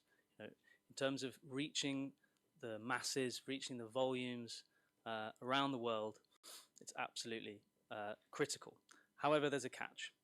The monopoly that globalized mass production now has, with one-size-fits-all solutions, limited access to parts, barriers to repair strategies, barriers to refurbishment strategies for children, for example, context-specific innovation. This all makes more local service provision elements harder to implement, optimize, or improve for many low-income countries, and for many high-income countries as well. So more recently, with the fragility of supply chains being exposed during the COVID-19 pandemic, many people strongly believe that now more than ever is the time to re-examine where more localized product and service innovation that complements global systems could unlock more sustainable and resilient AT ecosystems. And that word complement is really important because it's not global versus local. The point is that we need both, and we need to look at what's appropriate for both models, for either models. Okay. So with this project, we're looking to bring together local and global expertise working in the AT sector to identify routes that could unlock local production, the local innovation teams that would enable it, build the global local ecosystems across peer communities and otherwise that could support them. So we've begun this work in Nepal, and I'll set the scene a little to explain why. So we've been discussing these issues for some time, and then during COVID, GDI Hub joined forces with other partners on an emergency UK aid programme looking exactly at this, at local production but of medical devices for the communities around the world that were being so badly let down by the global politics at the time. You know, particularly the inequalities around vaccines. I know for me, it was one of those times when I haven't been more, in recent history, sort of quite ashamed of being British and seeing the sort of the inequality that is just right front and centre and not even hiding in terms of distribution of products. So most of that work was in 5 African countries, and there's excellent work done there, and we'd like to be building on that as well. But to cut a long story short, one of the innovators that we worked with was Assistive Technologies in Kathmandu. So they rapidly innovated and produced tens of thousands of quality products for the Nepali health system and was generally an outstanding partner in that program.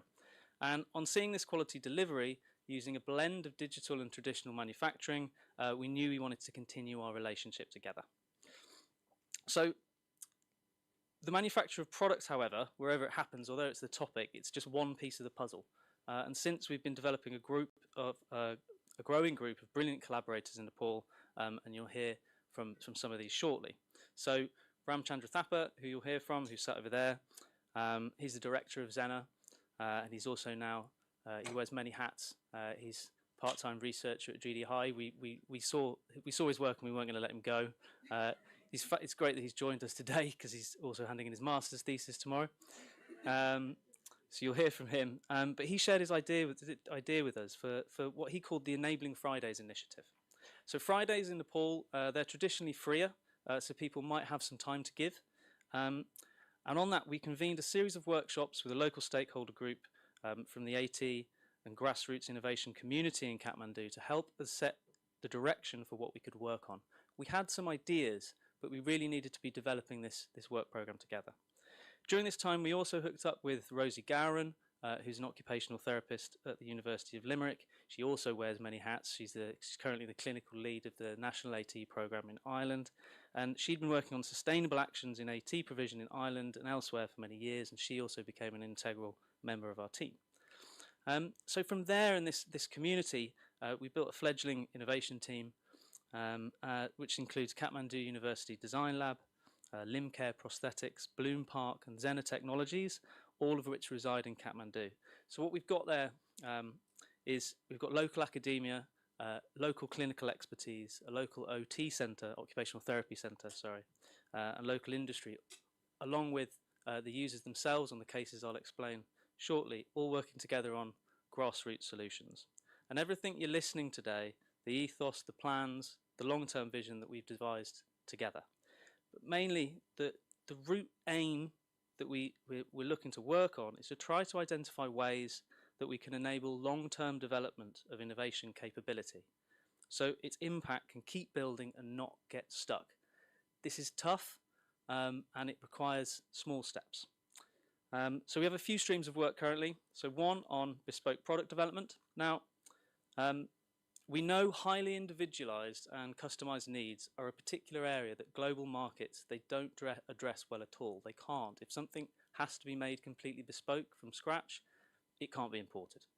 So we're looking at a set of cases where we're co-designing products locally with users, or actually in most cases they're potential users of assistive technology, that address an individual user need that's often left unprovided for, or if it is addressed, it's at great cost, with the long-term goal of working out how service elements that incorporate local industry ecosystems could do this in the future. Critically, the individuals involved will be engaged and supported for at least 2 years so that a true understanding of what is needed from their perspective can be made clear. So, how to address the personal needs of individuals. How can we achieve quality throughout these processes, including ongoing maintenance and repair, which is often ignored, especially in the data. These need to be investigated, as well as understanding how global expertise, both institutional and from peer communities, can efficiently enable innovation. We, from various work of 80-20-30s and work that we see elsewhere, what we see is great ideas, but a real lack of tangible data on the outcomes that often come out from these of early stage projects.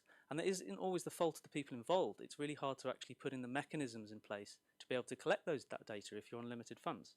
But we see this as a major contributor to many great ideas not getting much further than the starting block and being matured with further funding.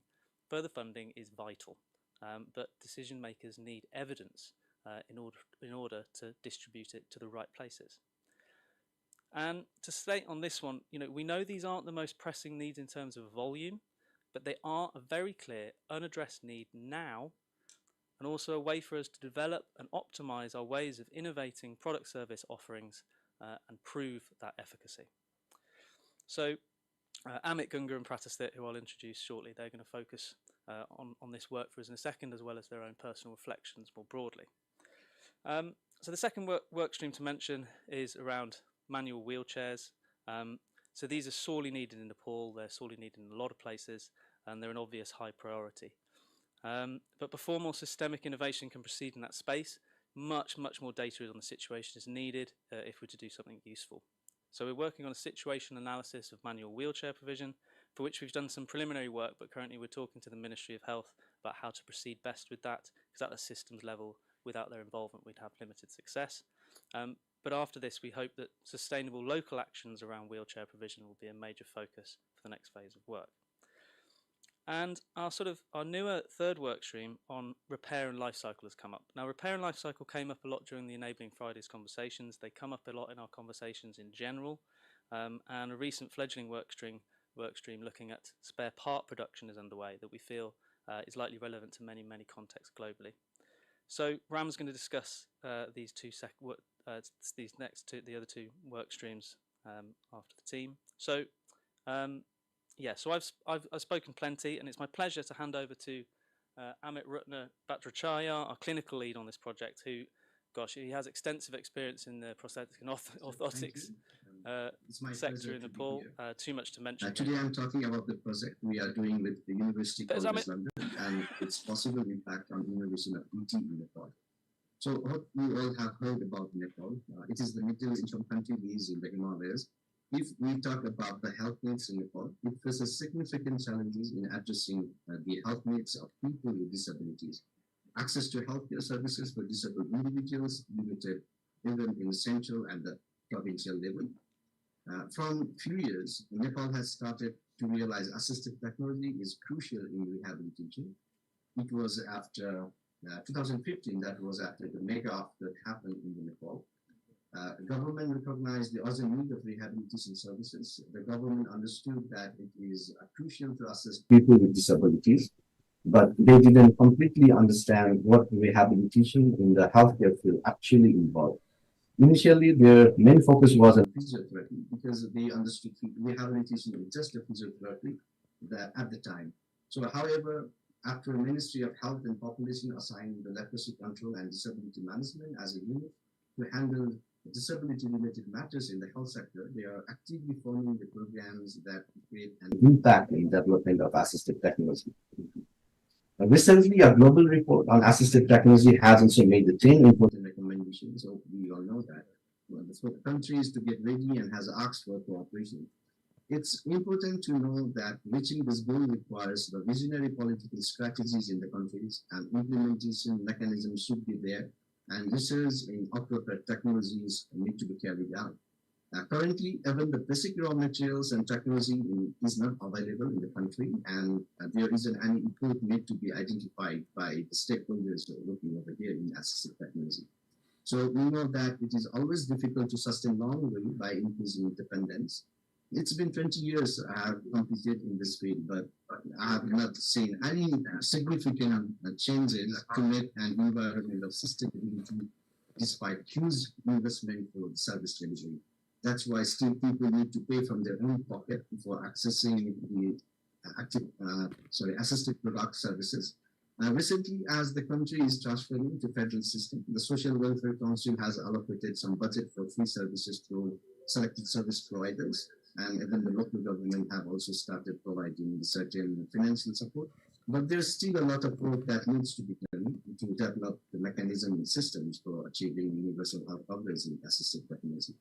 So we perceive it is as a model in the country that we are trying to do something together with University College London. We are developing the practice of using locally available technologies and exploring technologies with local engineers, clinicians, and users with international experts. So our team is currently involved in 2 projects. The first project is focusing on creating a partial hand for an 18-year-old man who lost his hand due to the industrial accident.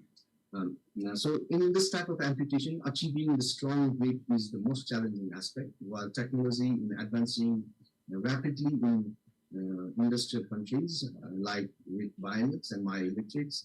But here our goal is to find a personalized solution with local technology that can restore hand function based on the activities that are most important as per the patient. The second project is 53-year-old man who experienced a chopard amputation as a result of diabetes. The chopard amputation here means the surgical procedure where the foot is amputated at its uppermost part with his heel remain in the place. Although various prosthetic options exist for this level, but here our mission is to develop a digital intervention tailored precisely to the functional needs prioritized by the patient himself. Additionally, we will be conducting a comparison between the traditional prosthetic options that we are commonly making here in Nepal with this new intervention. In all this development process, we are also collaborating with the patient on co-design. Actually, we think that for sustainability, the countries need to become more accustomed to local technology, following technological advancement in the world. So when it comes to assistive technology, people in Nepal don't know much more about it, and there are not enough medical experts or researchers who are doing work on assistive technology. So we have just 12 registered prosthetists in hospitals, and engineers are not much exposed in this area of ET. So Nepal faces a significant deficit in educational resources and basic knowledge about assistive technology. So in conclusion, I would like to emphasize on improving our thoughts in making technology appropriate rather than just fulfilling the need by importing it from the outside. So I would like to say again, it is not just about the production of the device. We perceive this project as an opportunity to establish a model for creating a domestic resource finding system within the nation.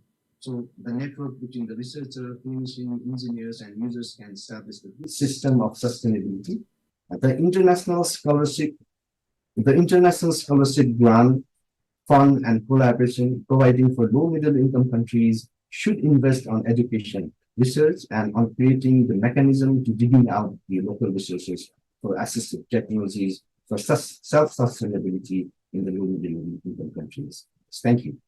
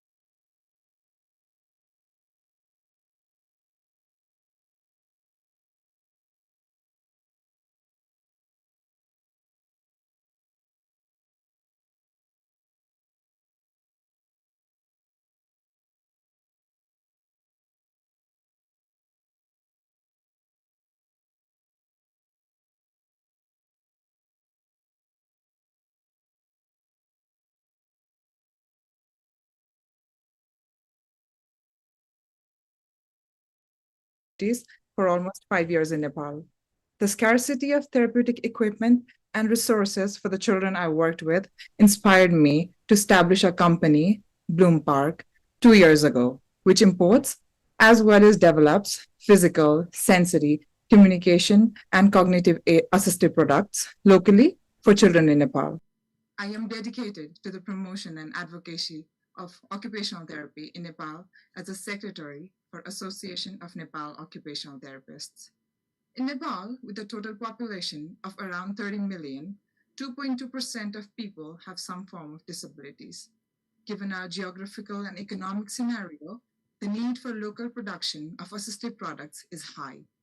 A country where healthcare and technological innovation are just advancing, there is an opportunity to develop a person-focused sustainability approach from the outset. This is a time when innovations in assistive products are on the rise. The individual needs, wants, expectations are often left behind.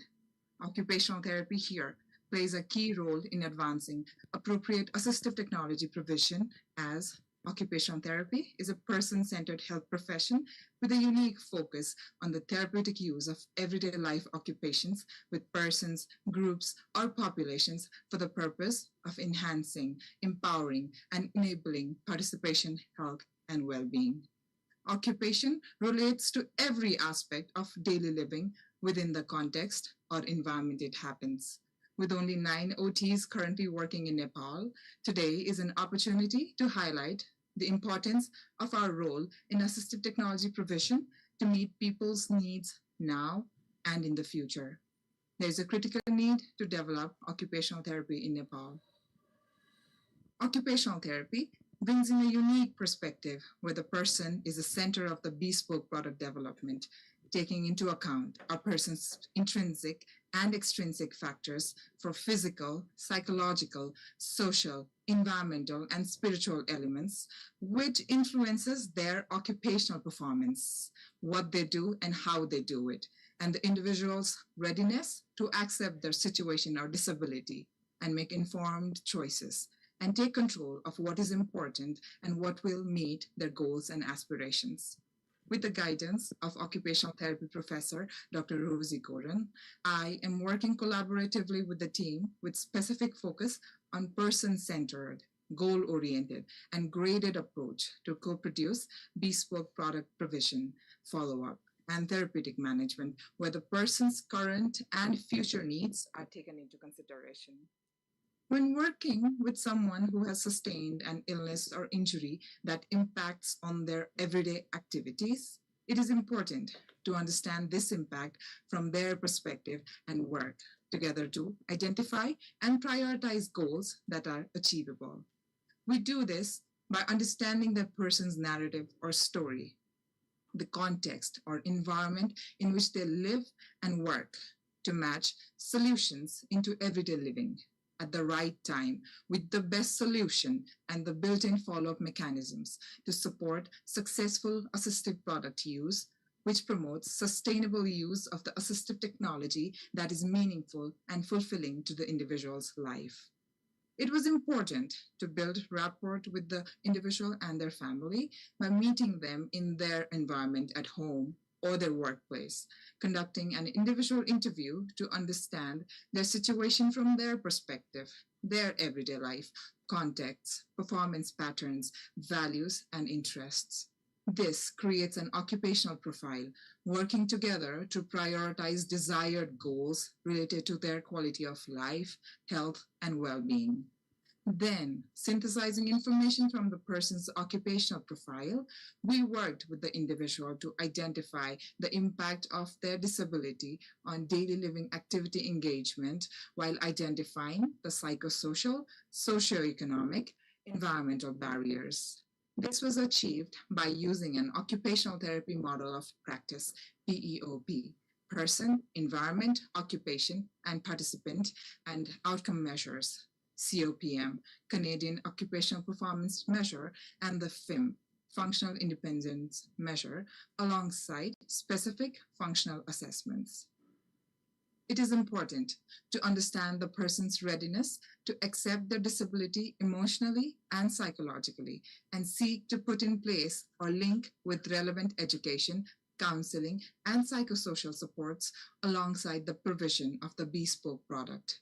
During the product co-design process, as the occupational therapist, it was my role to assist the team to ensure the design was in keeping with the person's priorities, their real goals, and desired outcomes they want from the product, to enhance acceptance and to reduce the risk of abandonment. A therapeutic intervention plan is designed addressing not only physical interventions and prosthetic management, but by restoring or modifying daily living activities, education, and training as integral to a person's overall well-being across the life course.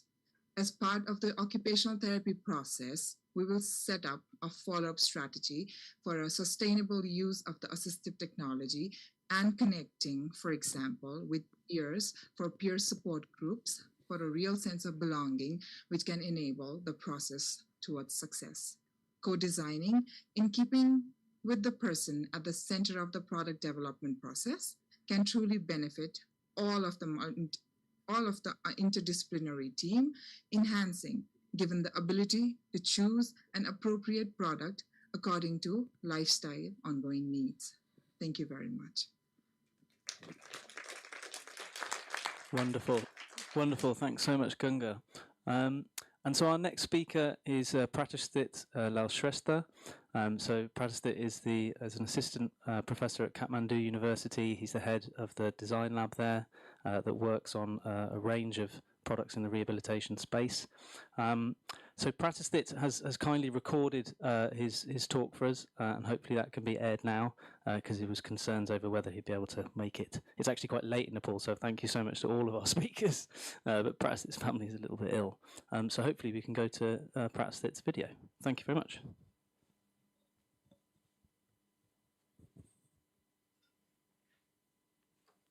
Mr. Lalshrestha, Assistant Professor at University Nepal and Principal Investigator at Design Lab.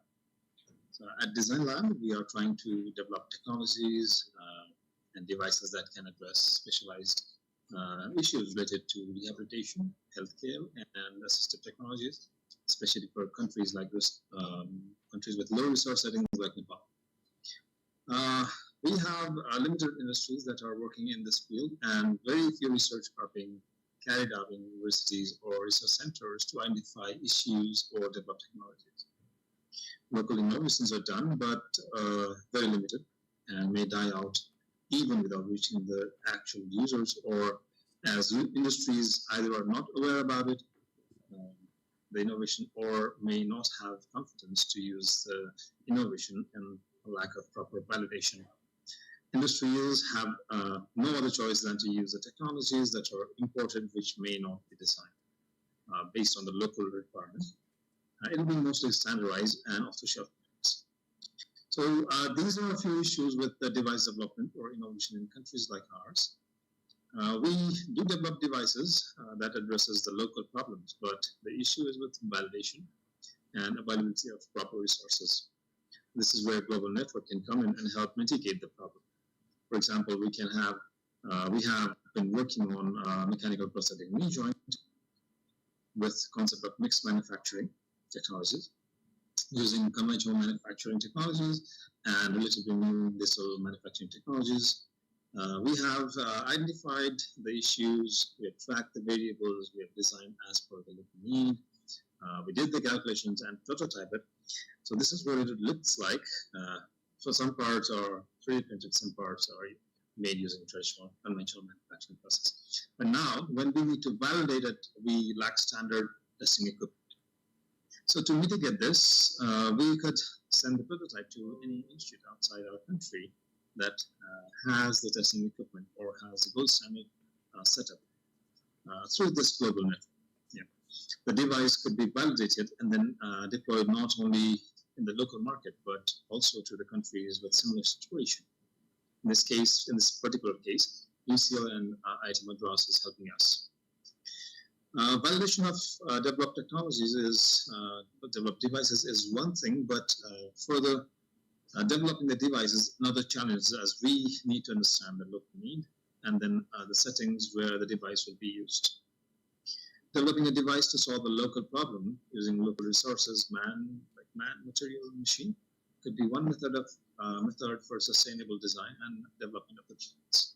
This is what we are doing with GDA Hub in a project. We're trying to utilize local manpower with local experts and manufacturers to identify and solve the problems. For example, there's a case of diabetic foot with a partial amputation of the foot. We as a university are collaborating with local prosthetic centers, occupational therapists, and manufacturers to develop a solution for this case from the user's perspective. We are trying to design a foot with varying stiffness within, depending upon the distribution of the load and need for flexing. Manufacturing this with a conventional method may not be possible, but additive manufacturing and other digital tools may provide more convincing solution that addresses the user's need. So this is what we have been trying. This is the 1/5 scale of stump and the design prosthetic foot. Similarly, this is the 1/2 scale of the foot that we have designed, and it's printed with TPU, flexible material. Similarly, another case is for the amputation of upper limb, a young boy with a dream to drive heavy vehicles professionally. So we are using similar methods to develop a local sustainable solutions for him as well. Further, we are testing the temperature monitoring device, which can be placed within the prosthetic socket, which will continuously monitor the temperature of the part covered with the socket. It's a tiny device.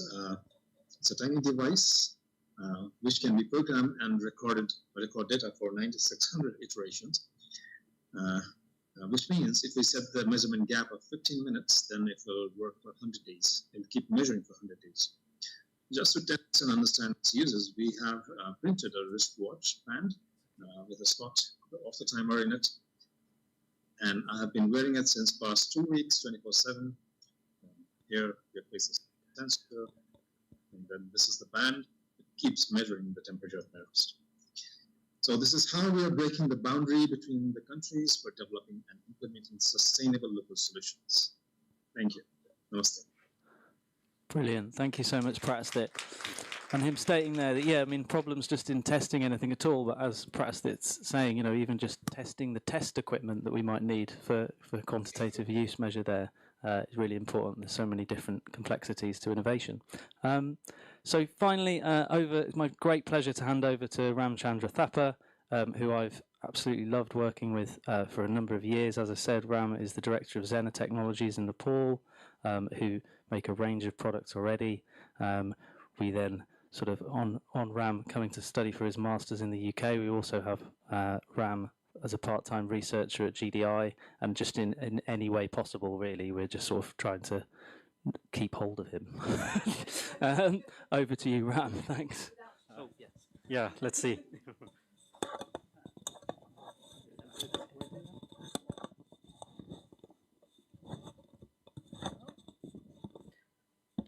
So what has remained is to share my own story now. So hello, London. Namaste. Thanks, Ben, for the wonderful intro. I'm super thrilled to be here today to share my journey of social innovation all the way from Nepal.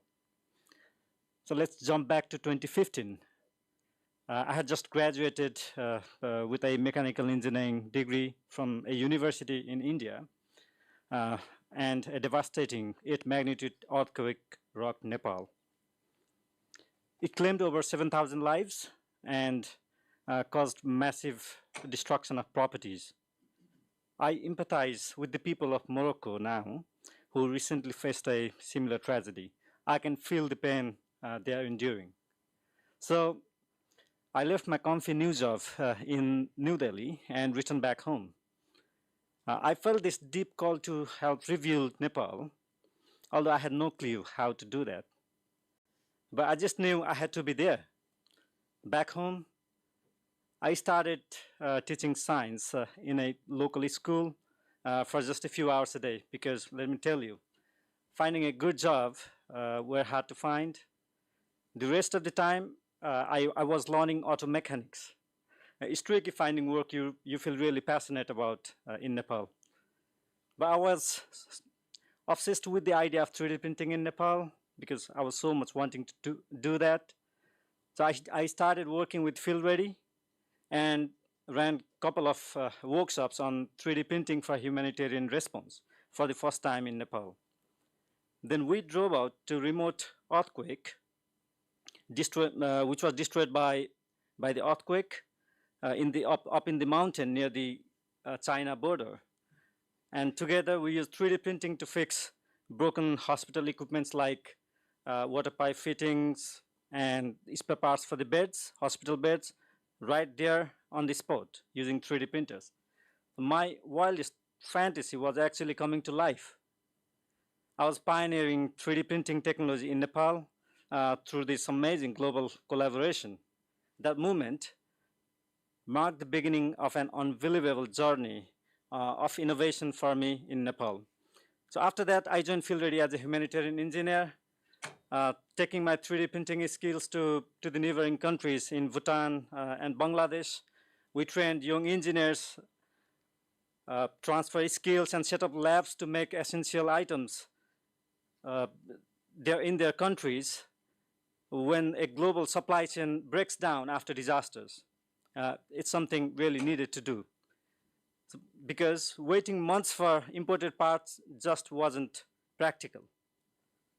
So fast forward to 2017, we founded my company, Zener Technologies, which Ben mentioned, bootstrapping from just one busted 3D printer to a fleet of distributed manufacturing tools. After that, I joined Field Ready as a humanitarian engineer. So yeah, at my company, we do a couple of things, but we try to do almost everything because that's what small companies does. But we mainly focus on the repairs because fixing locally is way faster and cheaper for countries like ours than importing replacement parts. So one time, it's interesting. So one time an NGO called us about a broken medical suction pump, but the equipment importer refused to fix it. They wanted to make a greedy $150 selling a whole machine. So we drove 8 hours to the rural clinic with a 3D printer and solar panels. I've done that many times. Sometimes I run 3D printers from cars' batteries, and it works. So we designed, printed, and fixed the broken part in just an hour for a few dollars. Bam. Take that, overpriced importers. Another one was an efficient wood-burning cooking stove we designed and manufactured in Nepal. That stove has massively improved lives for over 50,000 rural families who rely on burning fuel. So less smoke, more safety. Local people would come to us very regularly asking if we could make assistive devices for them. And we tried that. We made various things for them, though the internet designs rarely fit with their unique needs. As a small company, we had limited expertise in assistive technology to make custom adjustments needed for them. We always thought we could do more, but we really didn't know how. Then there was COVID, and the pandemic was the most issue as the global supply chain came to a complete stop. Our distributed PPE production during COVID using 3D printing and local manufacturing was recognized by UK Aid, and that's when I met Ben. So we did that through the fusion of novel digital manufacturing and conventional manufacturing, like injection molding. We made several different items like PPEs, goggles, nasopharyngeal swabs, and many other things. So as Ben mentioned, we established the Enabling Friday community. That's the network. And we begin to know much about ET sector in Nepal and think about how different actors could come together on problems you have heard from some of our colleagues just before. I'm now embedded in the research team with GDI Hub and act as a researcher with the opportunity to conduct some of the most needed research on ET 2030 program. This journey, seeing how research and evidence is done, has given me a whole new perspective on what is needed to make bigger impacts. So we have begun to investigate wheelchairs. That was also the thing that I did for my thesis. And we have started to work on this. We have conducted a preliminary study on wheelchair provision in Nepal. We interviewed 14 stakeholders in Nepali wheelchair system, and we identified several challenges faced by wheelchair users and service providers in the country. So for the users, issues like inaccessible infrastructure, you don't be able to walk in the pavements in Kathmandu. Lack of awareness, people are not aware of different types of products and different types of disabilities, high cost of product, and scarce availability of suitable wheelchairs severely restrict their mobility and independence. So service providers face different hurdles, such as insufficient training opportunities. Most of the service providers we interviewed, they went to India and other countries to receive trainings, but there are only few trained professionals. Product scarcity and complex import regulations and difficulties with repair and maintenance are the major issues to service providers. So frequent breakdowns occur due to lack of spare parts and due to lack of skilled technician to fix the wheelchairs. So more than 50% of the wheelchairs in the developing countries gets unused because it either doesn't meet the requirement of the user or it gets broken down in 3 or 6 months. And you can fix it because you don't get spare parts.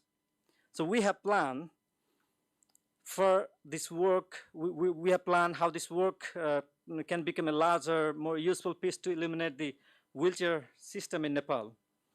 We are also trying to make clear for all the opportunities in local production ecosystem, like what we did earlier. We have begun trying to map this with interviews with 9 local manufacturers in Nepal to characterize local production capabilities in diverse materials and technologies. So we want to expand this mapping to see how we can act as a system, not just working alone, like not just engineers, not just working as an engineer and health professionals, not just working as a health professional. So bringing everyone together to work in these problems. So we interviewed CDCA, the Center for Disabled Children Assistance, who work on wheelchair distribution programs in Nepal. CDCA is a major distributor of wheelchair in Nepal. They receive around 250 to 300 wheelchairs every year on a regular basis. So during the interview, CDCA identified 5 spare parts which would require frequent replacement as they wear out during use. So a follow-up visit to the wheelchair facility was made to understand the nature of parts and components and how they interact with the major component of the wheelchair. These components were plastic parts and they possess very low risk to user, but were very important to maintain functionality of the wheelchair, to ensure its safety and durability. Although many other parts such as caster wheel, armrest, footrest, seating, and the tires were also of high interest, these 5 simple components were recommended by CDCA for the pilot, considering its manufacturability and the time limitations. Although some limitations persist in terms of materials and technology, we can supplement these with the network of conventional production process like injection molding and casting factories in Nepal, which does exist, and just few people know that. However, quality control, infrastructure, and vocational skills need substantial improvement because that's the missing bit. So while technology is just one piece of innovation puzzle, as Ben mentioned, a motivated and dynamic team is the key, like we have here. So with GDI Hub Network and local partners, our actions are fortified by global local systems thinking, and we are poised for future progress. From my more recent experiences, working in the research and working on my own thesis, working more in depth in the AT sector, it seems that there is a wealth of overwhelming information and policies on assistive technologies, disability rights, and global development. Yeah. But what truly makes a difference is taking small actions with the potential to scale. That's what I feel. With the GDI Hub and our ecosystem, we are striving to do just that. So I hope it inspires you to take small actions that can make a big difference in our world. Keep dreaming, keep creating, keep making things, and maybe one day your fantasy company will become a reality too, like mine. So namaste, and see you again.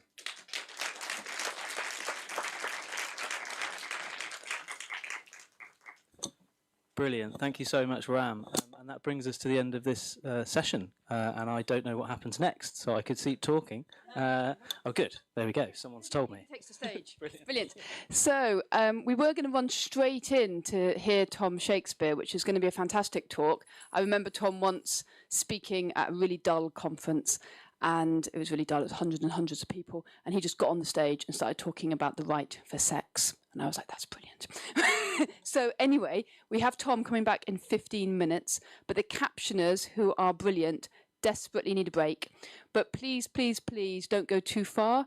Come back within 15 minutes. If you need to run, wheel, float upstairs, grab some water or coffee. But if you can come back within 15 minutes, we'll be back here to hear Tom and then talk about the future of tech to finish it all off. Thank you.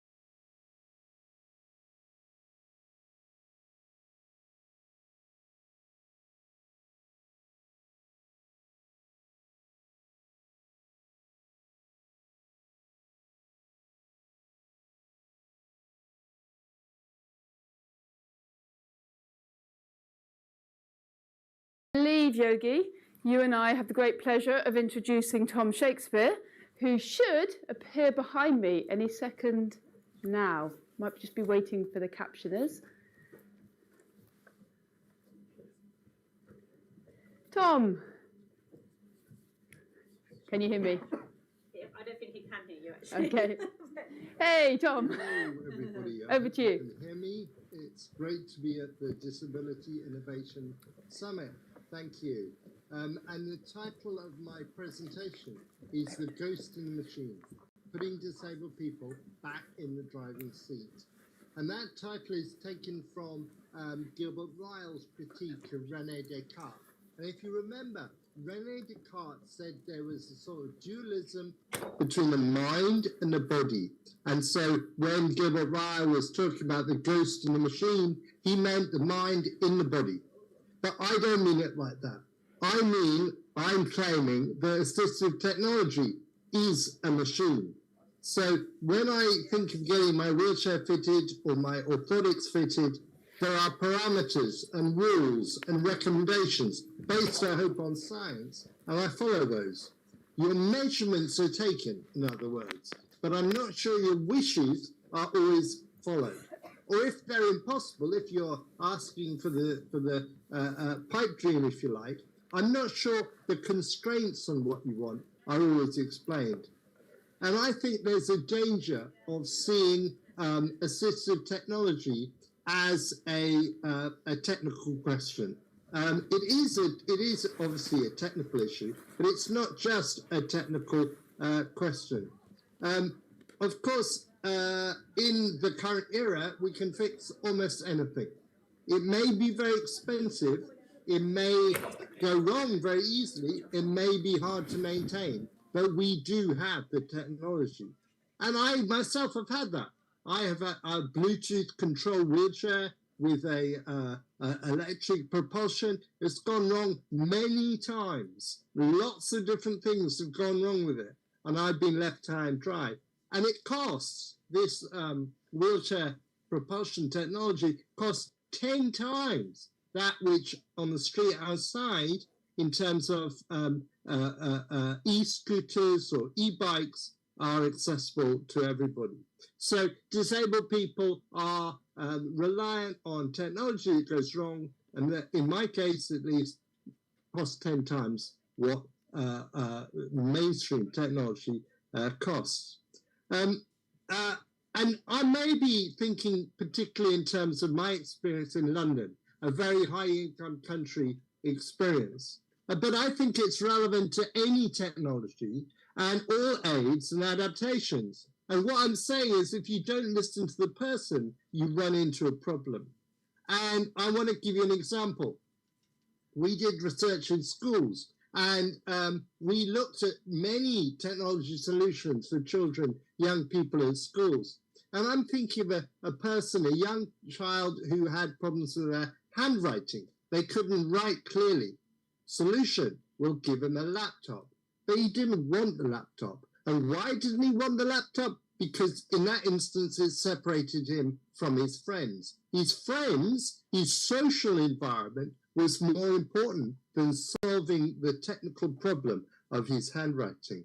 And I could show you all of the excitement about exoskeletons and what is possible and how far robotics and those sorts of cutting edge of assistive technology gets very excited. I've written a commentary on it because is it going to be available for everybody? Is it going to be accessible and able to go into all spaces? Is it going to be cheap and repairable enough really to empower somebody? And I'm not sure it will. So the AT machine, if you like, requires us disabled people to say what we need and what works for us. And I think a relationship between the professional engineer or OT or PT and the disabled person is required. And the relationship is everything. Let me tell you about two OTs that I had when I was paralyzed in hospital. And one of them was a young OT, and he was new to the profession. And he said, my job is to empower you. So what you want, I will try and help you achieve. That was great. That was what I wanted as a newly disabled, newly paralyzed person. The other OT had a look at me transferring, this is a day or two before I left the hospital, transferring to the bath using a transfer board. And she said to me, I can't allow you to do that. And it made me so cross, because I thought, you're not going to live with me. How can you stop me doing that? I will do what I want. And therefore, your job is to say to me, let us work together to make you safe and to prevent the accidents that can occur if you do not use this assistive technology correctly. So AT, assistive technology, can be brilliant, can be an empowering, life-changing thing, but it can also be an expensive disaster. Remember how much AT is unused. Loads and loads of AT is not appropriate, does not solve the problem, and it's never used, wherever we're talking about. So we have to think about that social and cultural context. Let's think about the child who, while they had a technical solution, did not have a social and cultural solution because that social cultural context was not solved. Simple, we know simple is often best. We've seen motivations, wonderful wheelchairs adapted to the environments in which they're used. We know about the Jaipur foot, which is more available, more accessible in a low-income setting. And so it's no good having the best technology in the world if you have a potholed street outside and no pavement. We need to have a technology suitable for our setting. And I think we need to recognize that disabled people are the clients, but they are also the people who solve some of the problems. For example, when I was first paralyzed, my friend Jazz explained to me how to use a car. Now, I passed my test, I was years past that, but she explained to me how a wheelchair user transferred to the front seat, the passenger seat, strapped themselves in, bent over, took one wheel off their ultralight wheelchair, put it in the back, took the other wheel off their ultralight wheelchair, put it in the back, took the chassis over their head and put it in the back, then shut the door, undid the seatbelt, moved into the steering, the driver's seat, and took control from there. And when they got to where they wanted to go, they reversed the process. No OT explained me that. No physiotherapist explained me that. Another disabled person explained me that. Just as disabled people were the ones who told us how to use our wheelchairs, because we have ways of doing things. We understand what we have to live with. And often we innovate solutions to the problems we face. So the ghost of the machine, we must put disabled people in as not just the clients, but also the solvers of some of the problems. And above all, access to assistive technology is the key. We can talk about better technology all we like, but if we don't get that to the people who need it at a cost that's affordable, at a prototype that is easily maintained and doesn't go wrong, then we're wasting everybody's time and everybody's money. And that's everyone's problem, both in low middle income settings and also in high income settings. Thank you very much. Goodbye.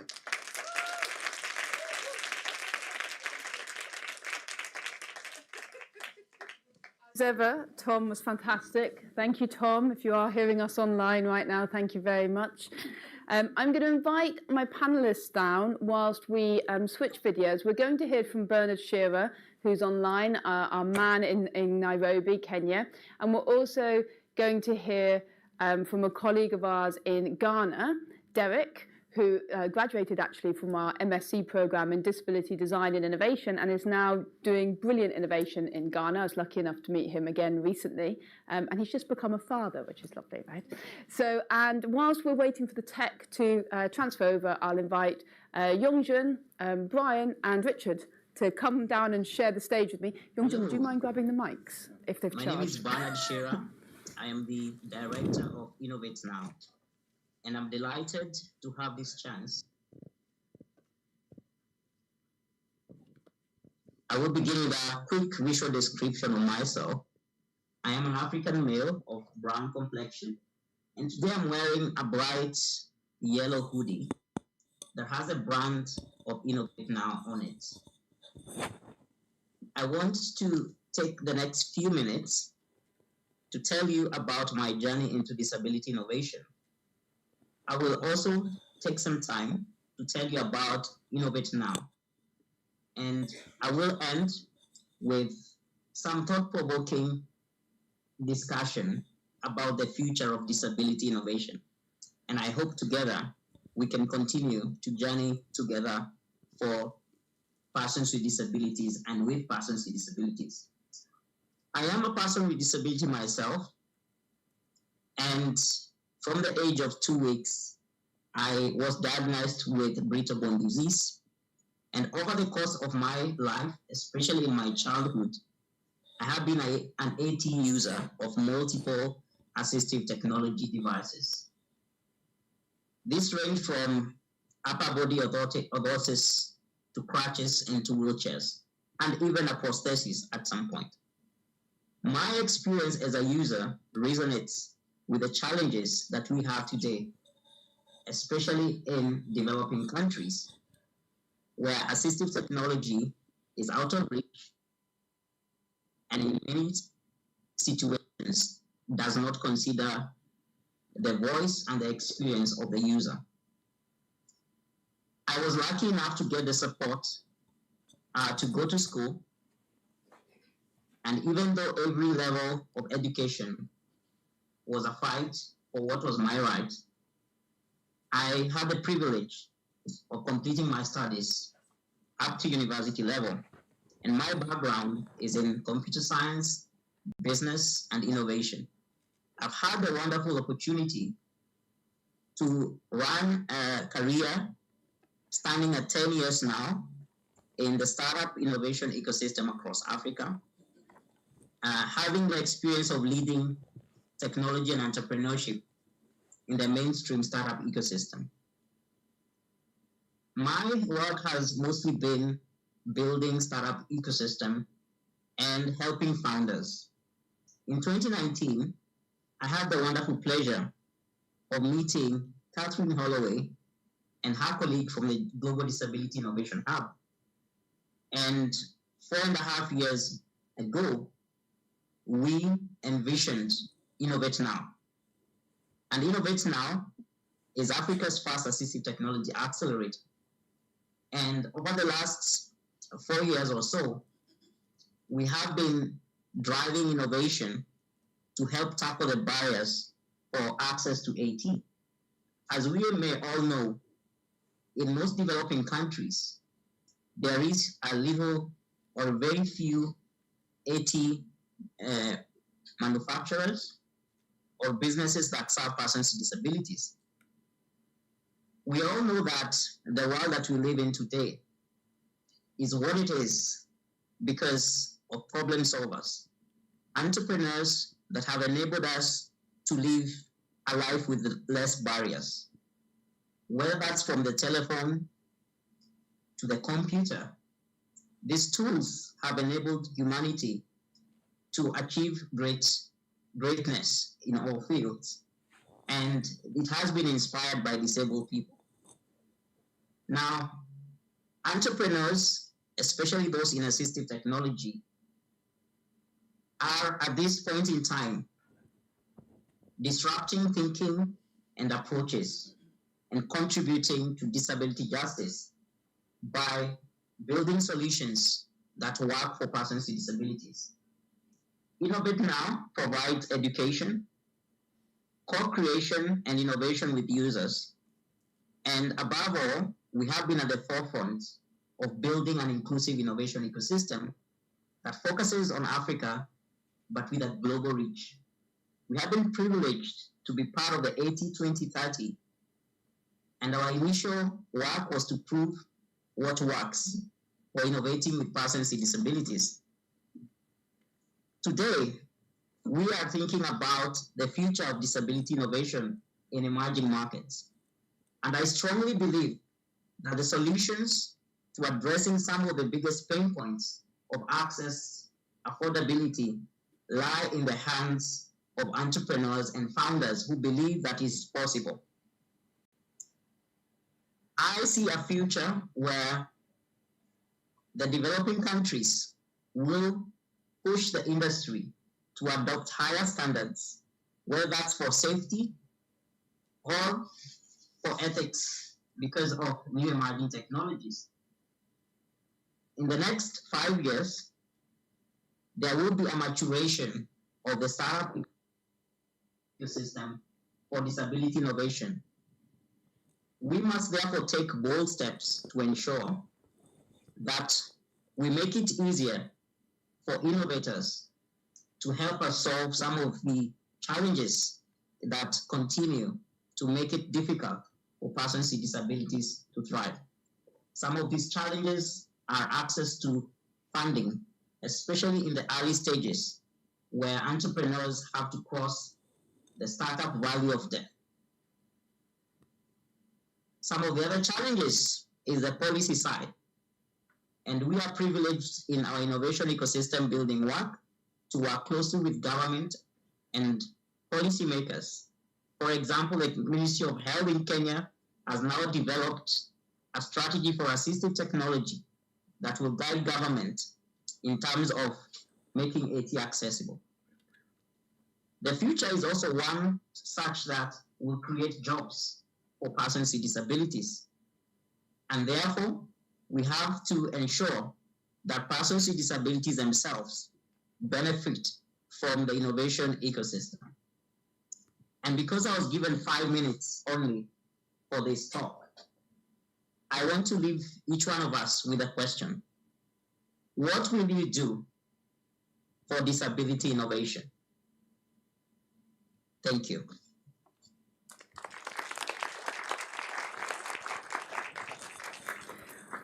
I'm often completely shocked that it's been 4.5 years since I've known Bernard, but I remember the first day that I met him and he was running a small accelerator, and I thought, oh, this would be great, maybe he'd like to do this. And Julia Barbareschi and I convinced him. We are going to go to Derek now, I believe, who is in Ghana, for his quick perspective on being an innovator in West Africa. Just to let everyone know, the schedule will then be that Yongjin will take the stage for a quick scene-setting talk before a final Q&A of the panel, so get your questions ready. And whilst Derek waits, while we're waiting for Derek. Derek Omari. Okay, perfect. I'm a technology entrepreneur and disability consultant based in Ghana.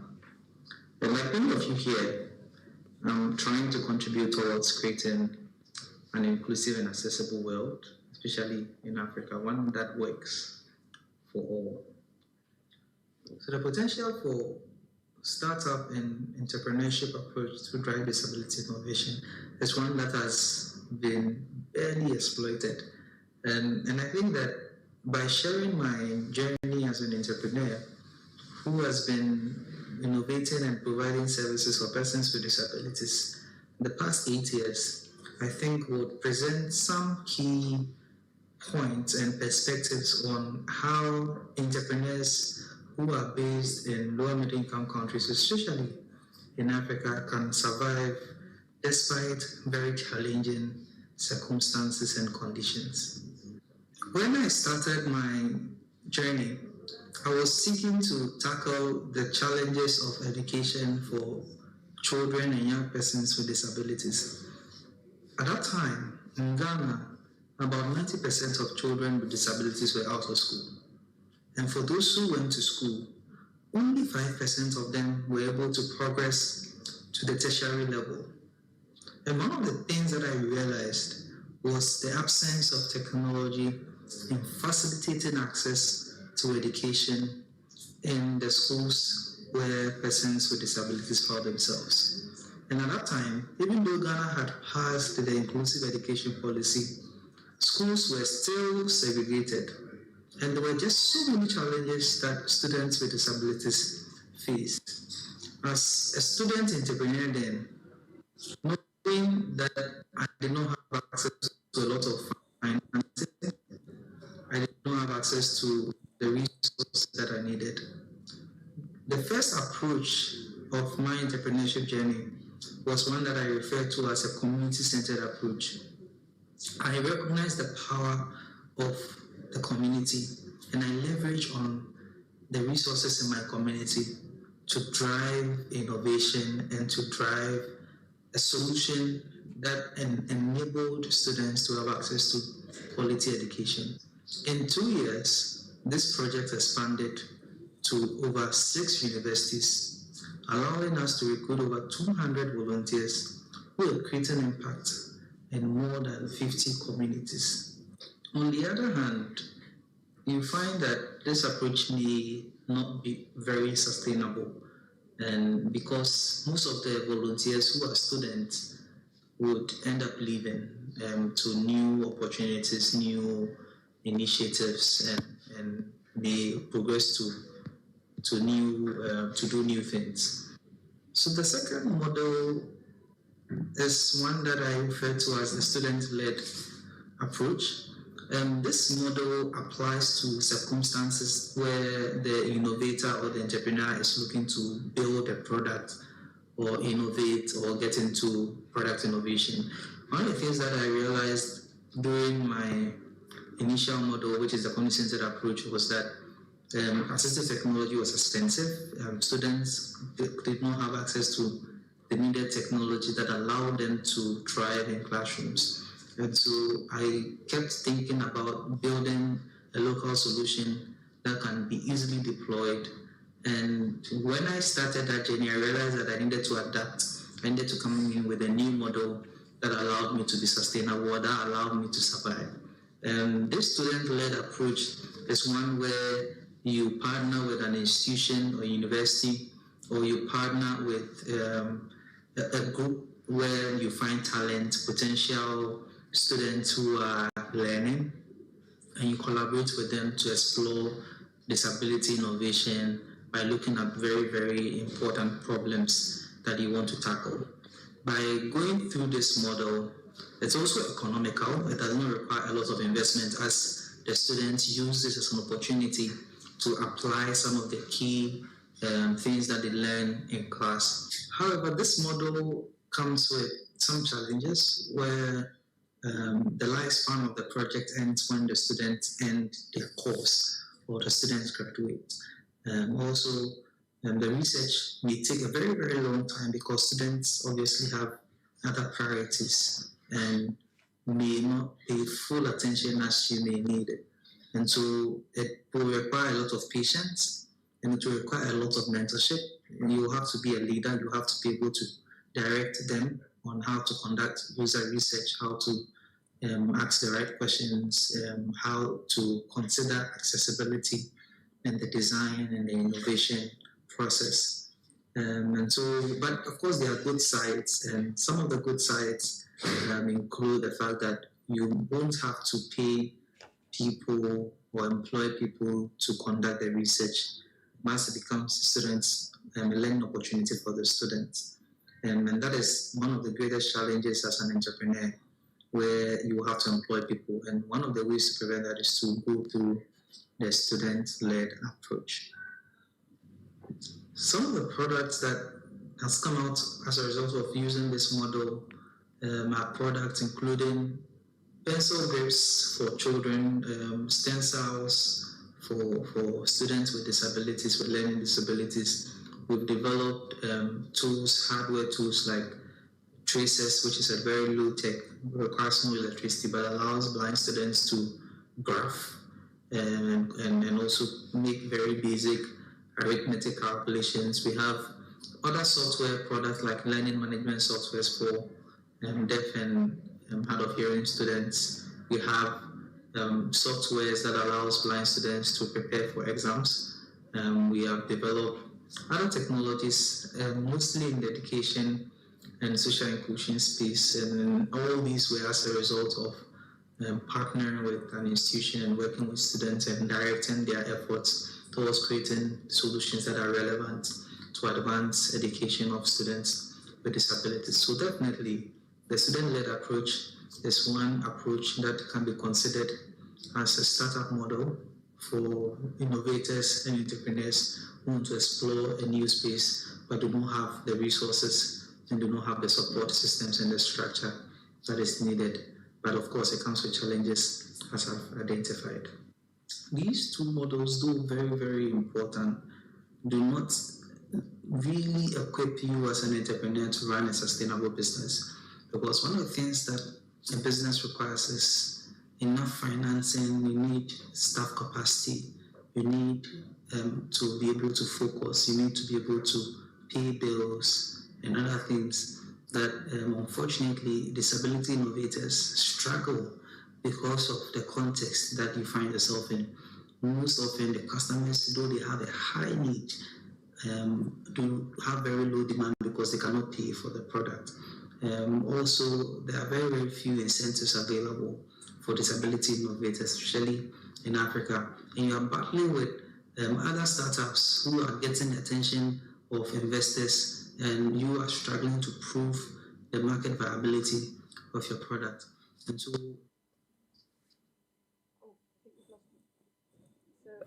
sorry, I think Derek, we cut Derek off very slowly there, but I'm not sure I was meant to go quite so harshly. So apologies to Derek, but we are running low on time. I really do appreciate that the captioners and the sign language interpreters are only booked to 5 p.m. So if they will give us a little bit of leeway of 5 or 10 minutes, I will personally be very grateful, but I do appreciate it might not be possible. So I'm going to hand over quickly to Youngjun, who's going to give a bit of a vision for the future, and then Brian and Richard are going to give us some closing remarks and comments, and then hopefully we can wrap up. Yogi and I are just going to get out of the way so that Youngjun has the stage. Yogi, come in. Yogi doesn't like leaving the limelight. Thanks, Kathy. Good afternoon, everyone. I'm Youngjun Jo, Associate Professor of Computational Physiology and Intelligence, and also Director of MSc in Disability Design and Innovation. Actually, it was just such a great pleasure having Derek and many other disability innovation pioneers in our master program. And in this talk, we will be mainly discussing how AI, quite hot topic, artificial intelligence, can be useful for people with disability, all of us in many different everyday life situations. AI is now everywhere, right? And it seems like AI has suddenly appeared all at once, like a famous movie title. But actually, the AI has been here at least for a couple of decades, and just rapidly growing data availability and the computing powers have fostered the AI development in both in academia and industry, and also have massively improved the AI's capability. So that's why we have been seeing numerous applications out there. The current fast-paced trend and the nature of AI can influence our thoughts and how we behave without giving us much time to think about it. So many theorists, philosophers, and regulators have been quite concerned about the negativity of AI. Like the current very popular generative AI, like ChatGPT, generating text, could be used for like fake accounts in social media. So it needs a careful consideration of regulation and ethics.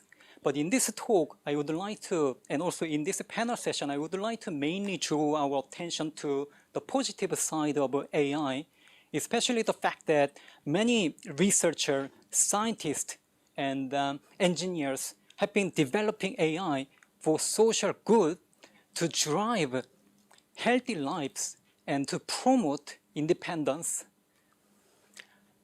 So, what is AI, by the way? What is AI? AI is machine's intelligence, the machine's perception, synthesis, and inference of information. While there are a vast variety of fields and topics within AI, a recent study investigated the positive socially beneficial outcomes of AI with Sustainable Development Goal experts. And then results show that the AI can actually possibly positively contribute to 79% of all SDG targets, like 169 SDG targets, including those under the goal 3, ensuring healthy lives and promoting well-being for all. So for example, AI-powered health analysis can improve our holistic understandings of non-communicable disease that often cause disability. Also, AI-infused daily products like speech-to-text, transcription and translator apps have been greatly improving accessibility in many contexts, including education. And when it comes to disability innovation, I must highlight that AI has already started empowering assistive technology that help us to augment our capability and promote independence.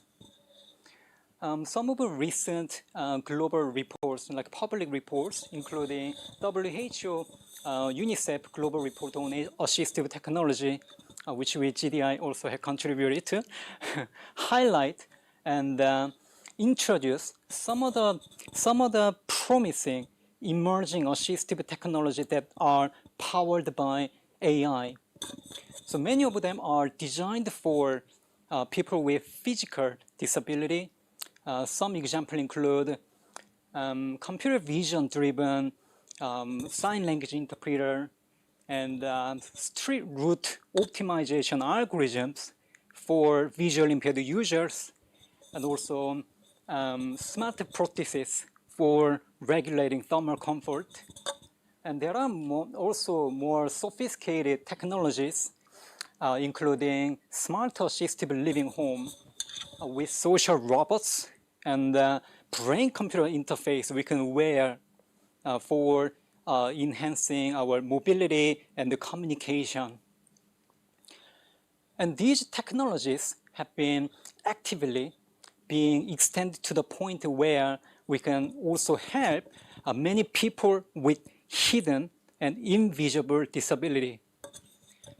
Mental and neurodevelopmental disorders, for example, are in fact one of the top leading cause of disability, including anxiety disorder and dementia.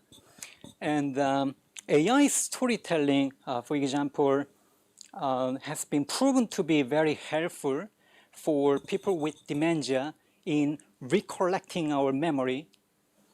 And also my group has been very actively developing and investigating the self-tracking and self-care assistive technologies, and they are powered by wearable biosensors and also physiological computing, including brain-computer interface. And but still, while they are being validated in labs, they can possibly improve our interoceptive awareness of our body and enhance our self-motivation for feeling good and drive positive behavior change. AI is not only directly influencing or improving assistive technology, but also can help many individuals and family members to find the useful information about assistive technology and to choose the right products and the service quite easily, more easily. This is called the information seeking journey. And indeed, we have been working on this topic a couple of years now. And one of the crucial points is that, probably we know this, information about assistive technologies are really fragmented across different sources, including academic publication and many stakeholder websites. And in our recent study on the current information seeking practice and challenge, we worked with a group of people with motor neuron disease which progressively weaken our muscle and nerves, and evidence-based information turns out to be one of the top priority for the group. But current search engine like Google or Bing and others have been often giving us like promotional material and others, which are quite biased, right, and lacking some evidence. And here I argue that AI, and especially large language models, can possibly address such a situation, could help address the situation by giving us the right information with sufficient supportive evidence efficiently. So we collaborated, we co-created and evaluated our very first information-seeking agent together with people with disability, and we are just about to launch our beta version, which we hope will impact many of us. To conclude, there are many AI applications which could possibly used for negative purpose, like perhaps manipulating our language or our general public conversation, so that which needs some careful consideration, take care of ethics and ethical consideration. But AI can be greatly beneficial for many people in need, enhancing our understandings of our body and our psychophysiological needs to innovate assistive technology and also the provision of such technology for both physical and also mental disabilities. This can empower many individuals and help us to take control of our health and independence, in turn fostering everyone's participation in every facet of society. Thank you.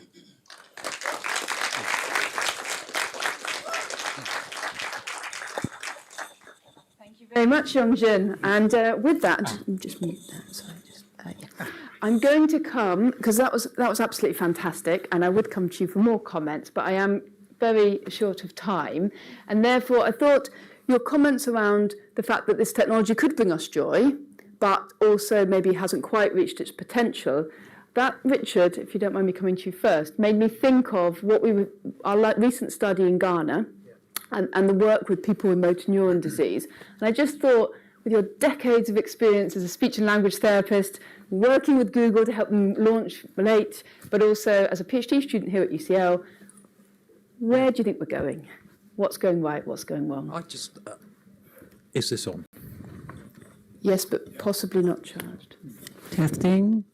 1, 2, 3. I think so. Thank you. No, it's not working. Try again.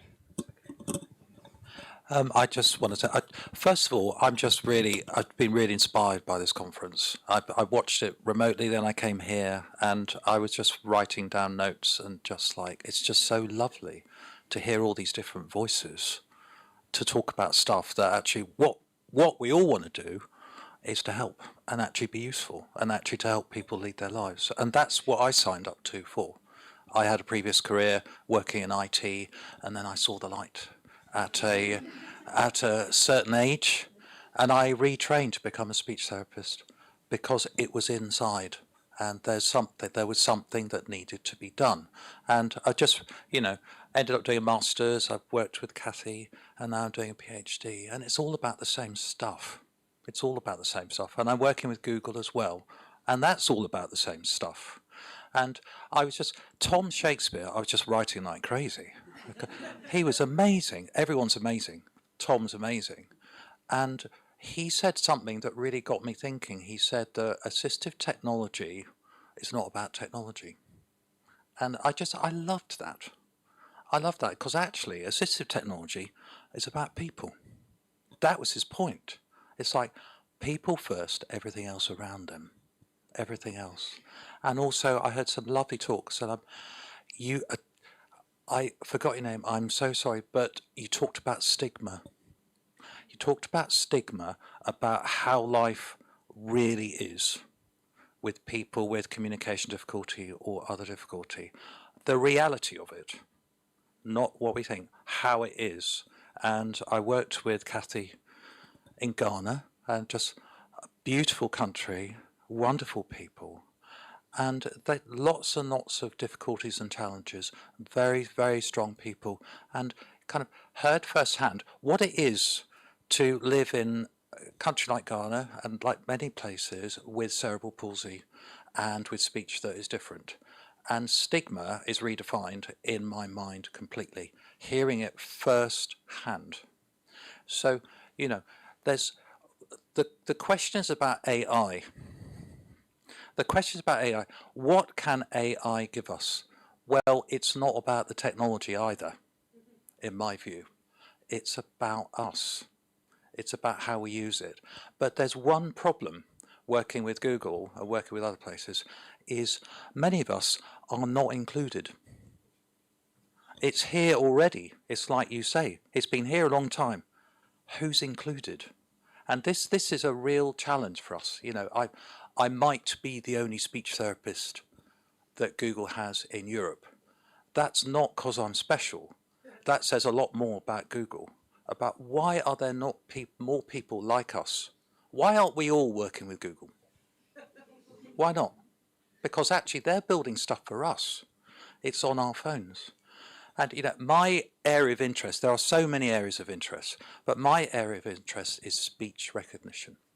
Because I think if speech recognition technology, ASR as it's called, works better for everybody, then everybody's got a better chance of being understood. Saying what they want to say, to who they want to say it, wherever they want to say it. And that makes a difference. Because certainly people living in Ghana who we worked with have been held back in education, have been rejected from work. And that is the real life. And the people we met are the survivors who have been, who came all the way from the north of the country to talk to us, to tell us their story. And it was about fighting. Super smart, super brilliant. It's like, who loses when they lose? And it's everybody. We all lose. They have such stuff to give us, to contribute. So we're working on speech recognition technology with Google, something called Project Relate. And AI, I don't get it either. AI works with a very limited set of data for people with changed speech or dysarthria and extrapolates it, so that we use a lot less data to try and get people understood. But of course, you know, it's the big problem. There are many, but the big problem is, you know, how do we measure success with speech recognition technology that might work for everyone? In technology land, they use something called word error rate, which is the number of words accurately recognized per 100 on the system. The problem is word error rate does not differentiate between words, and some words are more important than others, like people's names, places and things. And those words, by no coincidence, are really hard to substitute for other words. So therefore the content of the words matter. So a kind of an ongoing battle at Google that, you know, we're having is just like, we don't want word error rate. What we want is how people understand. But that's really hard to measure from a phone because it's not even on the phone. So we've got that. And of course, it's only in English, which is another problem. Just how many people do we want to exclude by this product? That's the question. And so fortunately, you know, with the kind of research that's going on at the moment, is that we are highlighting that actually AI can be great. It will be great. It's already here, but there are a couple of things we need to tell you. We need to be involved because it's never going to work unless you understand what the real deal is. And by the way, make it work in the language I want to use. Thank you, Richard. Thank you so much for that contribution. And we are still delighted that Google does make the product. We just give poor Chris and co a hard time to make it a little bit better. If the interpreters would just stay a few more minutes, I am going to give our good friend Brian the final word on what you think is the future of disability innovation, given your journey thus far as an innovator. Over to you. No pressure. Thank you, Kathy. I think I will just echo everyone's words. It's such a pleasure to be here. I think the first time I saw the invite for this event, I was like, Innovation Summit, like a whole event just about innovations. And I think this is just wonderful, where we can have conversations and everyone can show exactly how they're innovating for disabilities. And previously it was just a very small, I think most of the conferences I've been in, it's just a very small topic of 10 minutes, but now this is a 2-day conference of disability innovations, which I think that is the future, where we can have such conversations. And so my name is Brian Mwenda, and I lead a team at HopeTech, and we're building mobility solutions for visually impaired people and blind people. And started the work 7 years ago in Kenya. And the idea that we had was, how do we give independence of mobility to people with sight loss? So in Kenya, I think most people have access to just a white cane. I've been trying to find a guide dog in Kenya. I've never seen one. And the shocking thing is that there's only like 20,000 guide dogs in the whole world for like 300 million people, which is really not good. And I talked recently with somebody with a guide dog. It took them 6 months for the dog to be trained, another 6 months to train with the dog. And then it's of course very expensive to maintain and even to get the dog. So such kind of accessing assistive technologies for mobility is the problems that we're trying to address at HopeTech. And we've just been building from Kenya, and we're now based in the UK and in Austria, trying to find the product market fit for our technologies, and also trying to find the right problem solution fit. And I think the future of assistive technologies is through co-creation. I think that has been the main theme in this conference. Co-creation, you have to build it with us. You have to build, and you have to have this conversation as you're building every single product out there. So we recently set up a Center for Research and Distribution of Assistive Technologies in Kenya. It's called Census Hub. One of the questions I got was, it's such a small market. If you're targeting just research and distribution for assistive technologies, that's a very small market. Why would you set up a whole business for that?